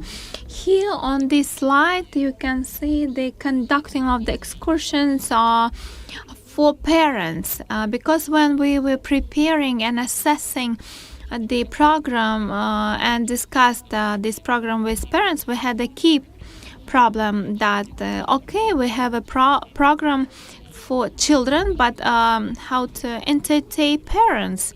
The museum is focusing on the cryptography, but you need to spend kind of 5 hours to visit all exhibits in the museum. For example, during one lesson we are visiting, covering like 2 main spaces, next another 2, and so on. And parents also can participate or not to participate in this, but if they are proactive, we are providing them this kind of opportunities. Here are some examples of the visual support we are providing beside the visual schedule. Here you can see the picture of these on our slide. Here children are sitting together with Yulia. I forgot to mention that the main teachers is Yulia and Lada Talizina and Yulia Pankratova, and we are working together and we are developing this program together. I'm also participating in the classes and lessons when I'm not busy with parents, and I'm participating together with children, and here my main role is assisting and supporting Yulia and Lada here on the picture, and surrounded with participants of the recent cycle, and there's a magnet desk with the sheets on them. You can't see them, of course, but that's a typical visual schedule which we are printing and putting on the table. It's like kind of our agenda, what we're gonna do. Like we are filling in some information in our notes, introducing ourselves, saying goodbye and so on. And we are putting those marks in their notebooks during each lesson. So the children, they will have visual fixation they do, regarding what they are doing, and in order to have a kind of feedback. We have opportunity to add some sticks regarding each step, characterizing the type of activity, or write down something if they liked it or didn't. And in the second half of the slide on the right side, you can see the rules of the museums, which are also provided in the form of the pictograms as a visual support. Here you can see the sign of hand. It means that you can touch things, and this is a camera picture. It means that you can take a picture. So that's a part of the rules which we are discussing with our participants, and introduce them into their daily, so they can discuss this later on with their parents. Those are examples of assignment, a number of them, what we are doing.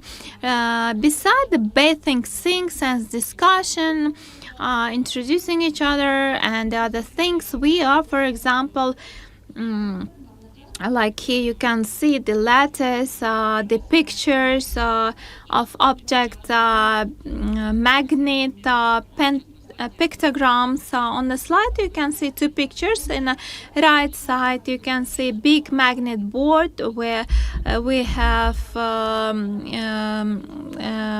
more than 150 pictograms, pictures. It's the main tool of communication. It's the simplest one. It's the basic communication tool we are starting with within the first assignment, and depending on the group of audience, we are suggesting to repeat some phrases from these pictograms, and this is the sticks with different pictograms. For example, woman is sitting there in an oval form. There's a green plant is growing. I don't know what does this mean. Or it's like a sprout, and like human sitting and eating something, maybe, I don't know. So based on the interpretation of this pictogram, participants can collect the sentences, or even shape the assignment for each other.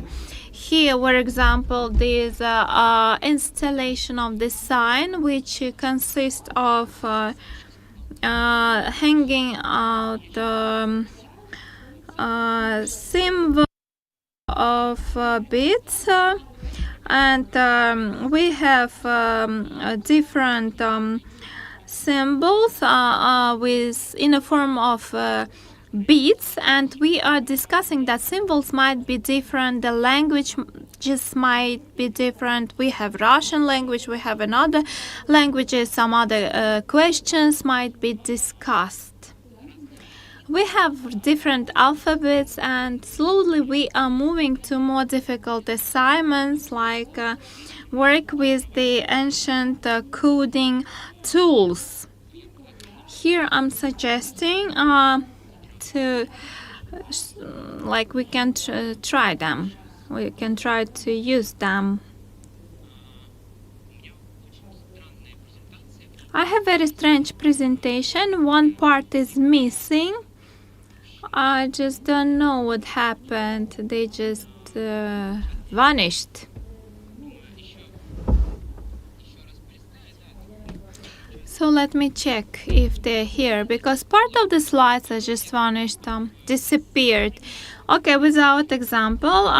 Later on I'll send you through the chat box. So I have 8 discs. So for those who want to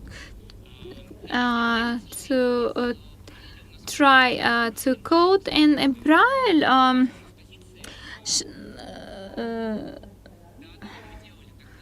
we have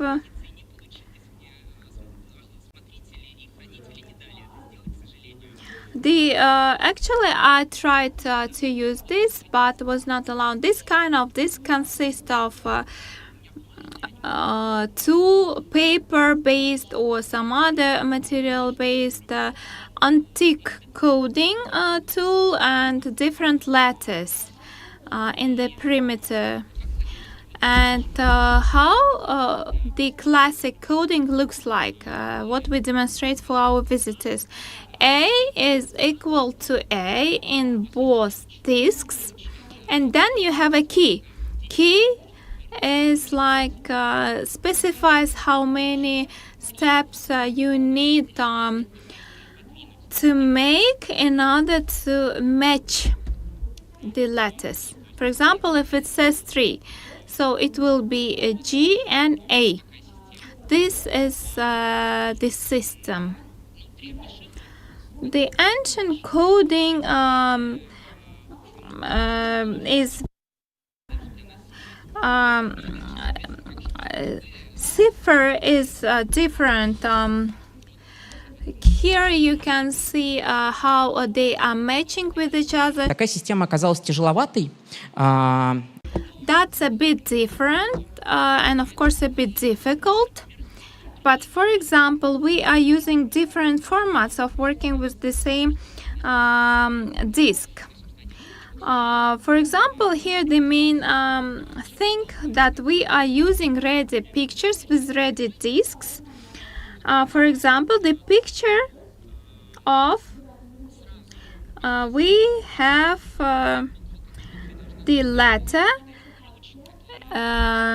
decoding, like this letter equals to this equal. We do not give the rotator or the number which specifies how many steps you need to make. Depending on the group, it can be assignment to find out the word or the letter. This it depends on the complexity of the assignment. Here we can see in the left side how we can simplify the scissors disk.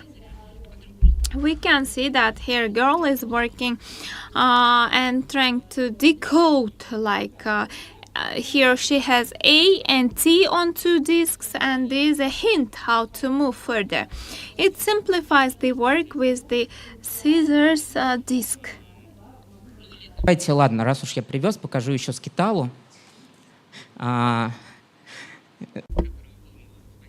So here here's the other simplification of the difficult material. It's a Skitala. It's the ancient decoding tool used by Spartans. That's a classical rope and a ribbon which are on the wood stick.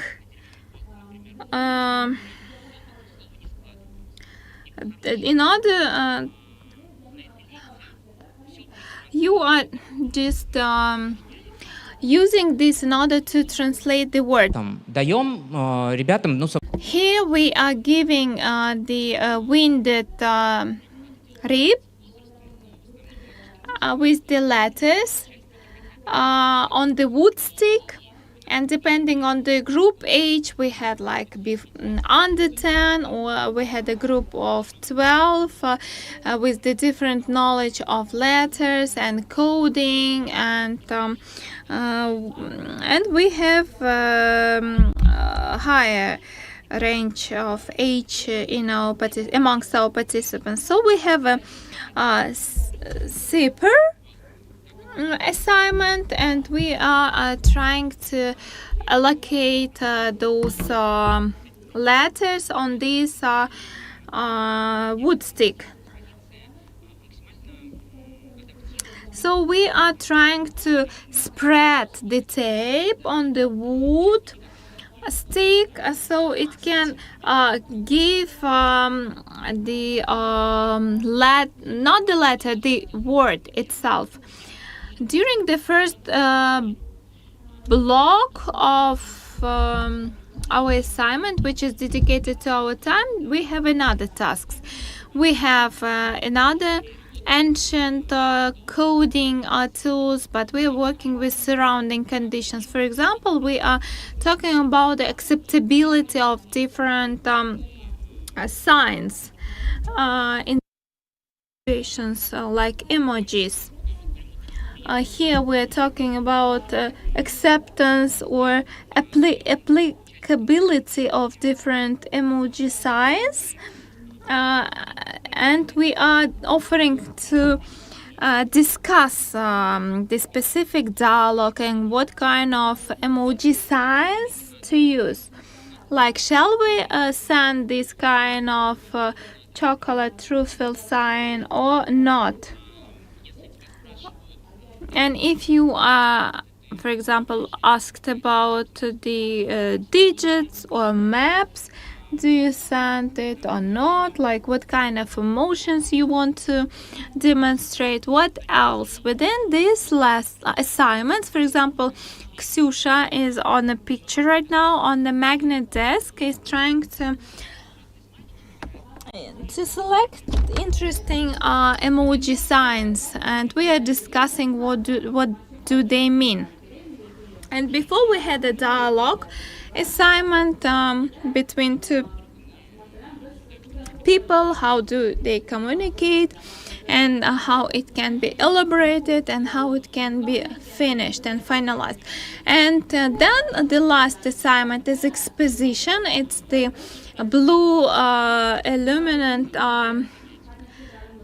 rooms, and by the 8th of 9th class, staying in a difficult sensor exposition, it's very difficult. It shall not take more than 10 minutes, and we have different assignments. On the right side, for example, we have installation where you can add or mention your day mood, and by selecting on the keyboard the code, you can add the emoji code signs through the specific code, and by this you can influence on the mode of the museum. We are discussing also what kind of emoji signs are used for which kind of emotions, and what do they mean, and how to interpret them. On the right side, we have the installation dedicated to the password, And Ksyusha, as a participant, sits next to the screen and enters through the keyboard number of symbols. First, we are discussing what is the password, how do we use it. We are offering to all participants to create the password. Sometimes it works, sometimes it does not. But, in this regard, I would like to mention that we are trying to avoid any kind of wrong definitions, but sometimes it is very difficult because we have different groups, target audience, and if colleagues will share with us some experience, it would be very good. Откровенно говоря, более простые. Some groups are open, and of course the intelligence level is also different. Some groups are difficult to work with. I don't know how to characterize them from the medical prospect.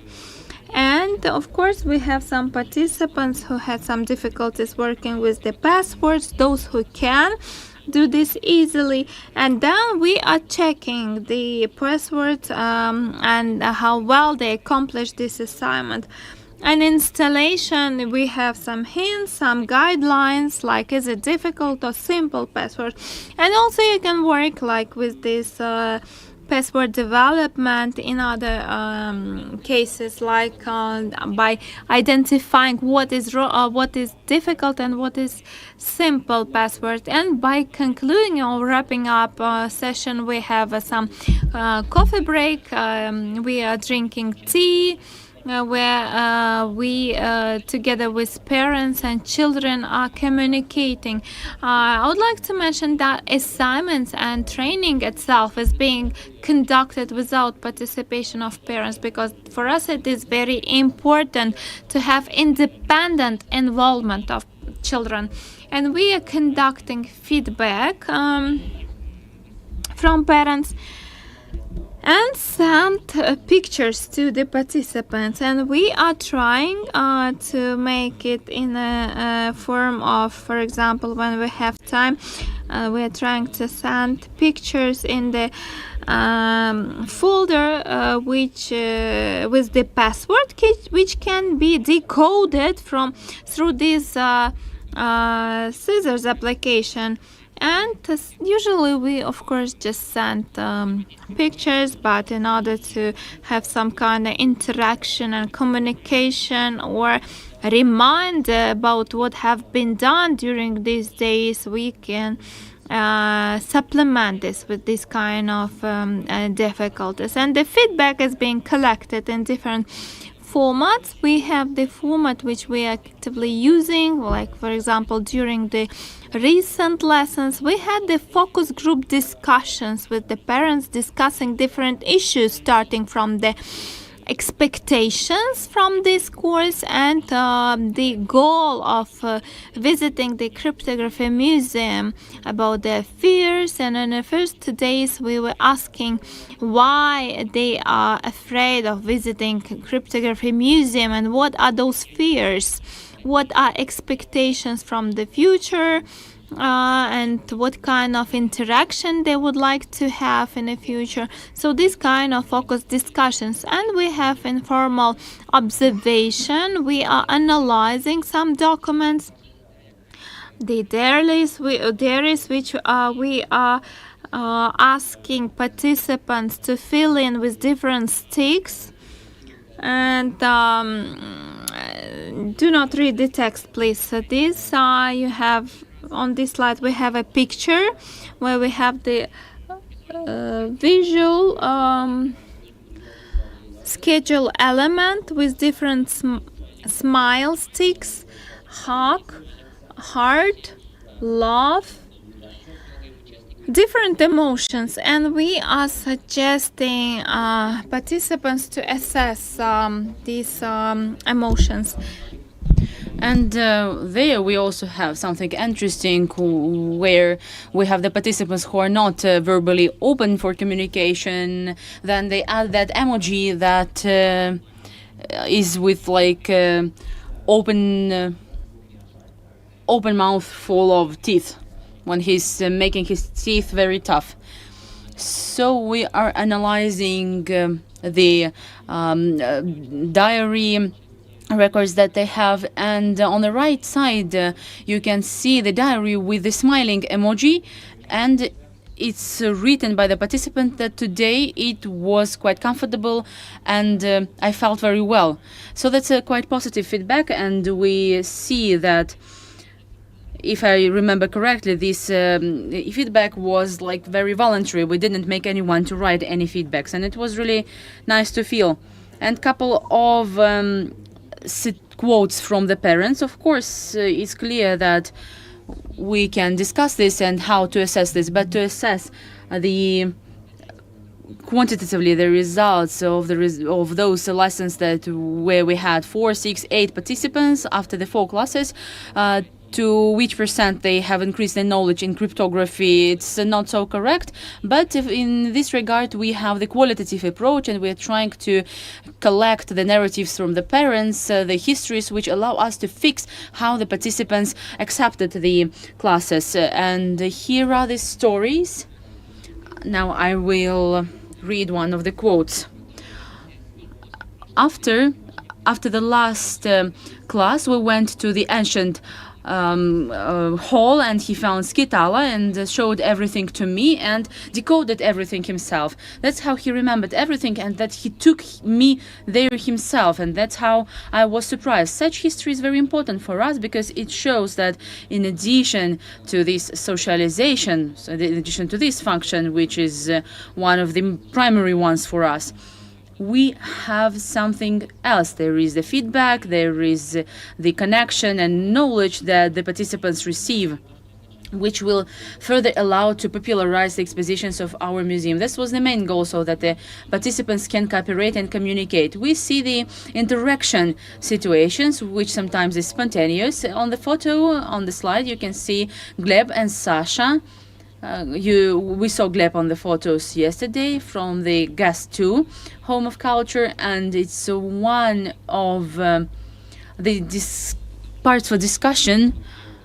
Probably on the photos of colleagues, Gleb will appear again, and he will be there and again among the participants who go to different museums, and their amount is not so big, despite the fact that it is Moscow and there are thousands of people with ASD in different museums. We see the same participants quite often, and how to go outside this limited circle is the subject for the further work. And Gleb and Sasha, they're sitting together within the last quest, and they try to open the box with the key that they have, and this is the interaction and cooperation between them, which was another goal that we had, so that they have this cooperation and interaction, not be working alone, not working solely, but working together on how to open the box, or maybe in some other tasks. Within the same cycle, we had the class where Sasha, with whom you see on the photo, organized all of us to show the play, and it wasn't planned, and just during the tea break they just gathered and organized it, and Sasha was playing this play, and the others were like the decorations and the design, but they had this organization between each other, like it was about the Queen alphabet, something like this. So it was from position of symbols and the exposition of our museum. So these situations of spontaneous cooperation, we try to fix them and to fixate them and observe. What else? On adaptation, I mentioned this. We try to work without parents. We try to give more opportunities for the joint work within the final quest 2. We're trying to appeal to the multisensory cooperation in part of that we are working with some objects. We are using our hands to use them. We just try to open some boxes, although they are not very much related to the Cryptography Museum. But it's important for us to explain what is safety, what's security, and what are the phenomena related to them. Then longitude, we try it to be not just 4 lessons that we have conducted. After we have more and more within separate cycles which we conduct with the same participants, we try to keep the communication in the chats. Of course, we do not send some spam messages there, but we try to cooperate and to be in touch with the participants and with their parents, I mean here. The visual attachments and some other points that are provided in different booklets and recommendations and guidelines. So the last slide is dedicated to our assessment of the effectiveness. Mostly it's subjective effectiveness. This is something that I noted myself. It's the growth of the number of the spontaneous interactions that the participants, they start cooperating with each other, although at the first lesson it happens not so often, but after some lessons they start cooperating and communicating with each other. When we have the new cycle of lessons and classes, the participants, they start just getting even closer.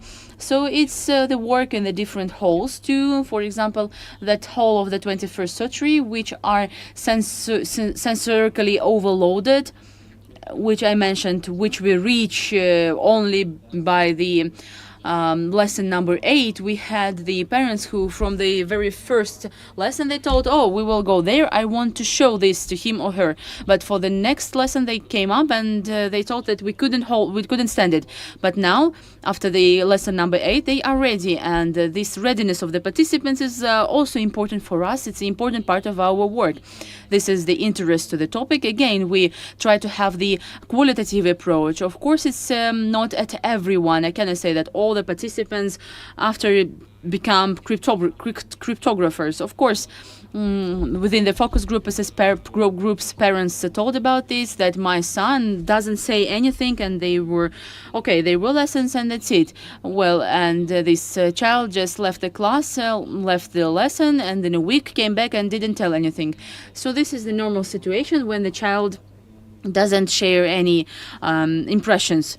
We try to work with these two, and for us, from the point of assessing effectiveness, it's the request or the question, shall we have more lessons?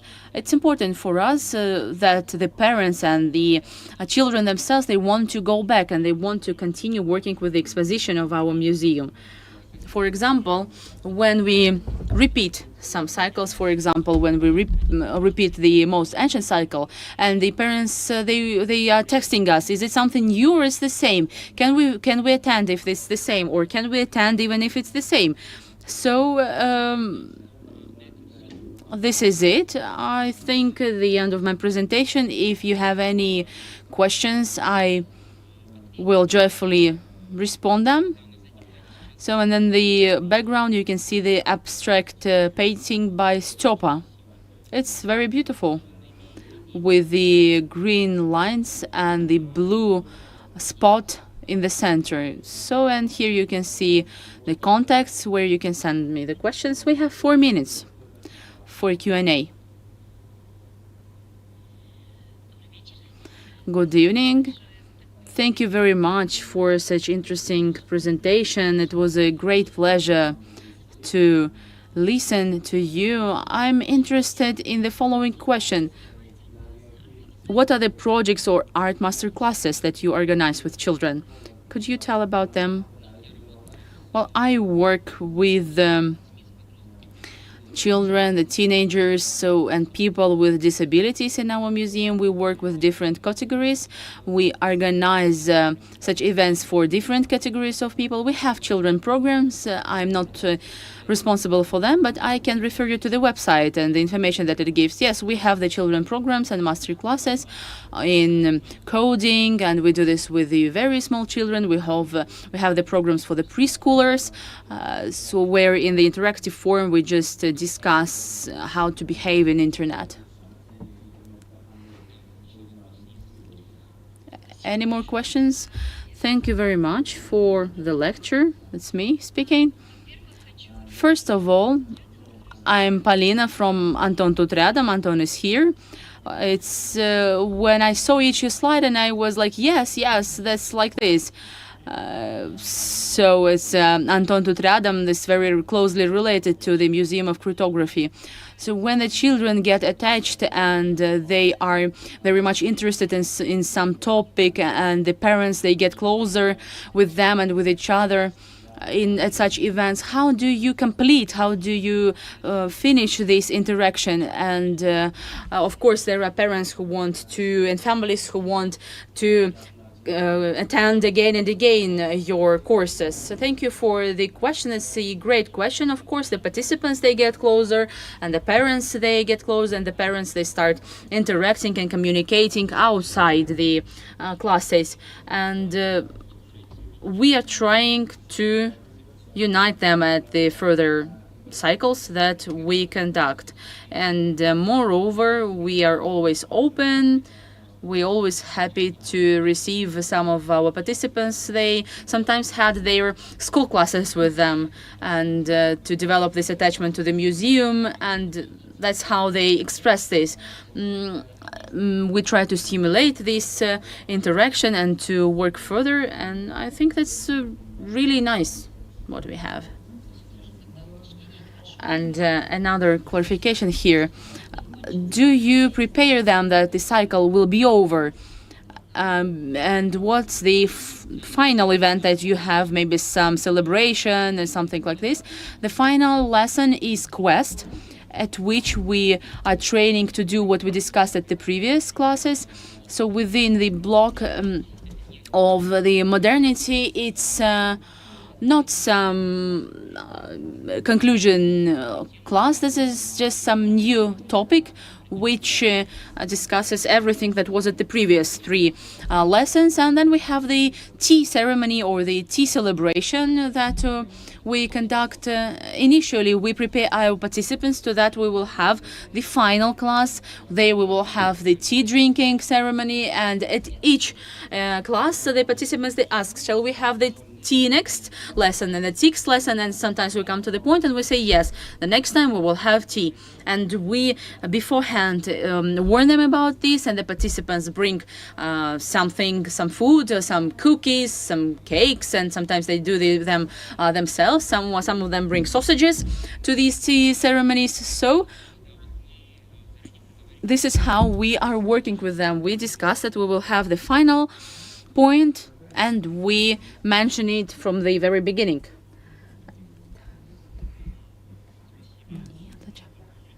Thank you for this lecture.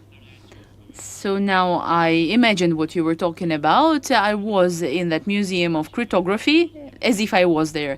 And in relation to this, I want to ask, how do you explain children these difficult, complicated mechanisms? For example, we had a mechanism which was used during the Cold War, which was transmitting special information from the Kremlin to the White House. Thank you for your question, Mir Said.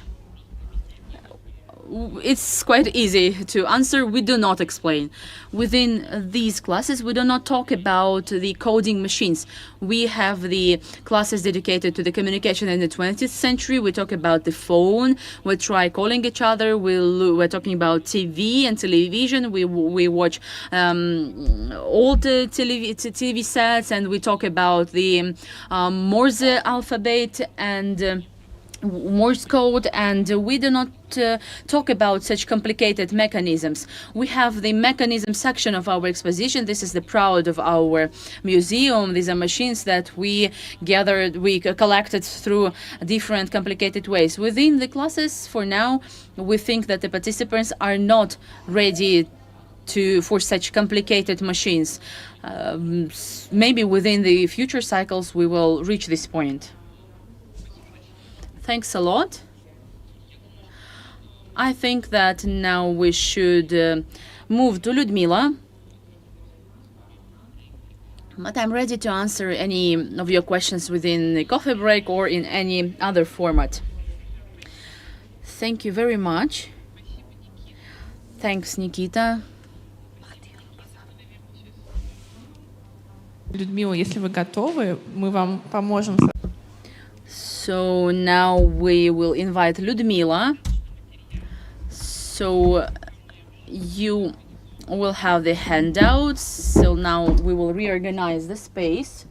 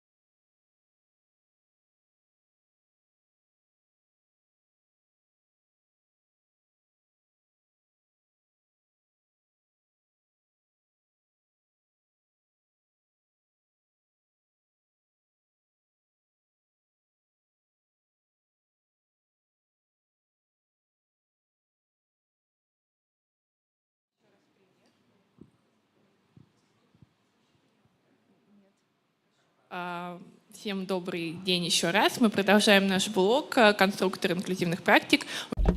So we are continuing this inclusive practices blog, where we are talking about the people with mental specificities. And we have Miss Lyudmila from the space, from the cryptography. We came now to the space issue. So thank you, Lyudmila, that you're with us. Thank you so much. Good evening to all who are present and those who are actually with us through online connection. My name is Lyudmila Zhdanova. I came from Kaluga city. The city of Kaluga is located 160 kilometers from Moscow to the southwest. We have altogether 375,000 people as population of the city, and I work in the first ever opened space museum, which was actually established in last century. I consider our museum to be in really unique and the most interesting, and our museum has very interesting history, by the way. Our museum is titled under the name of Konstantin Tsiolkovsky, who is the famous Russian scientist. Konstantin Tsiolkovsky lived over 30 years in Kaluga city, where he actually did some science work, where he also did some lecturing. And Konstantin, his personality is very much logically fitting in with our today's topic agenda, because he suffered from the scarlet fever, and he practically had become deaf, and he didn't hear, and the remaining hearing ability kept reducing until the end of his days. And here on the black and white photo of Tsiolkovsky, and as you may see, probably with his right hand, he's using the special device in the form of this special equipment which he created himself. He always thought and dreamt about hearing the people surrounding him. He even, prescribed one special equipment from the foreign country. Once he read it from the article, unfortunately, this equipment didn't work, and that very day, he actually created himself this device that we are seeing here. and this special equipment has helped him to hear the other people surrounding him. And as he grew up, so he would use the bigger and bigger equipment, and some of them are actually now can be placed only on the floor, and every room he would have this kind of equipment, or I would call it a funnel, right? Or maybe the shell crater. I would say that he would have the similar equipment at each room, and he never used this transfer funnels through when he did the lecturing activities in the school. He just once took his tunnel with him, because he actually had a speech during the Soviet time. He's really indeed the greatest statesman, and it would be really interesting to know about him, to learn about him. And after he passed away, the 1 year time, so the house where Konstantin lived quite a long time, so the museum was opened. So this black and white photo, which is right to my side on the screen, you can see the group of people. So basically they are the men in official costumes. On the forefront, Sergei Pavlovich Korolev, who is actually the father of the practical spacemanship, because Tsiolkovsky is considered to be the father of the theoretical space development, while Kovalyov has really assisted our museum to actually equip it and enrich it with the space-related expositions, because most of you, that the space-related expositions cannot be small in size. And after a while, we realized that museum was supposed to be extended from this small house. And Kovalyov said, please build the house or the facility, and it's my problem to fill it with expositions. And Yuri Gagarin would come in 1962 after his first flight to the space, and he actually built the stone to the future museum of the spacemanship so here we have Yuri Gagarin, black and white, and next to him is the big special announcements wall, where they also have some people posters there. It's like a poster, and it's so good that we can be proud of saying that Yuri Gagarin personally has contributed to this facility. And the next one is the premises of our museum, and that's what we call now as a historical facility. Our museum has developed, expanded, and it was opened in 1967. And by the start of 21st century, so we realized that the museum was not able to capture and deal with all these expositions that we had in the fund. And in 2004, so they decided to build another campus to the museum.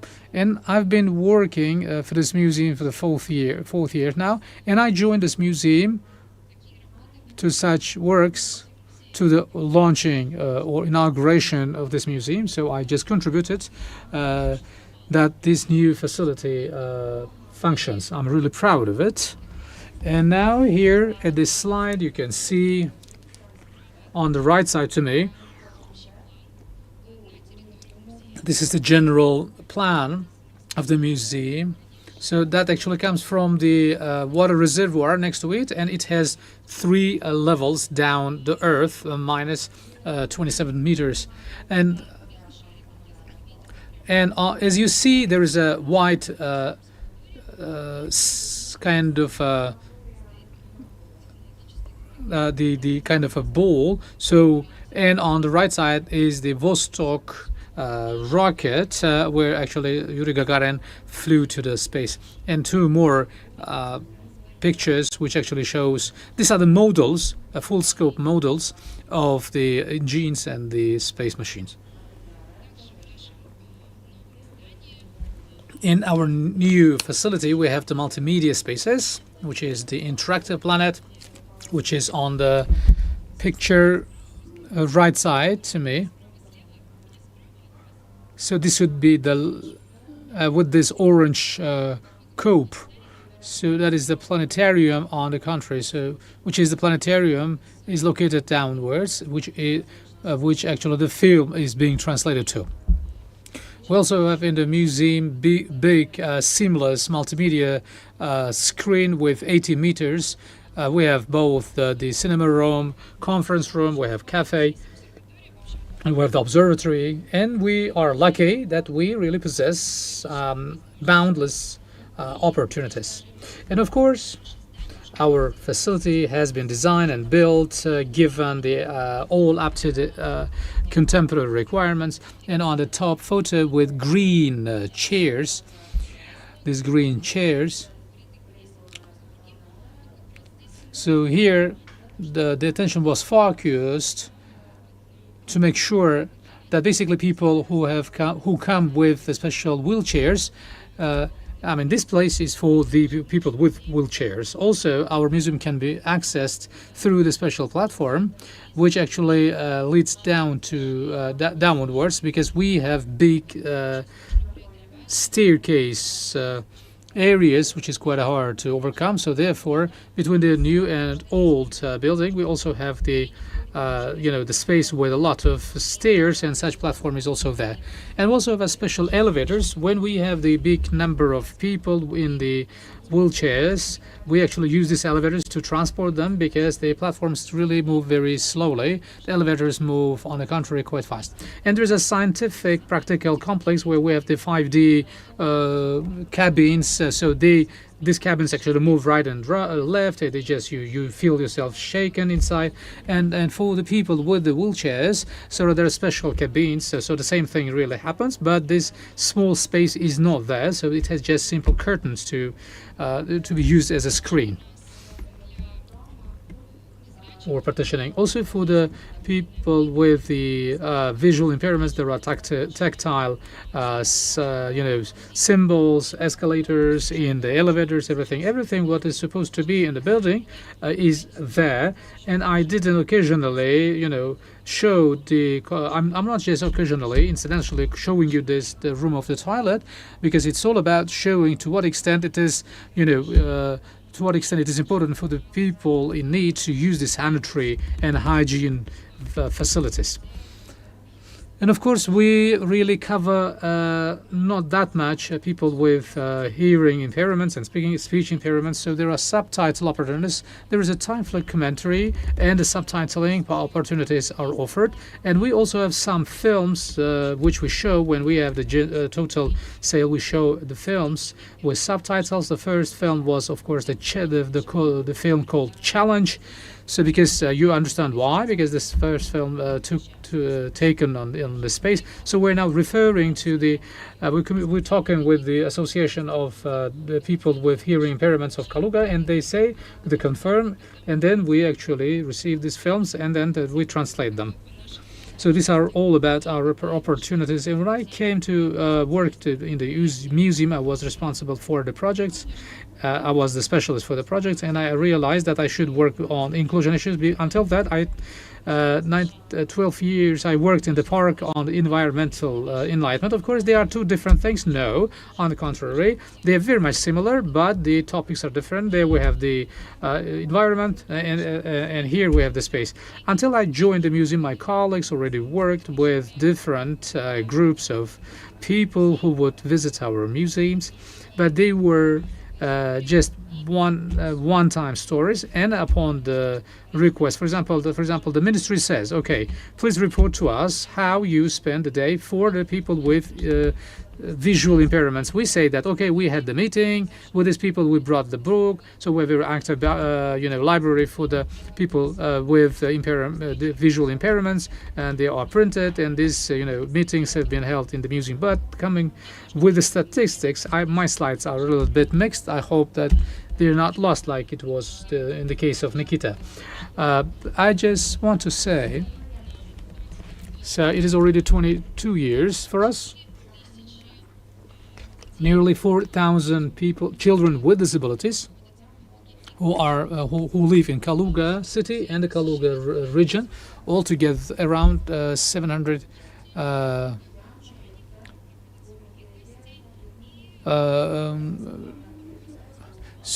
Nearly 74% they visit Kaluga, Moscow, and other areas.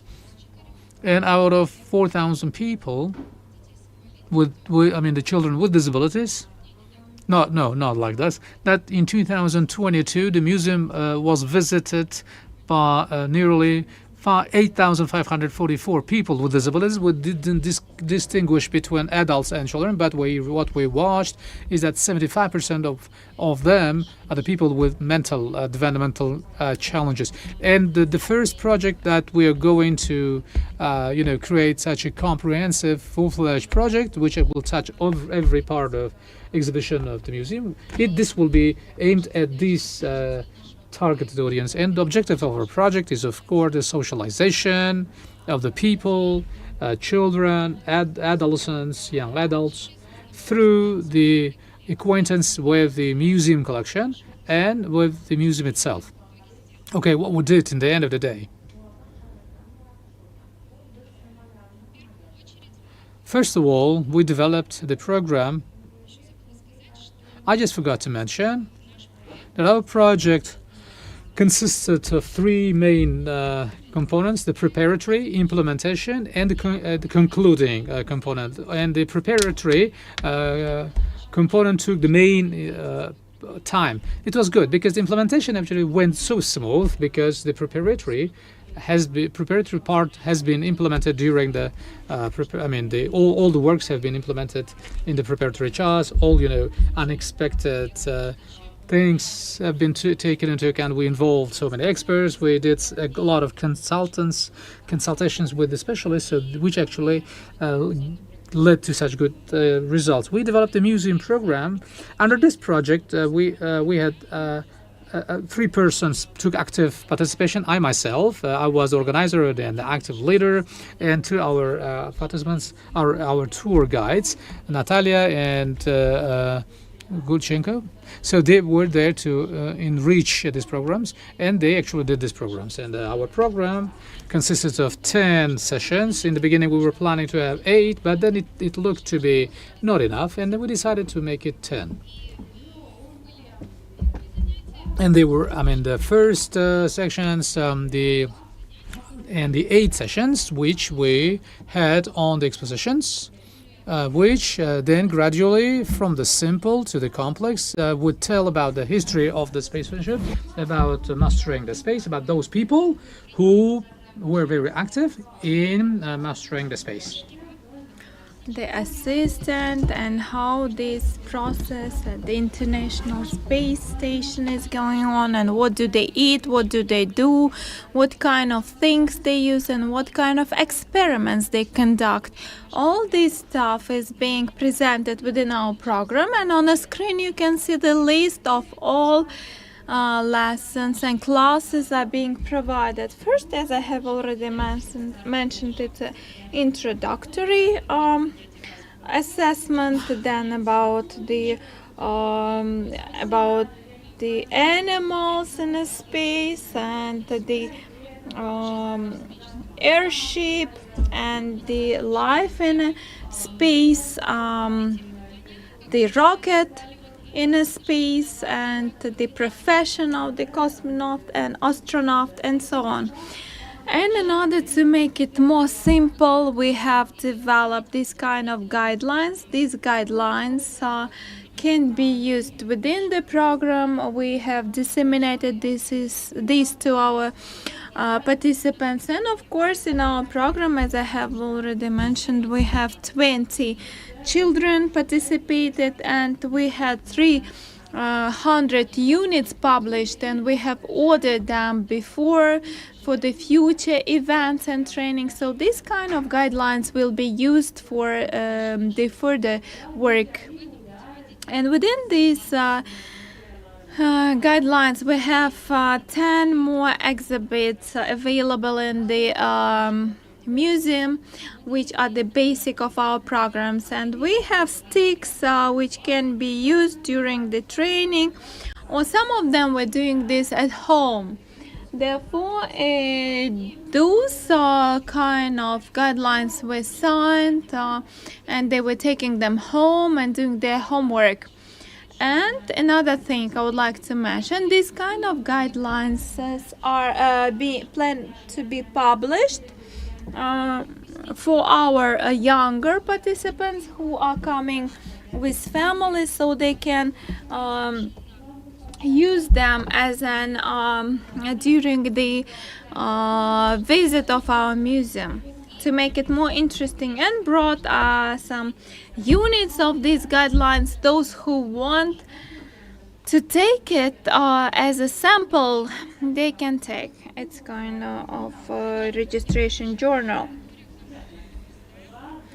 board journal. And of course our museum is very complex, and as Nikita has mentioned, we have a lot of lights, noise, sounds, and we have escalator, we have lifts, we have open big spaces and many glasses, beton, concrete, different noise and sounds. And even for the simple, like people without any disabilities sometimes have some difficulties staying for the long time in our museum. Therefore, we have talked to colleagues, to Polina, and we have found a specialist in Moscow, Antalina Steinberg, and her colleague Alexei Vaskov.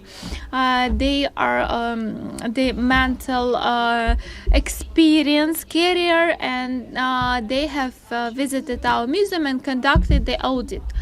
On this slide, you can see 4 pictures, 2 ladies, one wearing glasses, second is blonde. They are having these name tags saying that we are ASD people, and on 2 pictures you can see how this auditing was conducted. We have started from the entrance. Antonina was entering and conducting all those activities being done by the ordinary participant, and she was paying attention to the light, to the sound.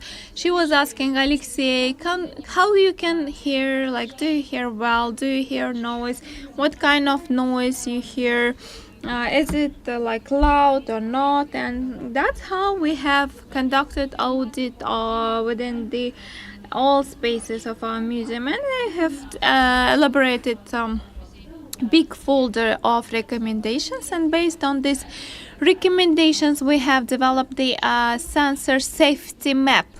I brought it, and if you want to see it, you can just take it as a sample. On this map, on the slide, you can see this in a closed and the open format, and we have like 2 main buildings, historical and new buildings, and we have demonstrating these zones where we have the sound overloading, light overloading, visual overloading, and some rest zones for relaxation.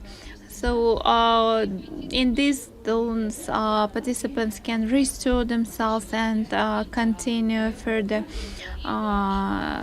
sightseeing. And also we have both sensor bags. They are very simple. It's just a bag. On the screen you can see picture which of those things which are included in this bag. It's the anti-stress glasses, anti-stress balls, writing desk, small desk, expander, and the other things. And when we were conducting these lessons, for the first 2 lessons, we're taking these bags because they were necessary for us. And after the introduction, after establishing some comfortable environment, we didn't use these bags anymore. They are available in the like information desk. Of course, you can check them, but please check them and do not lose those like items which are included inside, because balls are very attractive. That's very easy to lose them, and these kind of bags are being taken by our teachers, instructors. They're helping to relax both for teachers and children. And those like leaflets with the information on the sensor safety map is also available in the electronic format in our website, and you can just download this map and see what kind of premises we have in our museum. One of the recommendations for the auditing is conducting training for our specialists working in our museum. We have split them into groups. Antonina Steinberg was dealing with our excursion guides, with the scientists working in our museum conducting lessons or excursions, and we had a separate lessons for first line, front line specialist, bodyguard, guard specialists, and from wardrobe and the other units. And we have we have number of units working in a museum. They are not new staff. And of course, we do remember that during the previous trainings we had many questions from those staff and specialists, and we have already some fruits from those trainings, and we have children with different disabilities, neurodiversity, and so on. And our specialists had a fear, like they were saying that we don't know how to communicate with these people. And during this training we are teaching them what they can do and shall not do during this communication. Of course, we had the volunteers. How we found them? I went to the university and I had a guest lecture, and we had the volunteers from different faculties: medicine school, sociological faculties, and initially we had about 10 volunteers, but later on half of them left, and we had like only 4 as a final list of volunteers. They stayed with us from the beginning till the end. Then they continued their communication, because we have our friendship with different organizations where we have different people who are dealing with these different mental impairment people and the neurodiversity features in peoples. And we have number of stories published on our website. One is about how I'm going to a museum, what can be seen in our museum, what can be discovered from the beginning till the end, and 2 stories like summer and autumn, how I go to museum, how to reach museum, without transportation, like by walk. And those social stories are available at our website. As a preparation, we had the trial lesson. We have invited young people, youth and adults under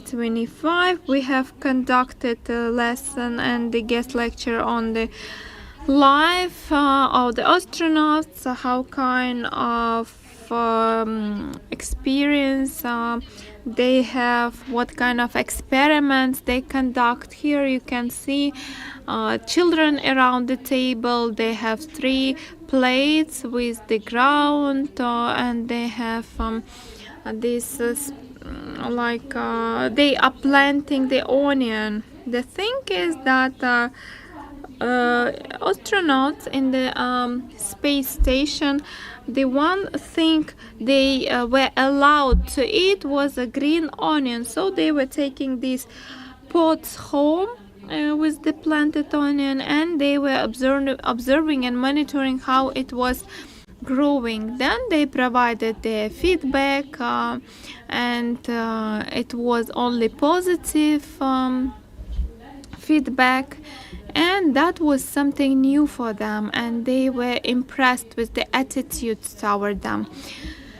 And also we wanted to announce this work, and we wanted to pay for them, to those volunteers, but we were able to pay only to one, because if according to the legislation, if people are receiving some benefits, it means that he is or she is unemployed. If person receives benefit, that person shall not be employed. So we were able to pay only one volunteer. And where we have found these guys, it was very spontaneous, and naturally I started visiting different workshops related somehow to the inclusiveness aspects. And we had the ladies there, like mothers with the ASD children, and we had organizations who are helping this kind of children. And I was asking them, do you want to participate in this kind of projects? And they were saying yes, of course. And the first event was organized, and we have sent the invitation to the parents. We were able to have two groups, of 10 people. We segregated them by age, and we did not ask their diagnosis. We were not caring about this. We just wanted to provide more information about space. And the first group, we call them younger, like junior group.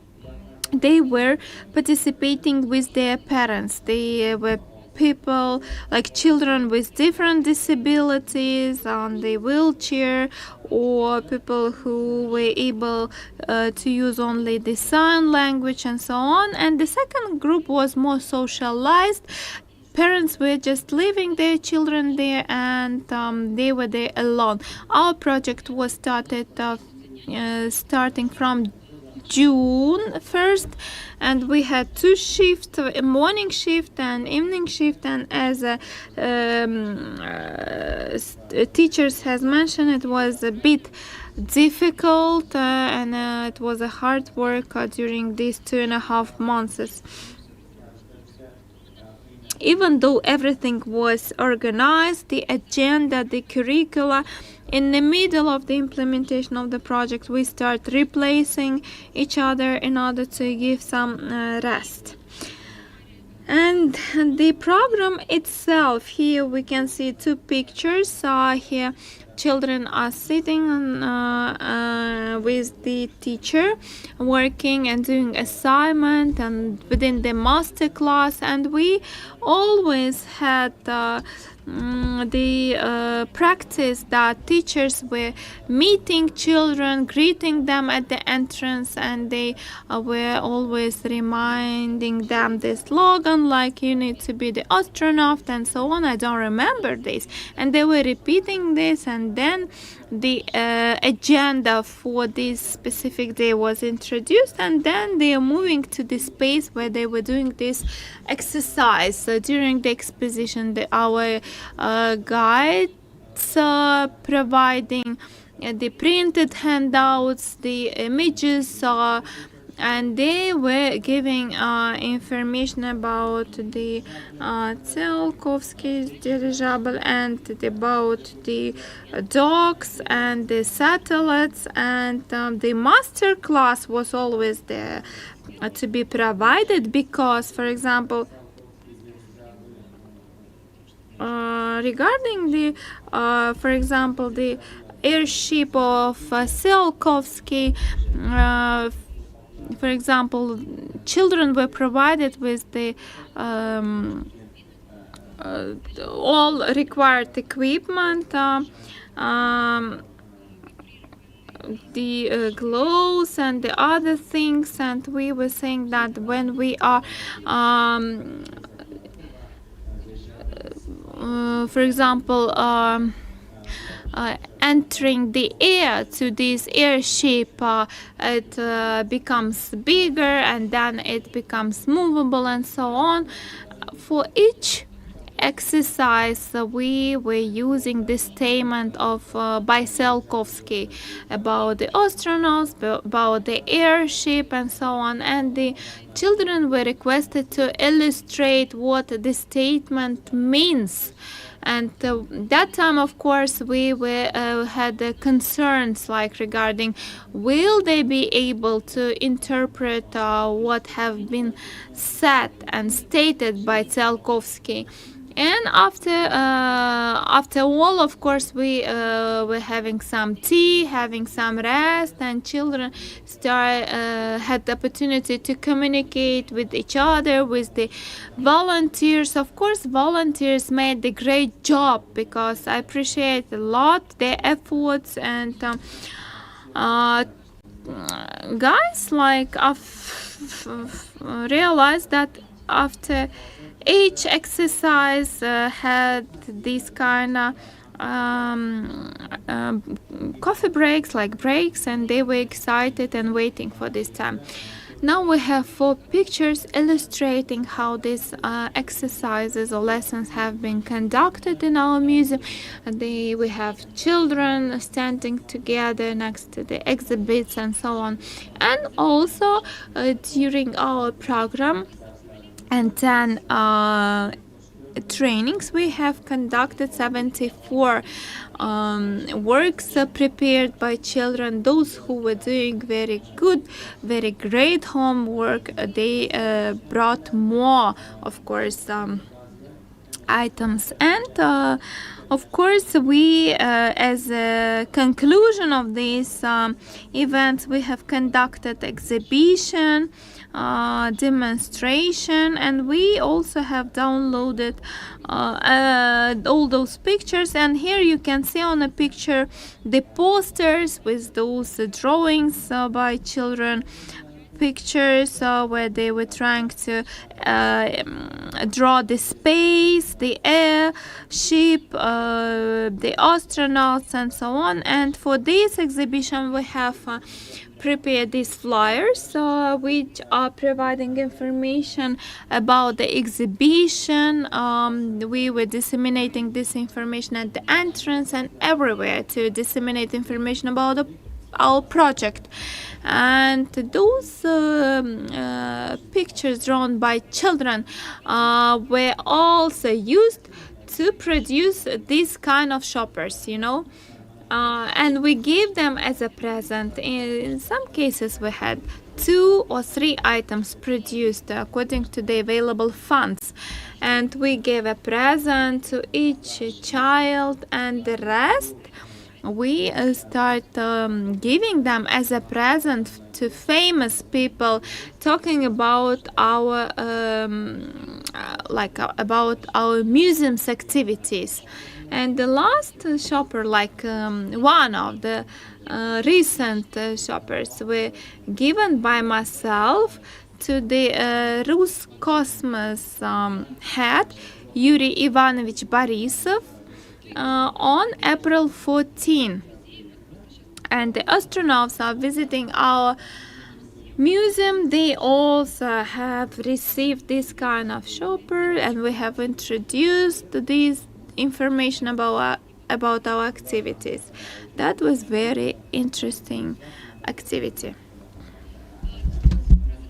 Regarding the final event, I started telling about it. We gathered everyone in the conference hall, and you can see two photos here and me on these photos, gifting and presenting those shoppers. And we have prepared the certificate saying that the guys participated in the academy on the space activities, and we have prepared the bag with the sweets. So the child received the shopper with full of different sweets and tasties, in addition to the journals and the pictures that they have developed and the certificate. So everything that we had during the course, we gave to them. It was really warm and heart feeling the event, and they all were there with their brothers and sisters and their families and grandparents. And after this, we had a very warm evening tea. And I forgot to say that at the exhibition, one of the tabs was empty, or the flip charts was empty, and they could write their wishes and feedback and comments. Also within the project, we had the survey. We have developed 6 types of survey lists or questionnaires for parents at the entrance, at the start of the project, at the middle of the project, and at the end of the project. What you can see now on the slide is the questions that we gave to the parents. They were quite abstract about the museum. What is the museum? Museum is the place where you can come to get and learn new things. What is space? You understand that for all of us, space is very multilateral phenomenon, and the children answered that these are stars, rockets and planets, and it is the place where it's dark. So these are the response which were at the start of the project. And here you can see the questions and answers that we received at the end of our program. Which home task was the one that you liked most? It's about the solar system, the rockets and astronauts, and the emails and the space box. I couldn't understand first, but then I remembered that we had one exhibit where there is the truck on the toy truck on which the dogs were going down, like flying from the space. Which home task did you like most? The house where the astronauts live.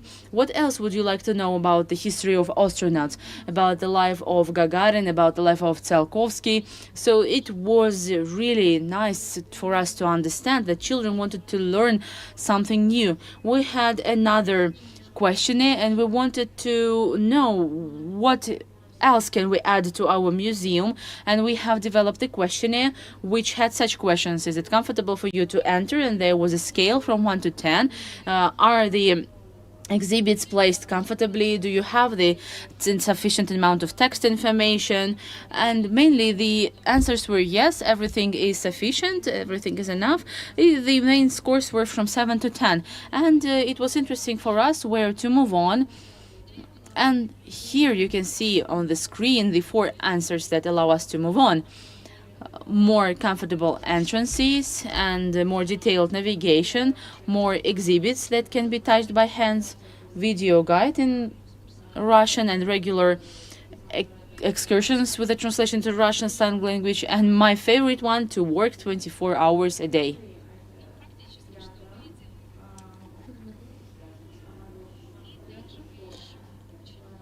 Also, we actively presented our project to the professional community through our regional Ministry of Labor and Social Policy, made the sending and the publication of our questionnaires, and there was a quite big response to these questionnaires. We presented it to the professional community, to the journalists. Again, I repeat, the city is quite small, and the whole cultural community that we have, the TV specialists, the radio journalists, they all are with us, and we all are supporting each other. And of course, I have a huge desire to say I'm also the head of PR service of our museum. it's very important when you conduct any project, it's very important to raise the awareness of the people about it. And I'm trying to do this at all the conference, and it's like a cherry on the cake. Probably my lecture part is completing our conference. I want to tell you, please, dreams come true, and the dreams come true at everyone. And in our museum we had another story. These stories, they coincide with each other, and we had the action in the activity in our museum. It's the workshop of the stairs, and in this workshop we have one boy. He's already 18 or 19, and he was in our museum in December 2022, and he wanted to fly to the space very much, to travel to space. And he pictured himself, and with the help of teachers, he made such toy. And Andrei Cosmonaut, or Andrew Astronaut, and he came to this toy to our museum, and he made it the photos next to the exhibits, and we posted the photo that we had such a guy who visited us in the museum, and there was a great reaction. Let us send this toy to the space. If the guy cannot fly, let us at least send the toy. And we started to learn. Do we have someone in Roscosmos? Do we have and we found someone in the Roscosmos, or we are the Space Museum. And we sent the toy to the review, and they informed us that, guys, your toy is at the cosmic station, at the space station, at the Progress ship. The toy went to the space, and you can see the photo. This is our space crew. They were with this toy, Andrusha Cosmonaut, for 126 days. Dmitry Petelin, Andrei Fedyaev, and Sergei Prokofiev. You see that they put their signatures, autographs on the toy. This is a duplicate in my hand. The original one is in the museum. So they put the seal of the Russian segment of the International Space Station, and they made the photo. And you see that Andrei Fedyaev is wearing the black T-shirt, and this is our Andrusha next to this T-shirt. It's not a picture on the T-shirt. This is the Andrusha flying in the space, and it was there for 126 days. In December, it returned, and then in December, one of the crew members came to us, Andrei Fedyaev, and he gifted this toy to Andrew, and we had the meetings of Andreys, Andrei Astronaut, Andrei the author of the toy, and the Andrew toy. So this was the meeting of three Andreys, and we had the guys coming from other schools, from the workshop of stairs, and we were really worried how it's going to be, because there was a lot of sound and light, but everything was great. Andrei Fedyaev is my crush, as the young people say. He just attracted the audience, and he was communicating with children. And now we have other astronauts from this crew, and they put their signatures. Guys, please put the signature. We did it. Oh, this is for our work. Yes, you did this, but we need the other one to have like this. And this is the sign that the dreams come true. And I tell about this project everywhere and to everyone. This is a really touching and really nice history and story, and I tell everyone about this. And the girl, the director, she came up to me. I will write the scenario, and we will develop a play. And now we are in the process of starting the play in our marionette theater. Please dream, and the dreams come true. Thanks you very much. I'm ready to respond to your questions if it's not too late.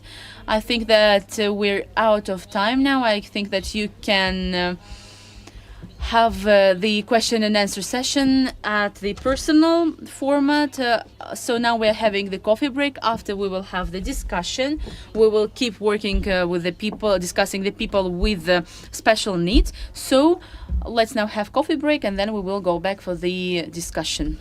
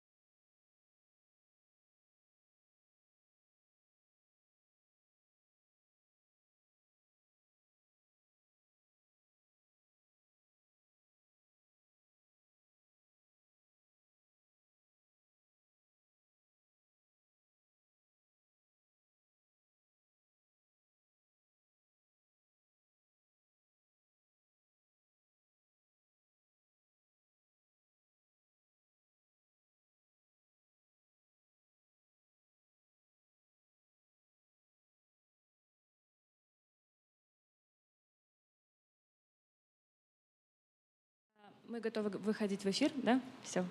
So we're ready to start the streaming. Yes, right.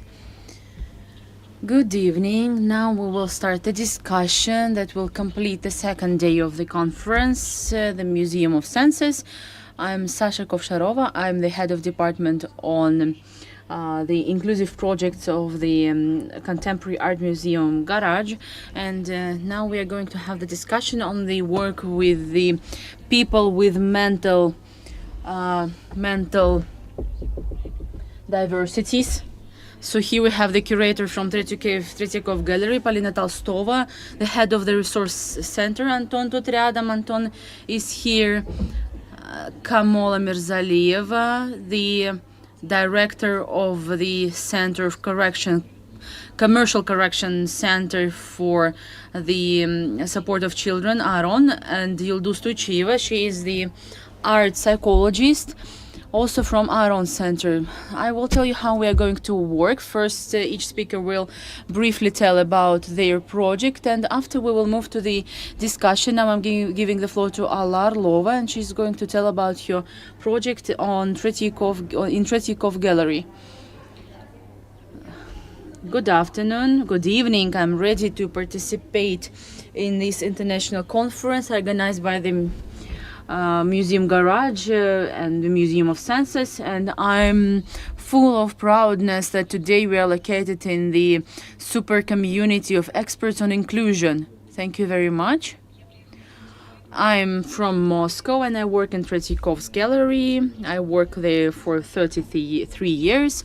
Out of them, 14 I'm engaged in working with neurotypical children, and for 11 years with Neurodiverse. And in Tretyakov Gallery we have many inclusive programs and different formats. Today I'm going to tell only about the work and about my experience of working with children, teenagers and adults with mental disabilities. In 2013, in the Tretyakov Gallery and studio, the group of children came, children at the age of 12 with the Down syndrome from the regional community organization Time of Changes, Время перемен. And at that time we started working with the group of children in the halls of the museum, and we started having the art practices in studio. In 2016, 3 years after, we gathered with the group of children with ASD, and we started our classes in the halls of the museum and art practices in the studio. Today, in our project, we have 23 participants, 4 groups. The two junior and 2 senior at the age from 14 to 44. The classes are once a month, and there are 6 of them. And there are much more of them when the time is coming to the celebrations and to making the conclusions. At the end of last year, at the end of the academic year, we conduct the discussion of results of our exhibition, and we have the inclusive celebration. It's Лучше вместе, better together. It's organized with the support of the museum workers and the professional community, the community of volunteers, and the parents community. And if in 2013 the exhibitions looked like the exhibitions of the kids' pictures, then since 2019 these exhibitions on according to the museum rules, with the explications, with the labeling, with the copyright things, with all these lightings, through the supervisory showcases, master classes, and tours to different audience. Learning the complicated and not quite an understanding topics of the 18th century not only what children did we drew and reflected our impressions that we saw in the halls, but we decided to actually play the Yelizaveta II reign. So in the hall of Tretyakov Gallery, the movement of the actors of this play with the special costumes actually prepared by the students and designed by the parents and the students on the mode on the fashion of 16th century. So that these are coming to the play of the Russian emperor. And through this, we started our interdisciplinary practices with sensory practices, and our activity becomes even more visible. The next year was devoted to studying the portrait genre, and the staff members picked the portrait the closest to them and the one that they liked. They learned all these features, all these characters. They actually studied and got acquainted with these people. They actually tried to create the replications of these portraits. And of course, in the practice of these live portraits, you can see in the form of Anna Ivanovna Alisa on her shoulders, so the emperor's gown and the special crown with the big scepter or the stick of the emperor. And there is Argunova by Argunos. There is a peasant woman and the Duke Antony. Creating and thinking of the projects, we try to actually rely on the strength of the guys. Normally they are very artistic. They like to get new clothes and get actually recostumed. They like the audience likes them, applauds. Of course, these are all about the people with autism. But of course, they play about the nature and weather as in the end of studying the of these topic, as you see in the end of the Tretyakov's hall, which actually with the capacity over 400 people, it is full of people. Everyone raised their hands. So on the scene we have the artists of both 23 actors and 23 volunteers that actually accompany them. This is the flash mob, which took place at the end of the play. And this year, learning the naturmort genre. So in Rubel's Hall, we conducted this audiovisual performance called Morning,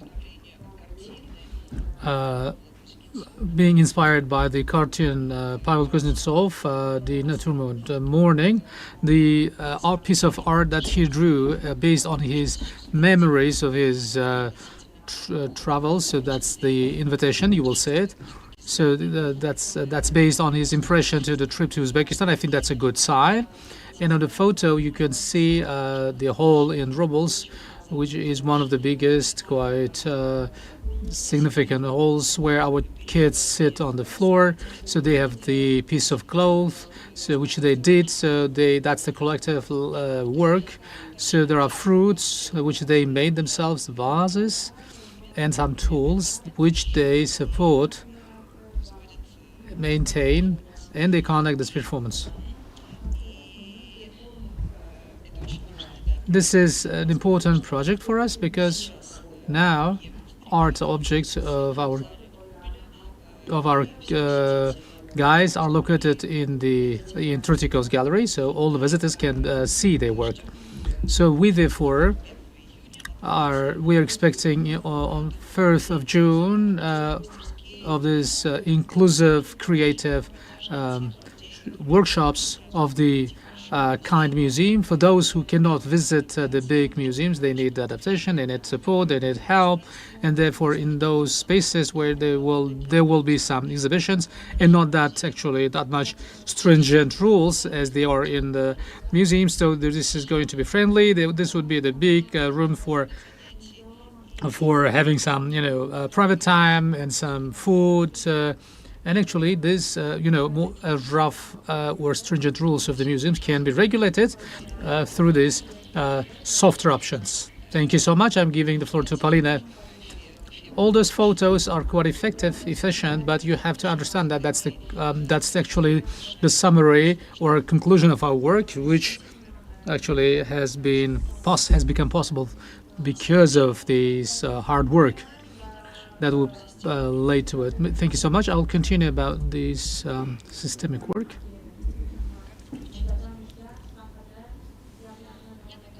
I'll probably start telling I'm from the fund. Anton is here, which actually came into the operation in 2013, and Anton is here. That's the film. Actually, you can find it in YouTube. Of Marcus, who is the director, who is the head of the fund, who is the director of the film, who had several collections of the science journals. So decided to help the people with autism, coming across with the family of Anton, whom we still stay in contact. So he's working in the carpentry store, so he actually can do a lot of things independently. Of course, he lives in a house with the accompanying person, and in the summertime he comes to the summer house of his father and to our camps. Over the past 10 years of work, from this kind of chaotic and maybe a bright and emotional intention of helping and surviving people, helping people to survive from autism, this idea has been generated, and there are 16 actually, 10 works, 6 spaces, and 17 programs of support, maybe more than, and 104 staff members, maybe more again, and there are a big number of families who actually visit 5 days a week. Some visit regularly, some visit once every week. So some visit attend our educational campaigns only remotely. 2 years ago. So 4 years actually, not 2, but 4 years, from 2002, when everyone was, had to switch into online mode. So we also developed some new techniques in communication and supporting the families across different families of CAS and countries and other foreign countries. We actually, they approach us, we help them, and now I will tell how we can help them. So this creation and rehabilitation and habilitation center is the first one. So here around this big table are the people who actually craft different items. Some pieces of art. Some actually use the earphones. Some actually look at the cameras. Some focus on the work. On this first picture, we have the first center. So here, Daria Kozlovsky, together with Anton Kharitonov, came and opened this, and they cut this red tape.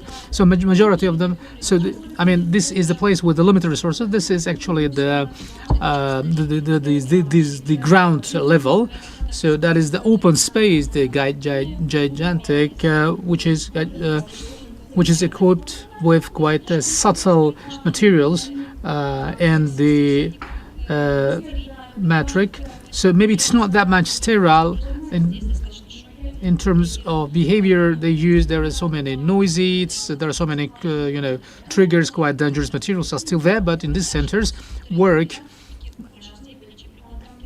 So many people work here. They are very much devoted compared to other people actually. So next center is located in the Nevsky Prospect. So we opened it in 2020. That time I didn't work in the fund. I used to work in the central exhibition hall Manesh, and our colleagues actually had to wash the windows after the repairments. So I decided that I would switch into the fund and would find myself working for the autism project. So this center is the center for preparing to the employment. So the actual adults work in a conveyor manner through different methods, cooking and cleaning. So we still have the people who would actually do this work on their own. We cannot hire these people. So and some people actually learn self-learning. So there is a computer literacy workshop which for very much independent students who currently work for the Gazprom company. So in 2023 we had a big number of actually partners who sent different vacancies to IT companies from different countries, and now only those people left, and we have the sewing workshop which completely creates special chairs and the covers to the sofas.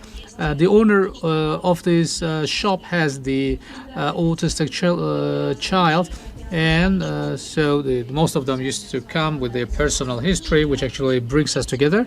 And now we started to build the partners who cooperate with us, being the brand, because we have very cute products.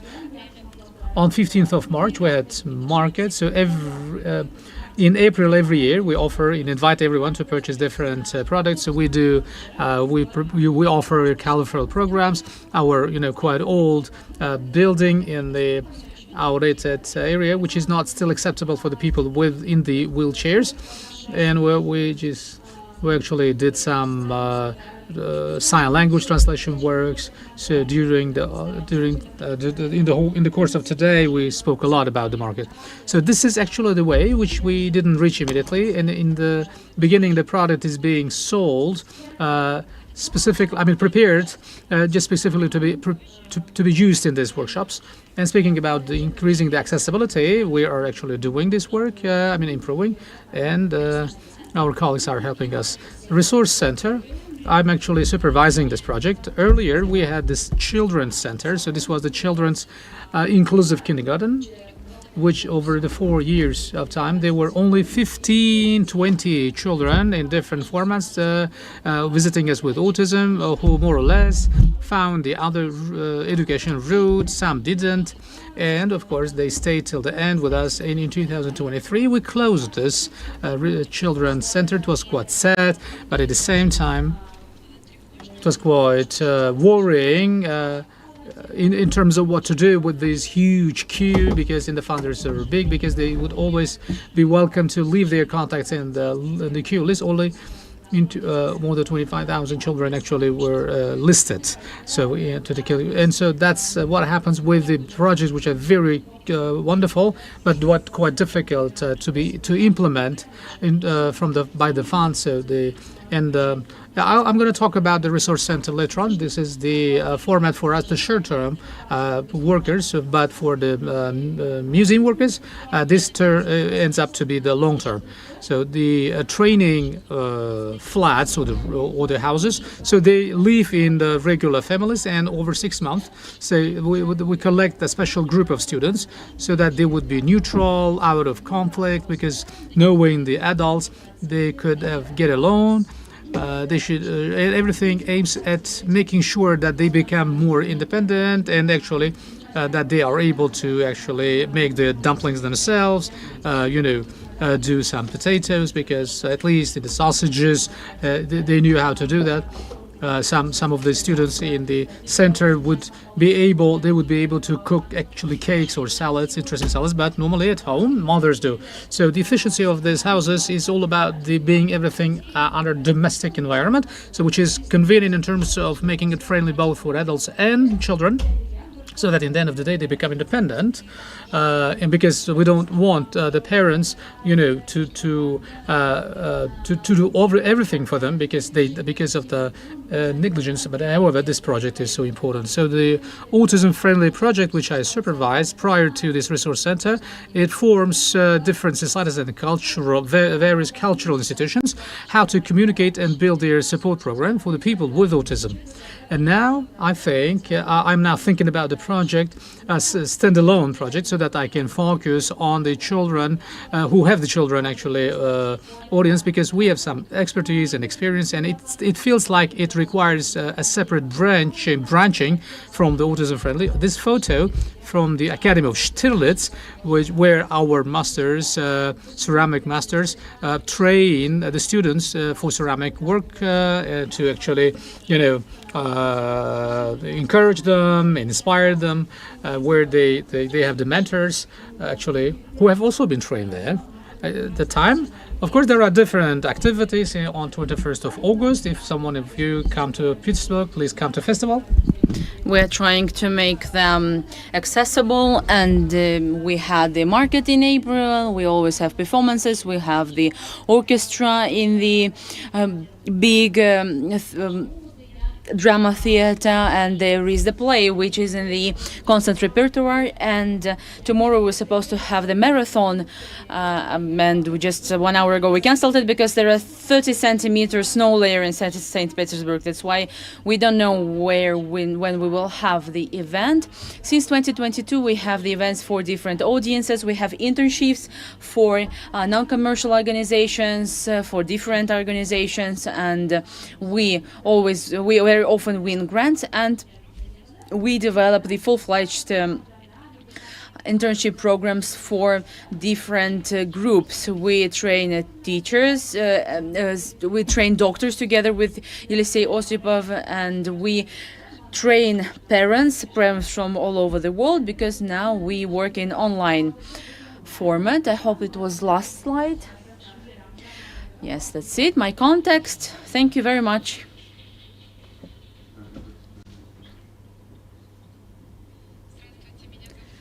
Good evening. My name is Kamola Mirzalieva.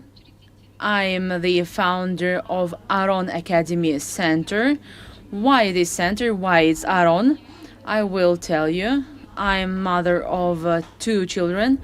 One of them is with diversities. He's non-verbal. He's 8 years old, and when he had such scary diagnosis that he has ASD of the severe form, and as a mother, as the head of the big clinic Aquamed line, I started knocking different doors, and I tried to find the treatment and training and resolving of this problem. And going to many countries, I realized that still no one has found any treatment for this state, let's say, and I decided first to send my child abroad for training, because I found many schools in the countries where the children can be trained, and my daughter is studying in England, and I thought that we maybe join her there. And then, as mother, I realized that I will not be able to leave my child be alone there, and I went to different schools, to various schools, and in the US, Israel, Russia. I've been everywhere, and I know Anton Tut Ryadom very well. Anton is here because the ASD correction is conducted on the language on which the child can understand. That's why after just in one moment I decided that I will construct such center myself, and I will establish it myself. And thanks to this, just opposite this library, we have our center, Aron Academy. Aron is the brother of Moisei. As probably you know that Moses, he had some speech diversities, and he came to Allah and said, please help me to change this, and help me to get into the religion, and help my brother Aaron. And Aaron was really good in speaking, and he had the huge oral skills, and we named our center Aaron Academy because we want our center to help such children, to help them find themselves in the society. What we have there, we have everything. We have the room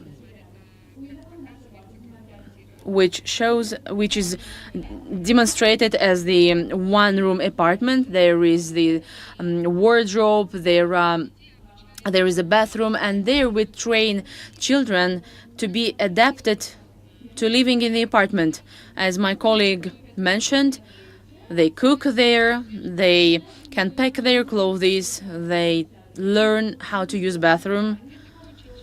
These are really difficult things for them because wearing diapers at the age of 12, it's quite unimaginable, and it's quite hard for parents. Many parents don't know how to act, how to teach the child to act differently. And we have the therapy in which we consolidated all existing therapies.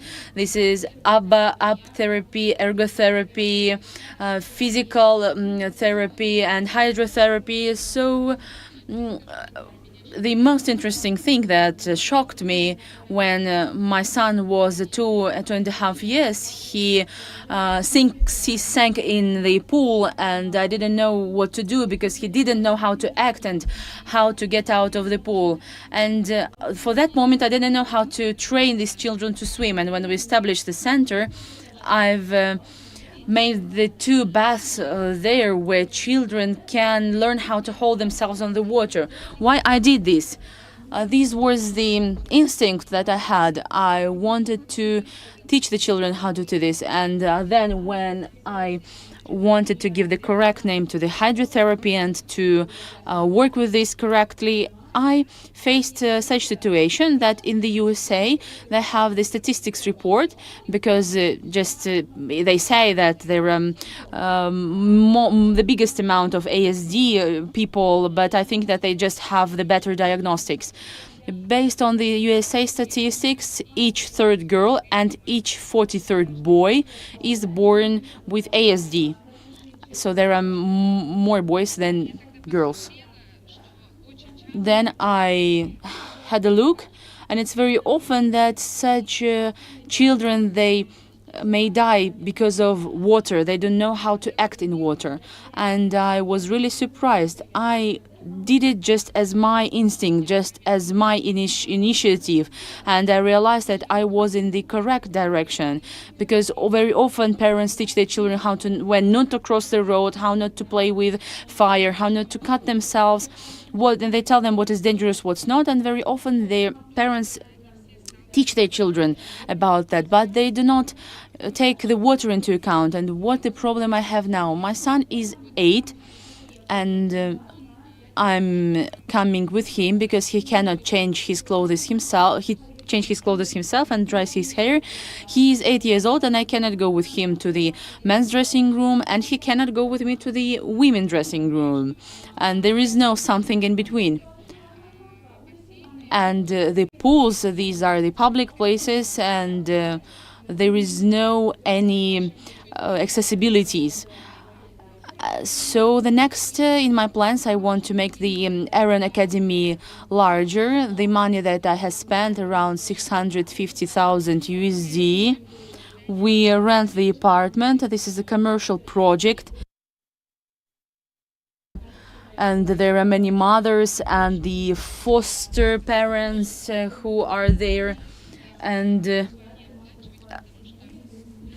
they are ready to pay for these services. And as you know, there are not so many inclusive kindergartens and inclusive schools, and there is a big problem in training the tutors who may help with such children. You need to understand the child, and just with his or her vision and look, you should adapt. My hand is a result of falling with my son. He has zero empathy, but I tried to come to you. Today is the day 6 of my trauma, and just I wanted to say how hard it may be to the children, to the parents, and to the foster parents. And thanks to such people as our colleagues like you, there are people who understand this. If we conduct more awareness-raising events, then more people will understand what it's like. It was really interesting for me. I was in Vienna, and in Vienna, the programs for children are conducted by children with Down syndrome, and it's really interesting. The children from the early age, they accept themselves the way they are. It's really important because you can see the children with Down syndrome, because physically they distract, they look differently, but the children with ASD, they do not have any appearance changes, appearance diversities, and such child can be bullied because of his or her behavior. But I go with my son to the restaurants, to the playgrounds, and when we come to the restaurant, he can sit to some other table, and I come up and I tell him, tell them my child is special, but he comes up to those people who have the light going from inside. So it means that you are a special person. And then the people say, well, yes, that's fine, that's okay, he can sit with us. He can easily take the glass and just pour the water on the liquid on someone's heads. So there were such cases, they apologized, these restaurants, they accept us, they know us, and we started understanding more that we need to talk with the society about this. If we are together, if we go hand in hand with each other, and if we develop such centers and we have such services there. In the US, I asked them where do they take their budget. Their budget is 1,500,000 per year, and they told me like around 600,000 are covered by the parents of the children, and the rest million is funded by the city. Why? Because if the city helps these children, they provide the job places and they provide the employment, and these children will be able to work further, like they can work as sorters. They can do this work together with tutors, but in future I want to have such school where such children after the age of 21 can be hired and employed, so that they do not be the burden for the state and for their parents, so that they can be financially independent and be useful for the society. Thank you. I'm Yildiz Tuychieva. I'm art therapist of Aran Academy. 2 years ago, Miss Kamola called us and she told me that she established this center. I'm the artist. I'm the member of Academy of Arts of Republic of Uzbekistan. I graduated from the Pedagogical University with the experience of 20 years, pedagogical experience. And Kamola proposed me to participate in the project as art therapist.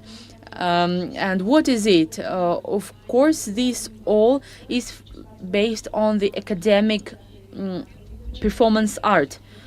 But first of all, this is a huge empathic neuropsychological work with the children with special needs. We need to feel them, we need to understand them. We need to teach them to feel us. And the most important thing is that with the support of art, we need to teach them to visualize. When the person starts visualizing and understanding what he or she is dealing with, he or she starts talking. After this, we remember from the lessons of history, first they were pictograms on the stone walls, and with the help of these people communicated, and after the speech appeared. So this all is founded on the art. Of course, I explain some foundations of the art, and we draw from the nature, but the main thing is that the child makes these drawings and pictures himself or herself. Here you can see the work of Mustafa, the son of Kamola. It is not his first work, but you see how light these lines are. The person is feeling, he chooses the colors and chooses the texture. It started quite unusually. First he was pouring the water. He looked how the sun rays are playing on the water. He was changing them into different colors. This is called performance. We understand what it is, yeah? This is the performance. The child was creating the images and the impressions. So his favorite technique was to sprinkle the painting or the painted water with the instruments, and there are children who can paint like a wall painter the whole sheet of paper with the same color. And you can see this is the final painting. He completed it. He poured out the water and he put the he put the brush on outside, and that's it. The picture was complete. This was New Year. It's impossible to make him to do something. We do not something through the force, because through force we can cause only negative emotions and stress, and this is the last thing that we need. We need to make everything through pleasure, through the big love and happiness. Of course, there are children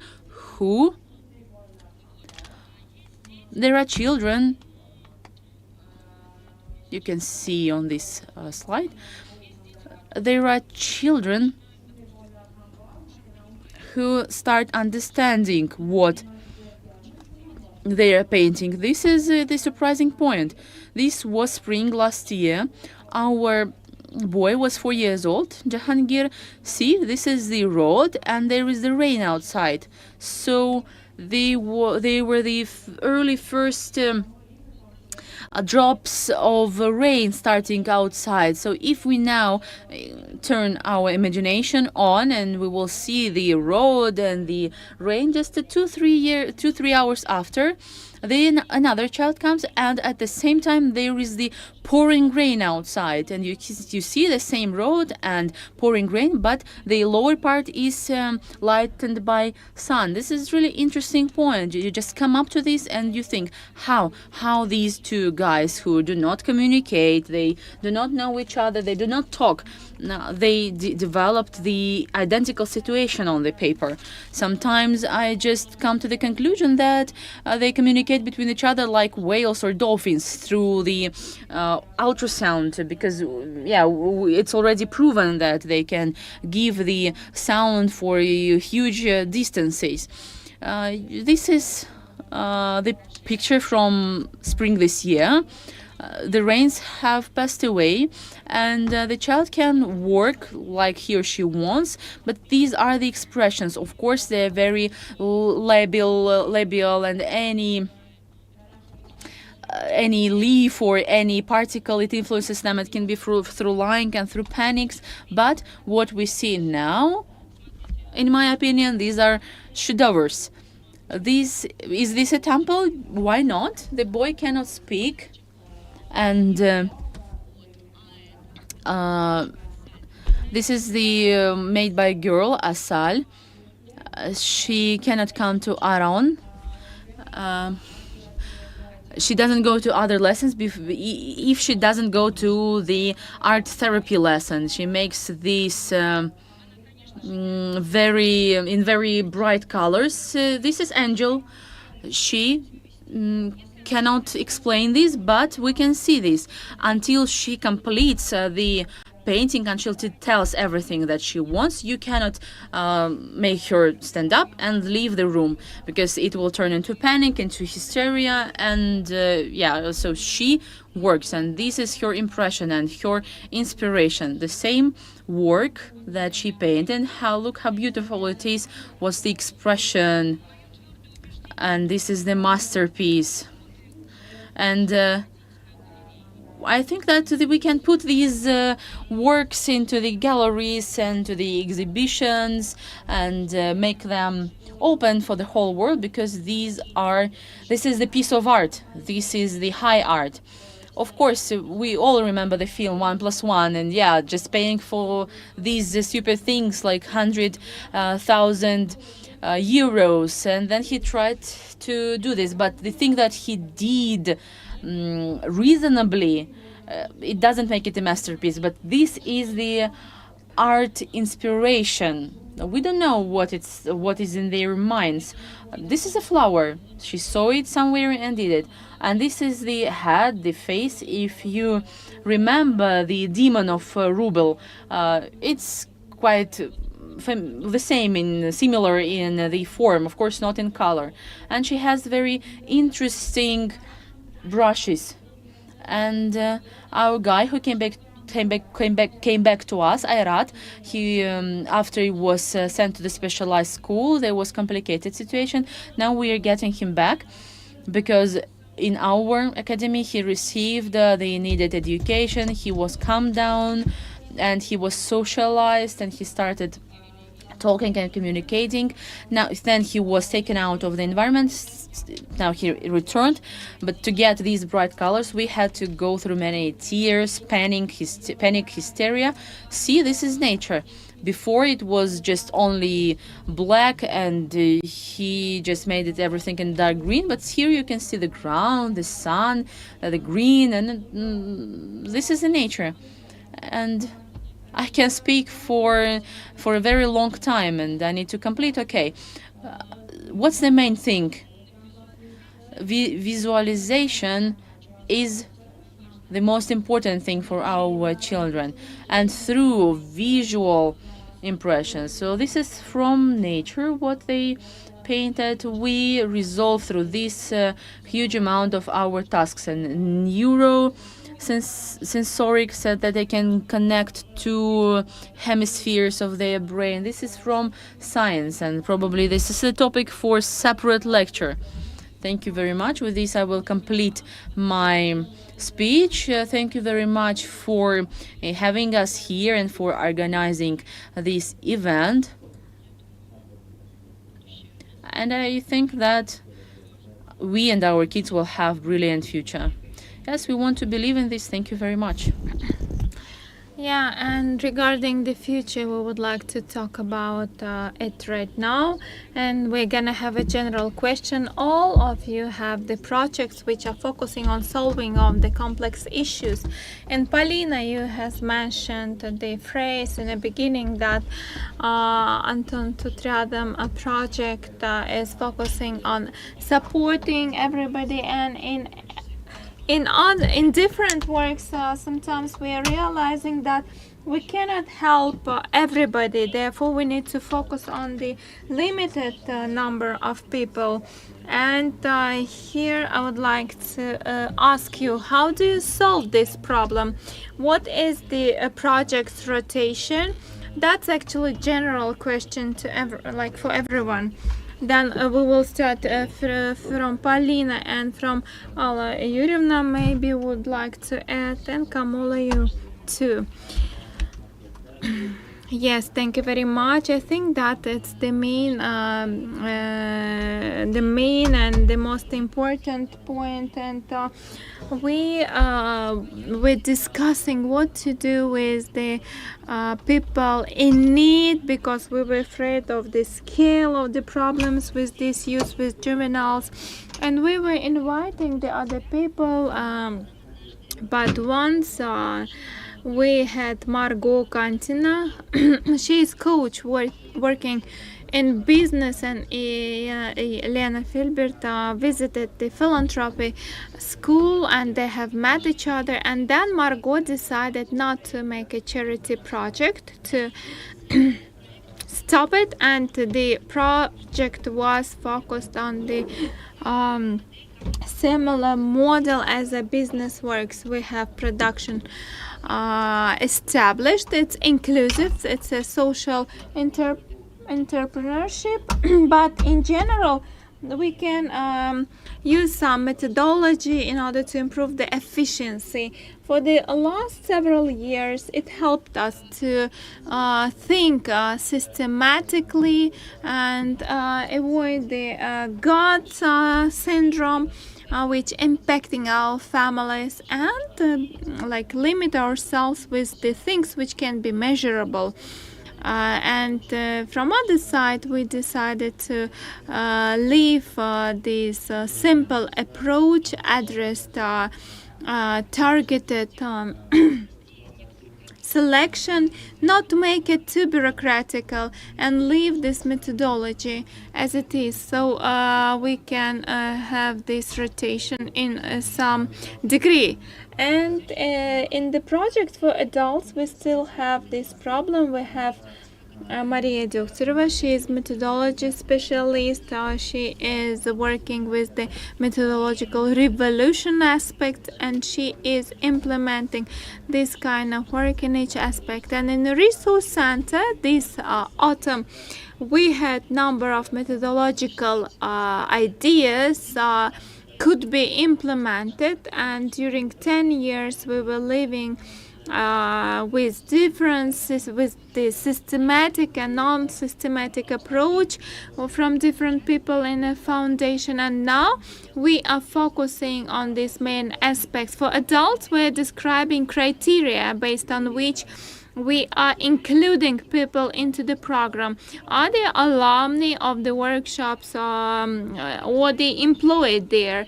It is also related to the level of support, because in a Troic Square we do understand that to find work for students with the constant assistance would be impossible. Maybe we need to have another foundation support, but there's no alternatives available, like with the same humanity, with the same approach. And we are collaborating with the families for the long terms, and we are discussing important aspects, and we can terminate our contracts, like our relationship. It happens too.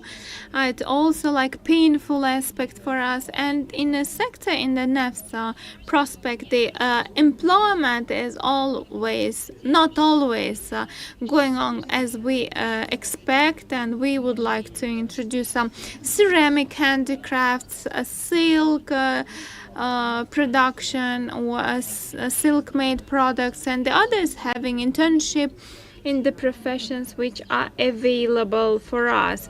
To preparing barista, is not maybe sufficient. We have one curator for the barista, for example, specialty. I love this team very much, but employment problem, even the most inclusive organization will not be able to provide this job.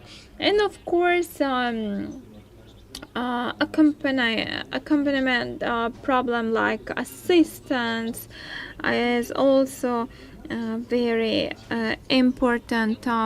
In the resource center, we have trainings up to 9 months, and we are discussing the duration of the program with parents, and we will let you know when we are ready to cooperate with them.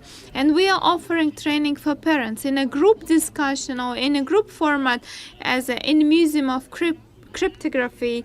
Parents are not participating. It's more about communication. The other is like kind of escorting aspects and behavioral things. Regarding the rotation, we have it, but it's not available everywhere. It's very good that you are able to solve this problem, and that you are ready to allocate so many resources for this.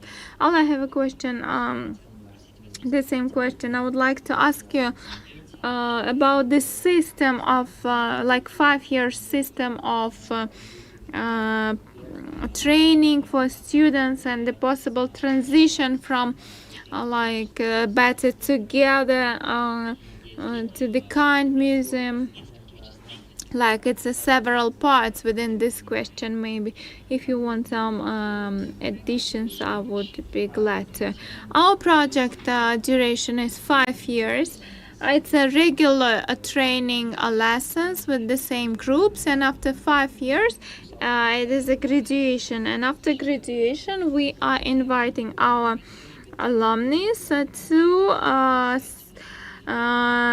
to support, to maintain the gained skills and knowledge through the training, through the visits of the museums. And also we are inviting them to the exhibitions, to the museums, and the experience which we have during these 11 years of work with children and adolescents, and the adults with the mental disabilities, those who are willing to participate in adapted and inclusive excursions at different level, when there is like a strong deviation of the behavioral and strong functional ASD children. We are conducting one-time excursion, or the cycle of excursion for 6 lessons. Therefore, we have those who want to be enrolled this year in September for 3 groups, and moreover they are patiently waiting for the years and years, and they are visiting our master classes and holidays, celebrations, and the alumni are waiting for the opening of the Kind Museum, because it's one of the main ideas, not only to make the platform of the space available for visiting big museum, or for those who are not ready to get into the new environment, not similar as they used to have in supermarkets or the places they have learned, where they have opportunity to have some rest for reflections and so on, and think about the arts and masterpieces. And our alumni and students will come to the Kind Museum. They will be assisting not only museum staff, but also regarding the excursion organization or the artist activities, assisting in the wardrobe and the cleaning campaigns, and so on, the social and the domestic skills, which will be also trained and delivered to them for their practices. And I would like to say that they are waiting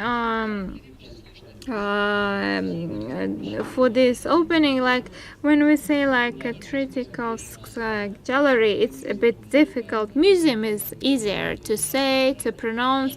Therefore, big museums, small museums are easy to say, like, and we call them Kind Museum. Therefore, with the opening of our space, we will be able to solve many such kind of problems. And let's talk a bit about the name, like Kind Museum. How did you decide? You said that it happened during the Zoom class, right? Yes, one girl, Masha, she came for the first time to the lesson, to our studio, and she was very closed. She didn't want to communicate, and she also had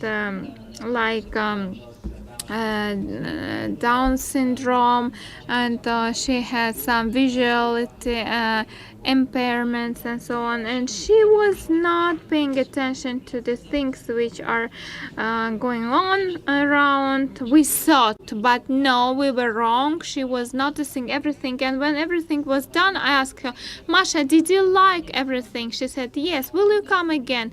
Yes, I will come. That was a Kind Museum, she said.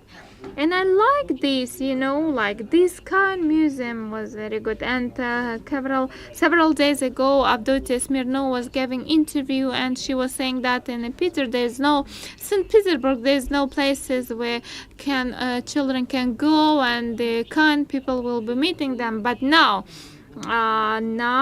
it's different. And that time she said that they had hairdressing, a shop, like a barber shop, where you can go and have a nice hairdress, and she said that there is a lack of this kind of hairdresses for this kind of people. And now finally we have these hairdresses called Good Kind Hairdress, barber shop or something like this. And I liked very much this name, and the next exhibition was called under the title a Kind Museum. And parents were in a studio. We were talking about the plans for the future lessons, and I wanted to have the feedback, but it takes time. It's a bit different to give the feedback, and I told them, okay, let's the Kind Museum, application,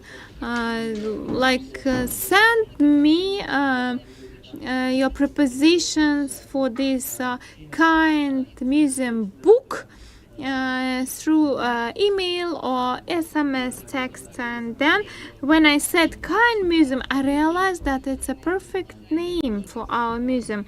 And Evgeny Korneev, a designer of the book, said that he is in love with this book, and it was his dream. And the main audience was identified as the artists, parents. It would be like it would be kind of a family album. And this book, I just presented this book to the library. Just wanted to show you. This book's name is Kind Museum. It has very beautiful cover. And I would like to show you the uniqueness of this book. Many students cannot read, but they love watching pictures and images. And if you start reading this book from the back, like backwards, you will be able to see only pictures, but in a forward mode, you will have a text. Yes, you see, this is like kind of a miracle book, and it took a first place in the nomination of good, like, or kind catalog in one of the fairs conducted. Thank you very much. And I think that when we are saying something like naturally, we may have some like masterpieces, very beautiful and so on. I was never dreaming to have the good or kind museum, but it happened thanks to the support of our charity foundation named after Potanian. They supported our project, and now we are finishing designing of the space, which will be available, accessible to the children and adolescents with the different types of disabilities. And I think that our audience will be expanded. They will have more opportunities to visit our workshops, our museum, our classes, and so on. Yes, we're also looking forward for this. Kamol, I have a question for you. I have a question related to the integrated approach. What are the schedules of lessons for children? How do you discuss this with the parents when they're coming? I know that you have individual approach for the students of Aron, but how you identify the length of those programs, and in order to have understandable outcomes? First of all, we are basing on the will and desires of parents. We need to hear what parents are expecting from us. Do they want us to learn their children how to go to toilet independently, how to hold a spoon, how to behave? When the first time children comes to us, the first consultants, I would like to draw your attention to the fact that despite the difficulties, our consultancy is for free. And we are explaining parents and children that we would like to recommend you this or that institution. We are helping them to identify the behavioral, medical, and pedagogical behavioral therapy. Like, do they need to go to the pedagogical specialist? Do they need to go to other specialists? And when we identify the target, we are specifying the duration of the therapy. And when we are putting those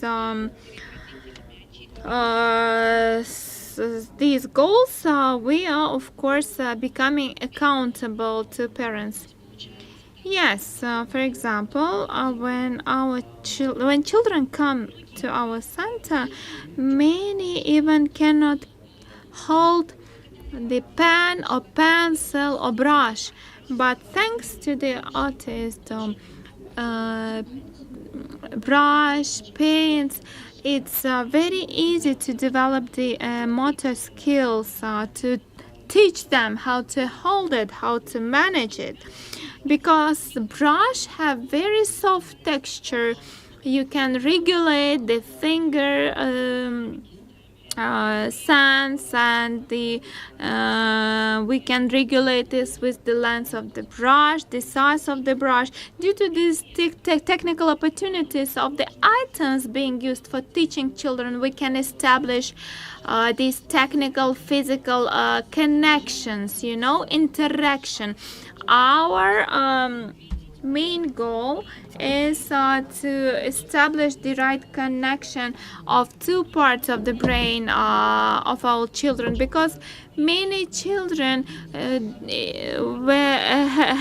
very poor motorical skills, and after these lessons they start doing something, start learning how to do this. And in the beginning, of course, parents were like, when we were showing them the pictures drawn by their children, they were saying like, well, it's like abracadabra, nothing is clear here. I was telling them, do not say this, because this is the neuron connection establishment. The thing is that they are too sensitive, and those pictures is expression of their feelings. There are very few people with their health state realistically see the picture, and when they are drawing these things, they're expressing their feelings. Therefore, first, for example, and the parents also come to this conclusion that it's a normal thing. Yes, regarding the interaction with parents, I think it's very important. I wanted to discuss this with all of you. We have done this like in some degree, but some projects and foundations and other things, without their support, we would not be able to conduct these events where parents and specialists are spending time together. Of course, parents are key people who are spending a lot of time with their children, and of course in some lessons, of course, it's there's a need to separate parents from children and so on, but in some lessons they can support them. And I would like to ask Polina maybe first. You have mentioned in the beginning, when you were talking about the rules of the resource center, when you are separating parents or like terminating the contract with the parents, as I got that you have a clear rules of interaction with parents. I would like to mention this. Yes, indeed. This thing is something which might be difficult to implement within other projects, because we used to have some long-term relationship when like from the guiding or leading the family, we are moving toward the partnership, and there are some like borders which might be vanished due to this. And sometimes we have cases that maybe after a while the child may or adolescent may lose the one of the parents, and another parent may be less involved in the behavioral development. And when they come, for example, with father and the mother is lost, we may see there's a lack of skills from father's side, and it will prolong this impact, like rather than we can plan and ensure the evolution with this formats as program. And of course, these kind of things are a bit difficult, and of course in existing Russian system it's also creates some problems. And as of working with parents, we have consultations. We didn't announce them yet, because now we are building the consultation service. It has the curator already, and there are specialists of various areas, and I participate there as consultant for parents, both online and offline, and we invite them gradually to our programs, but it may be complicated for some of these people They can visit us only in person because they have just the regular phones. They do not have access to internet and messengers.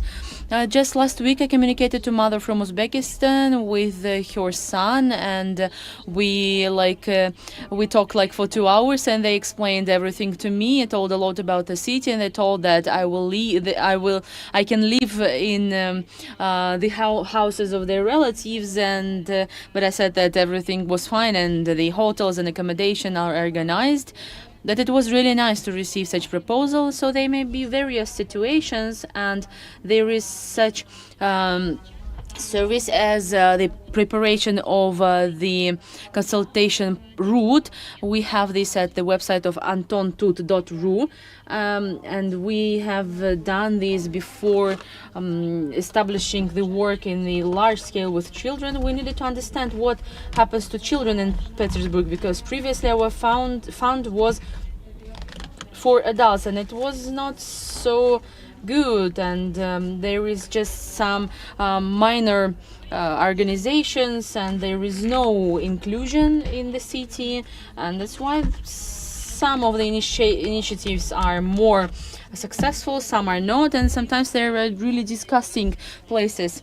And we expected that the parents will leave feedback on these pages, and that the consultations will tell what can be in addition to the fund.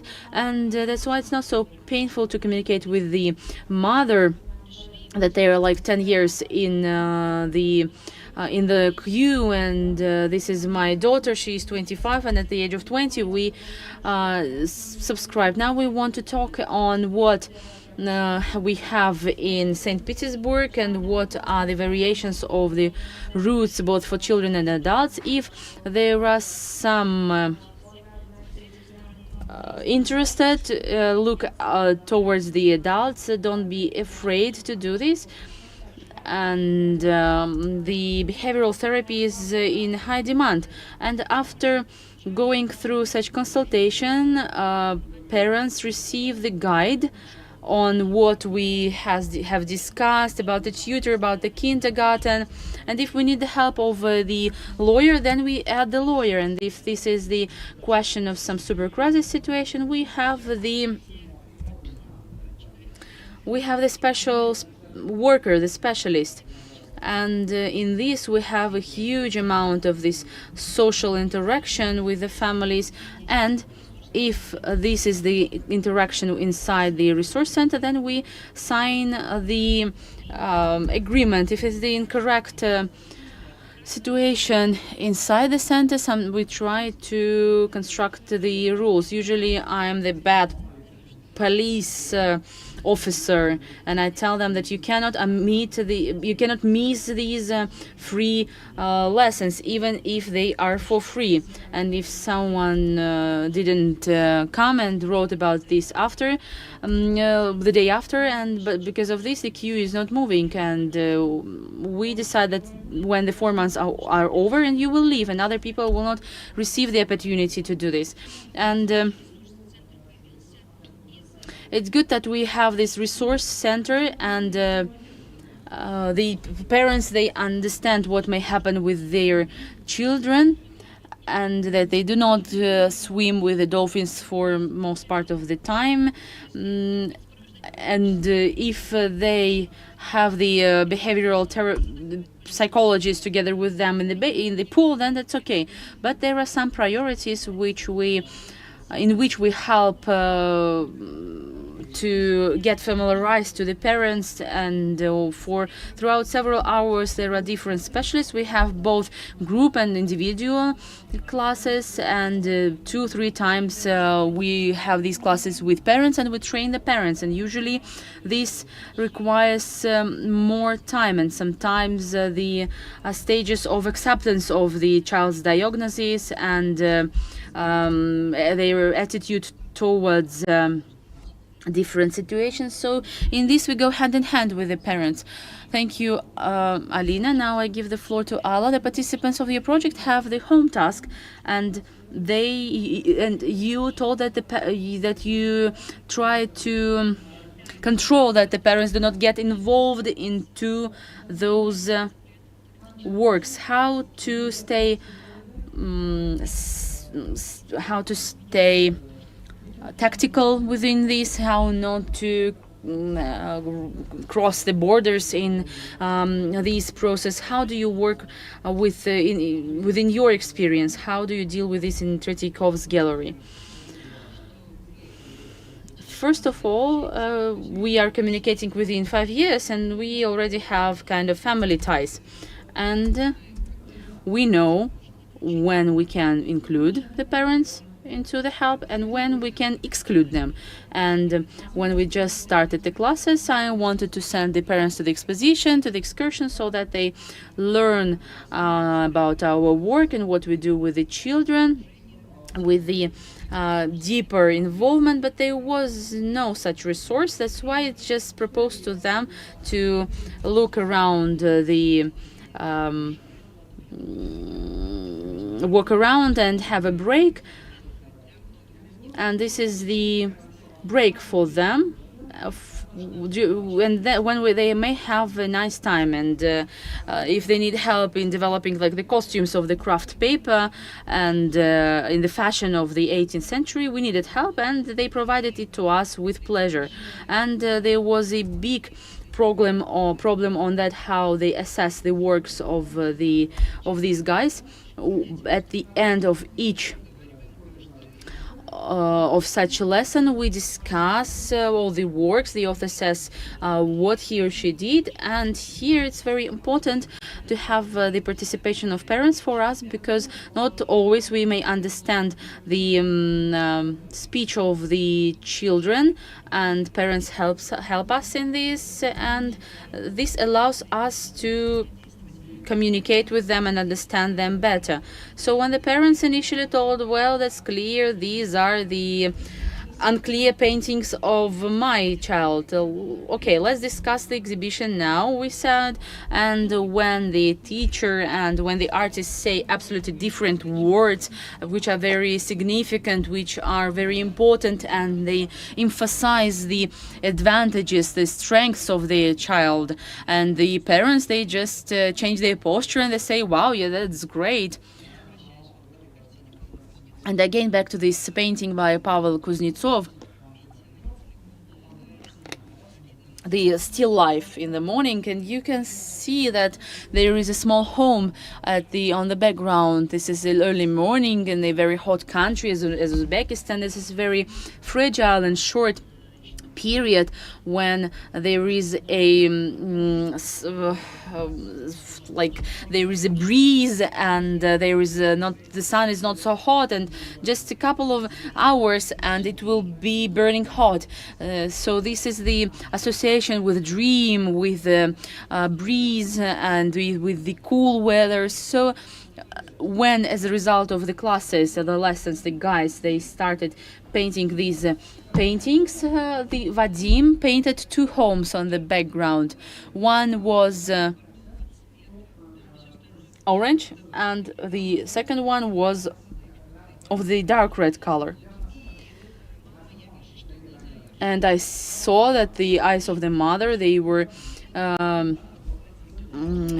getting bigger, and she was thinking like, why the colors are like this? Didn't you give my son the colors? And we started explaining that after talking with him, that he wanted to tell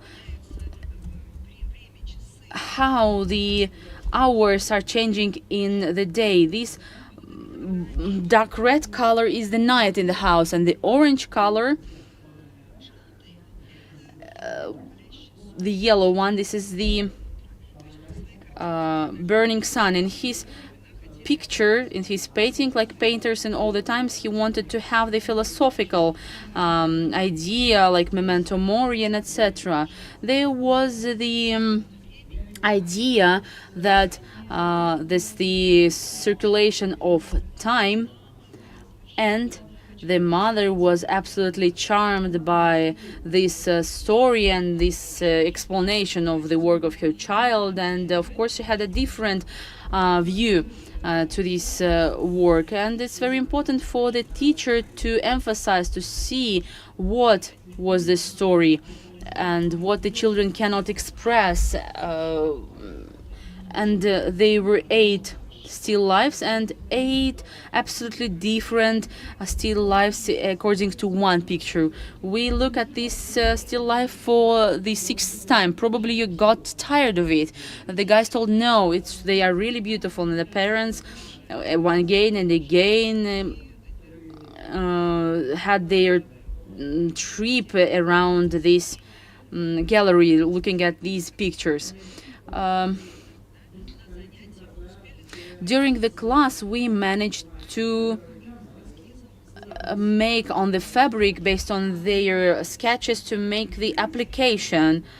And at home, they needed to embroider it. And we had such home task actively this year to have such activity at home. And we asked them a lot to perform this as a homework. And for the first time, the children, they took in their hands the the needle and the thread. And when the children told us about this, we asked them, is this your work or is this the help of your mother? And I told, like, Galina and Ksyusha, you helped your children here.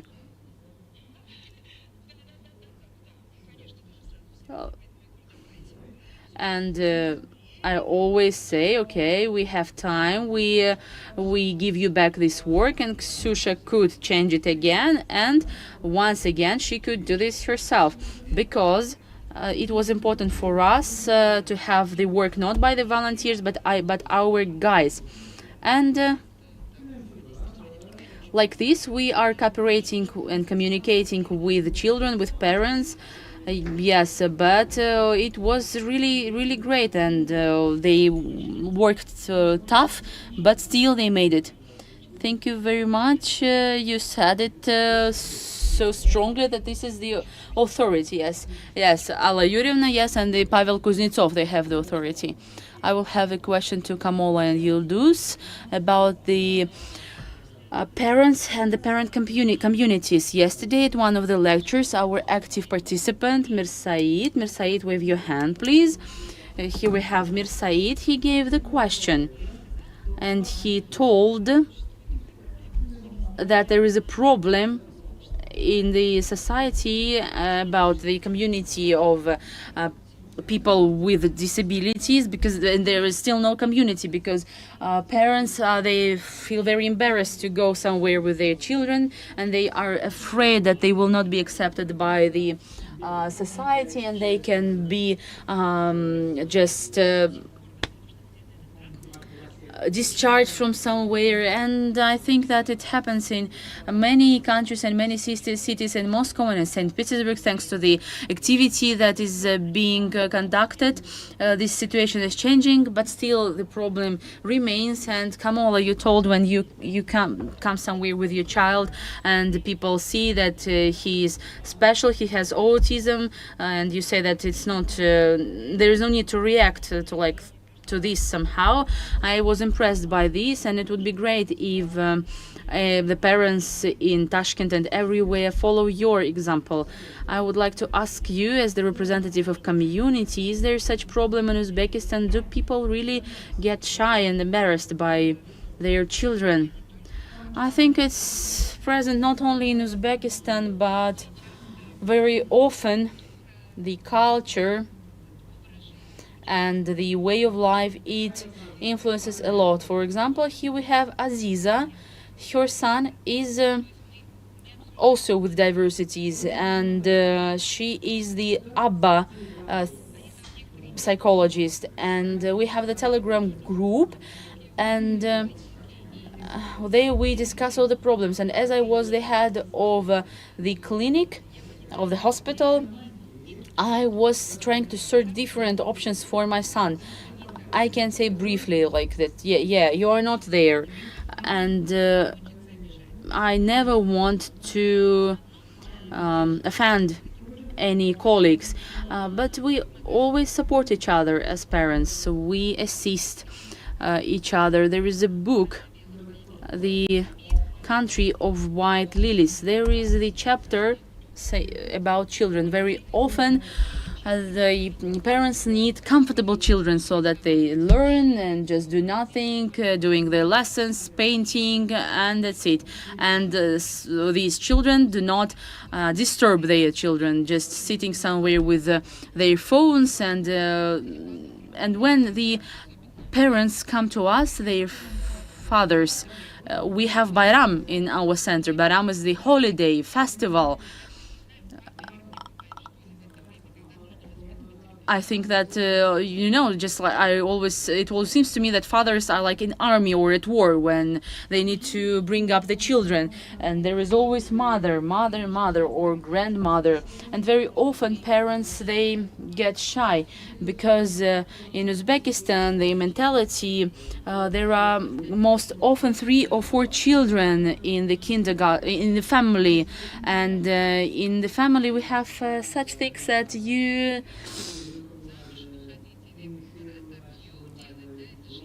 you cannot, when you have such children, then you won't be able to have the fiancé for your son or for your daughter. And there are many parents who just tied up their children and closed them. We saw many children who are being beaten, and there is the violence. And very often we see when there is a violence, we work with the enforcement bodies, saying that there are such parents. But me as mother, I'm quite a popular person, and I'm publicly open, and in my Instagram I'm telling that I'm preparing a huge format of work with my son, how to be a mother of a special child and how not to get lost in the society. What happens to the families? Why families are getting broken because of this? I'm preparing these materials because for 8 years we had many situations with my son, and there was a lot of distress and a lot of unpleasant situations. For example, the playground. Why your son is kicking my child? He doesn't understand. He doesn't have empathy. Your child understands. I explained to her, and at the end we became friends. Until today we are in touch. Or, for example, the child wants to go to the bathroom and he just can take off his trousers and pants and just start doing his personal things.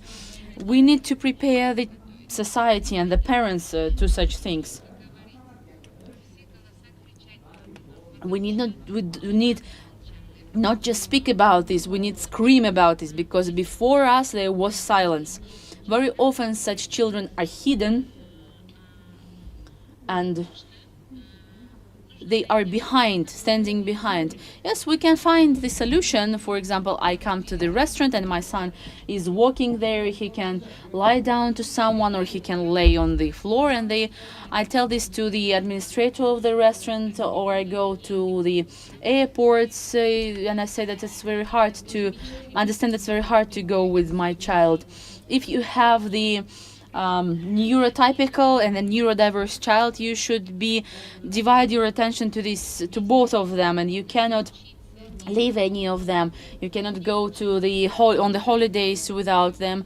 You need to try to live with this. I love the words of a very significant researcher, and when there were many people and they wanted to give the question, he said, I cannot give the question.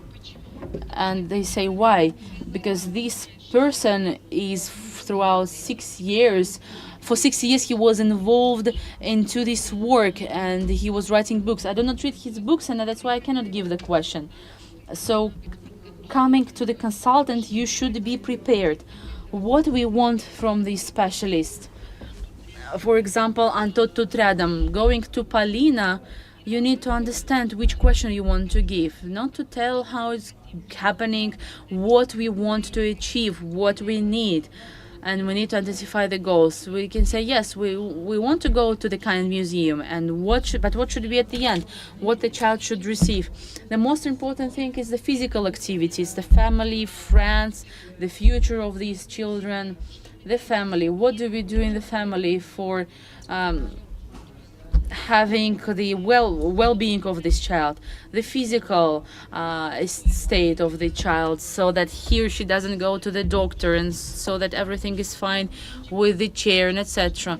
What should we give to our child? How should we train the child to work with the friends, to communicate with friends? I want to tell Aziza now to start the chat of the ASD friends.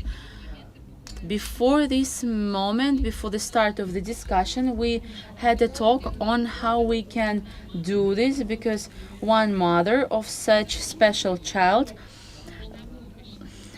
came to us, and she came to us because her children needed the help in this part. These are children that they do not accept the help usually. The ordinary children, the regular children, they do not accept the support. And for the special children, there were even more special needs in communication. Inshallah, we will have this project like the ASD Friends. Большое. У меня возникло... Thank you very much. I have the first idea now that you should send the recordings I need to send you the recordings of the courses for the parents, and this is the process. You can join it. In the Russian language, there are the experts telling about the ASD treating methods, the evidence-based, non-evidence-based, and maybe you can spend time to look at these emphases, so that while having any question, you can just send them like 2 hours of Yelisei Osin or someone else. And we do this during consultations, and for many this can be great, and some of them will not spend time on this will not be effective, but for those who want to deal with this is the need for the detailed information. They will find time for this. And as a background, you can just turn on this information, listen to this, and just cook dinner, right? The thing is that the biggest part of population, they speak Uzbek, and probably with subtitles, like reading subtitles and cooking lagman, for example, that's not a good idea, I think. Like, and like parents with the with children with disabilities will understand me, I think that. And of course I will take into account your recommendations, and of course I will provide your recommendations and disseminate them. Thank you very much, and we can organize TikTok too.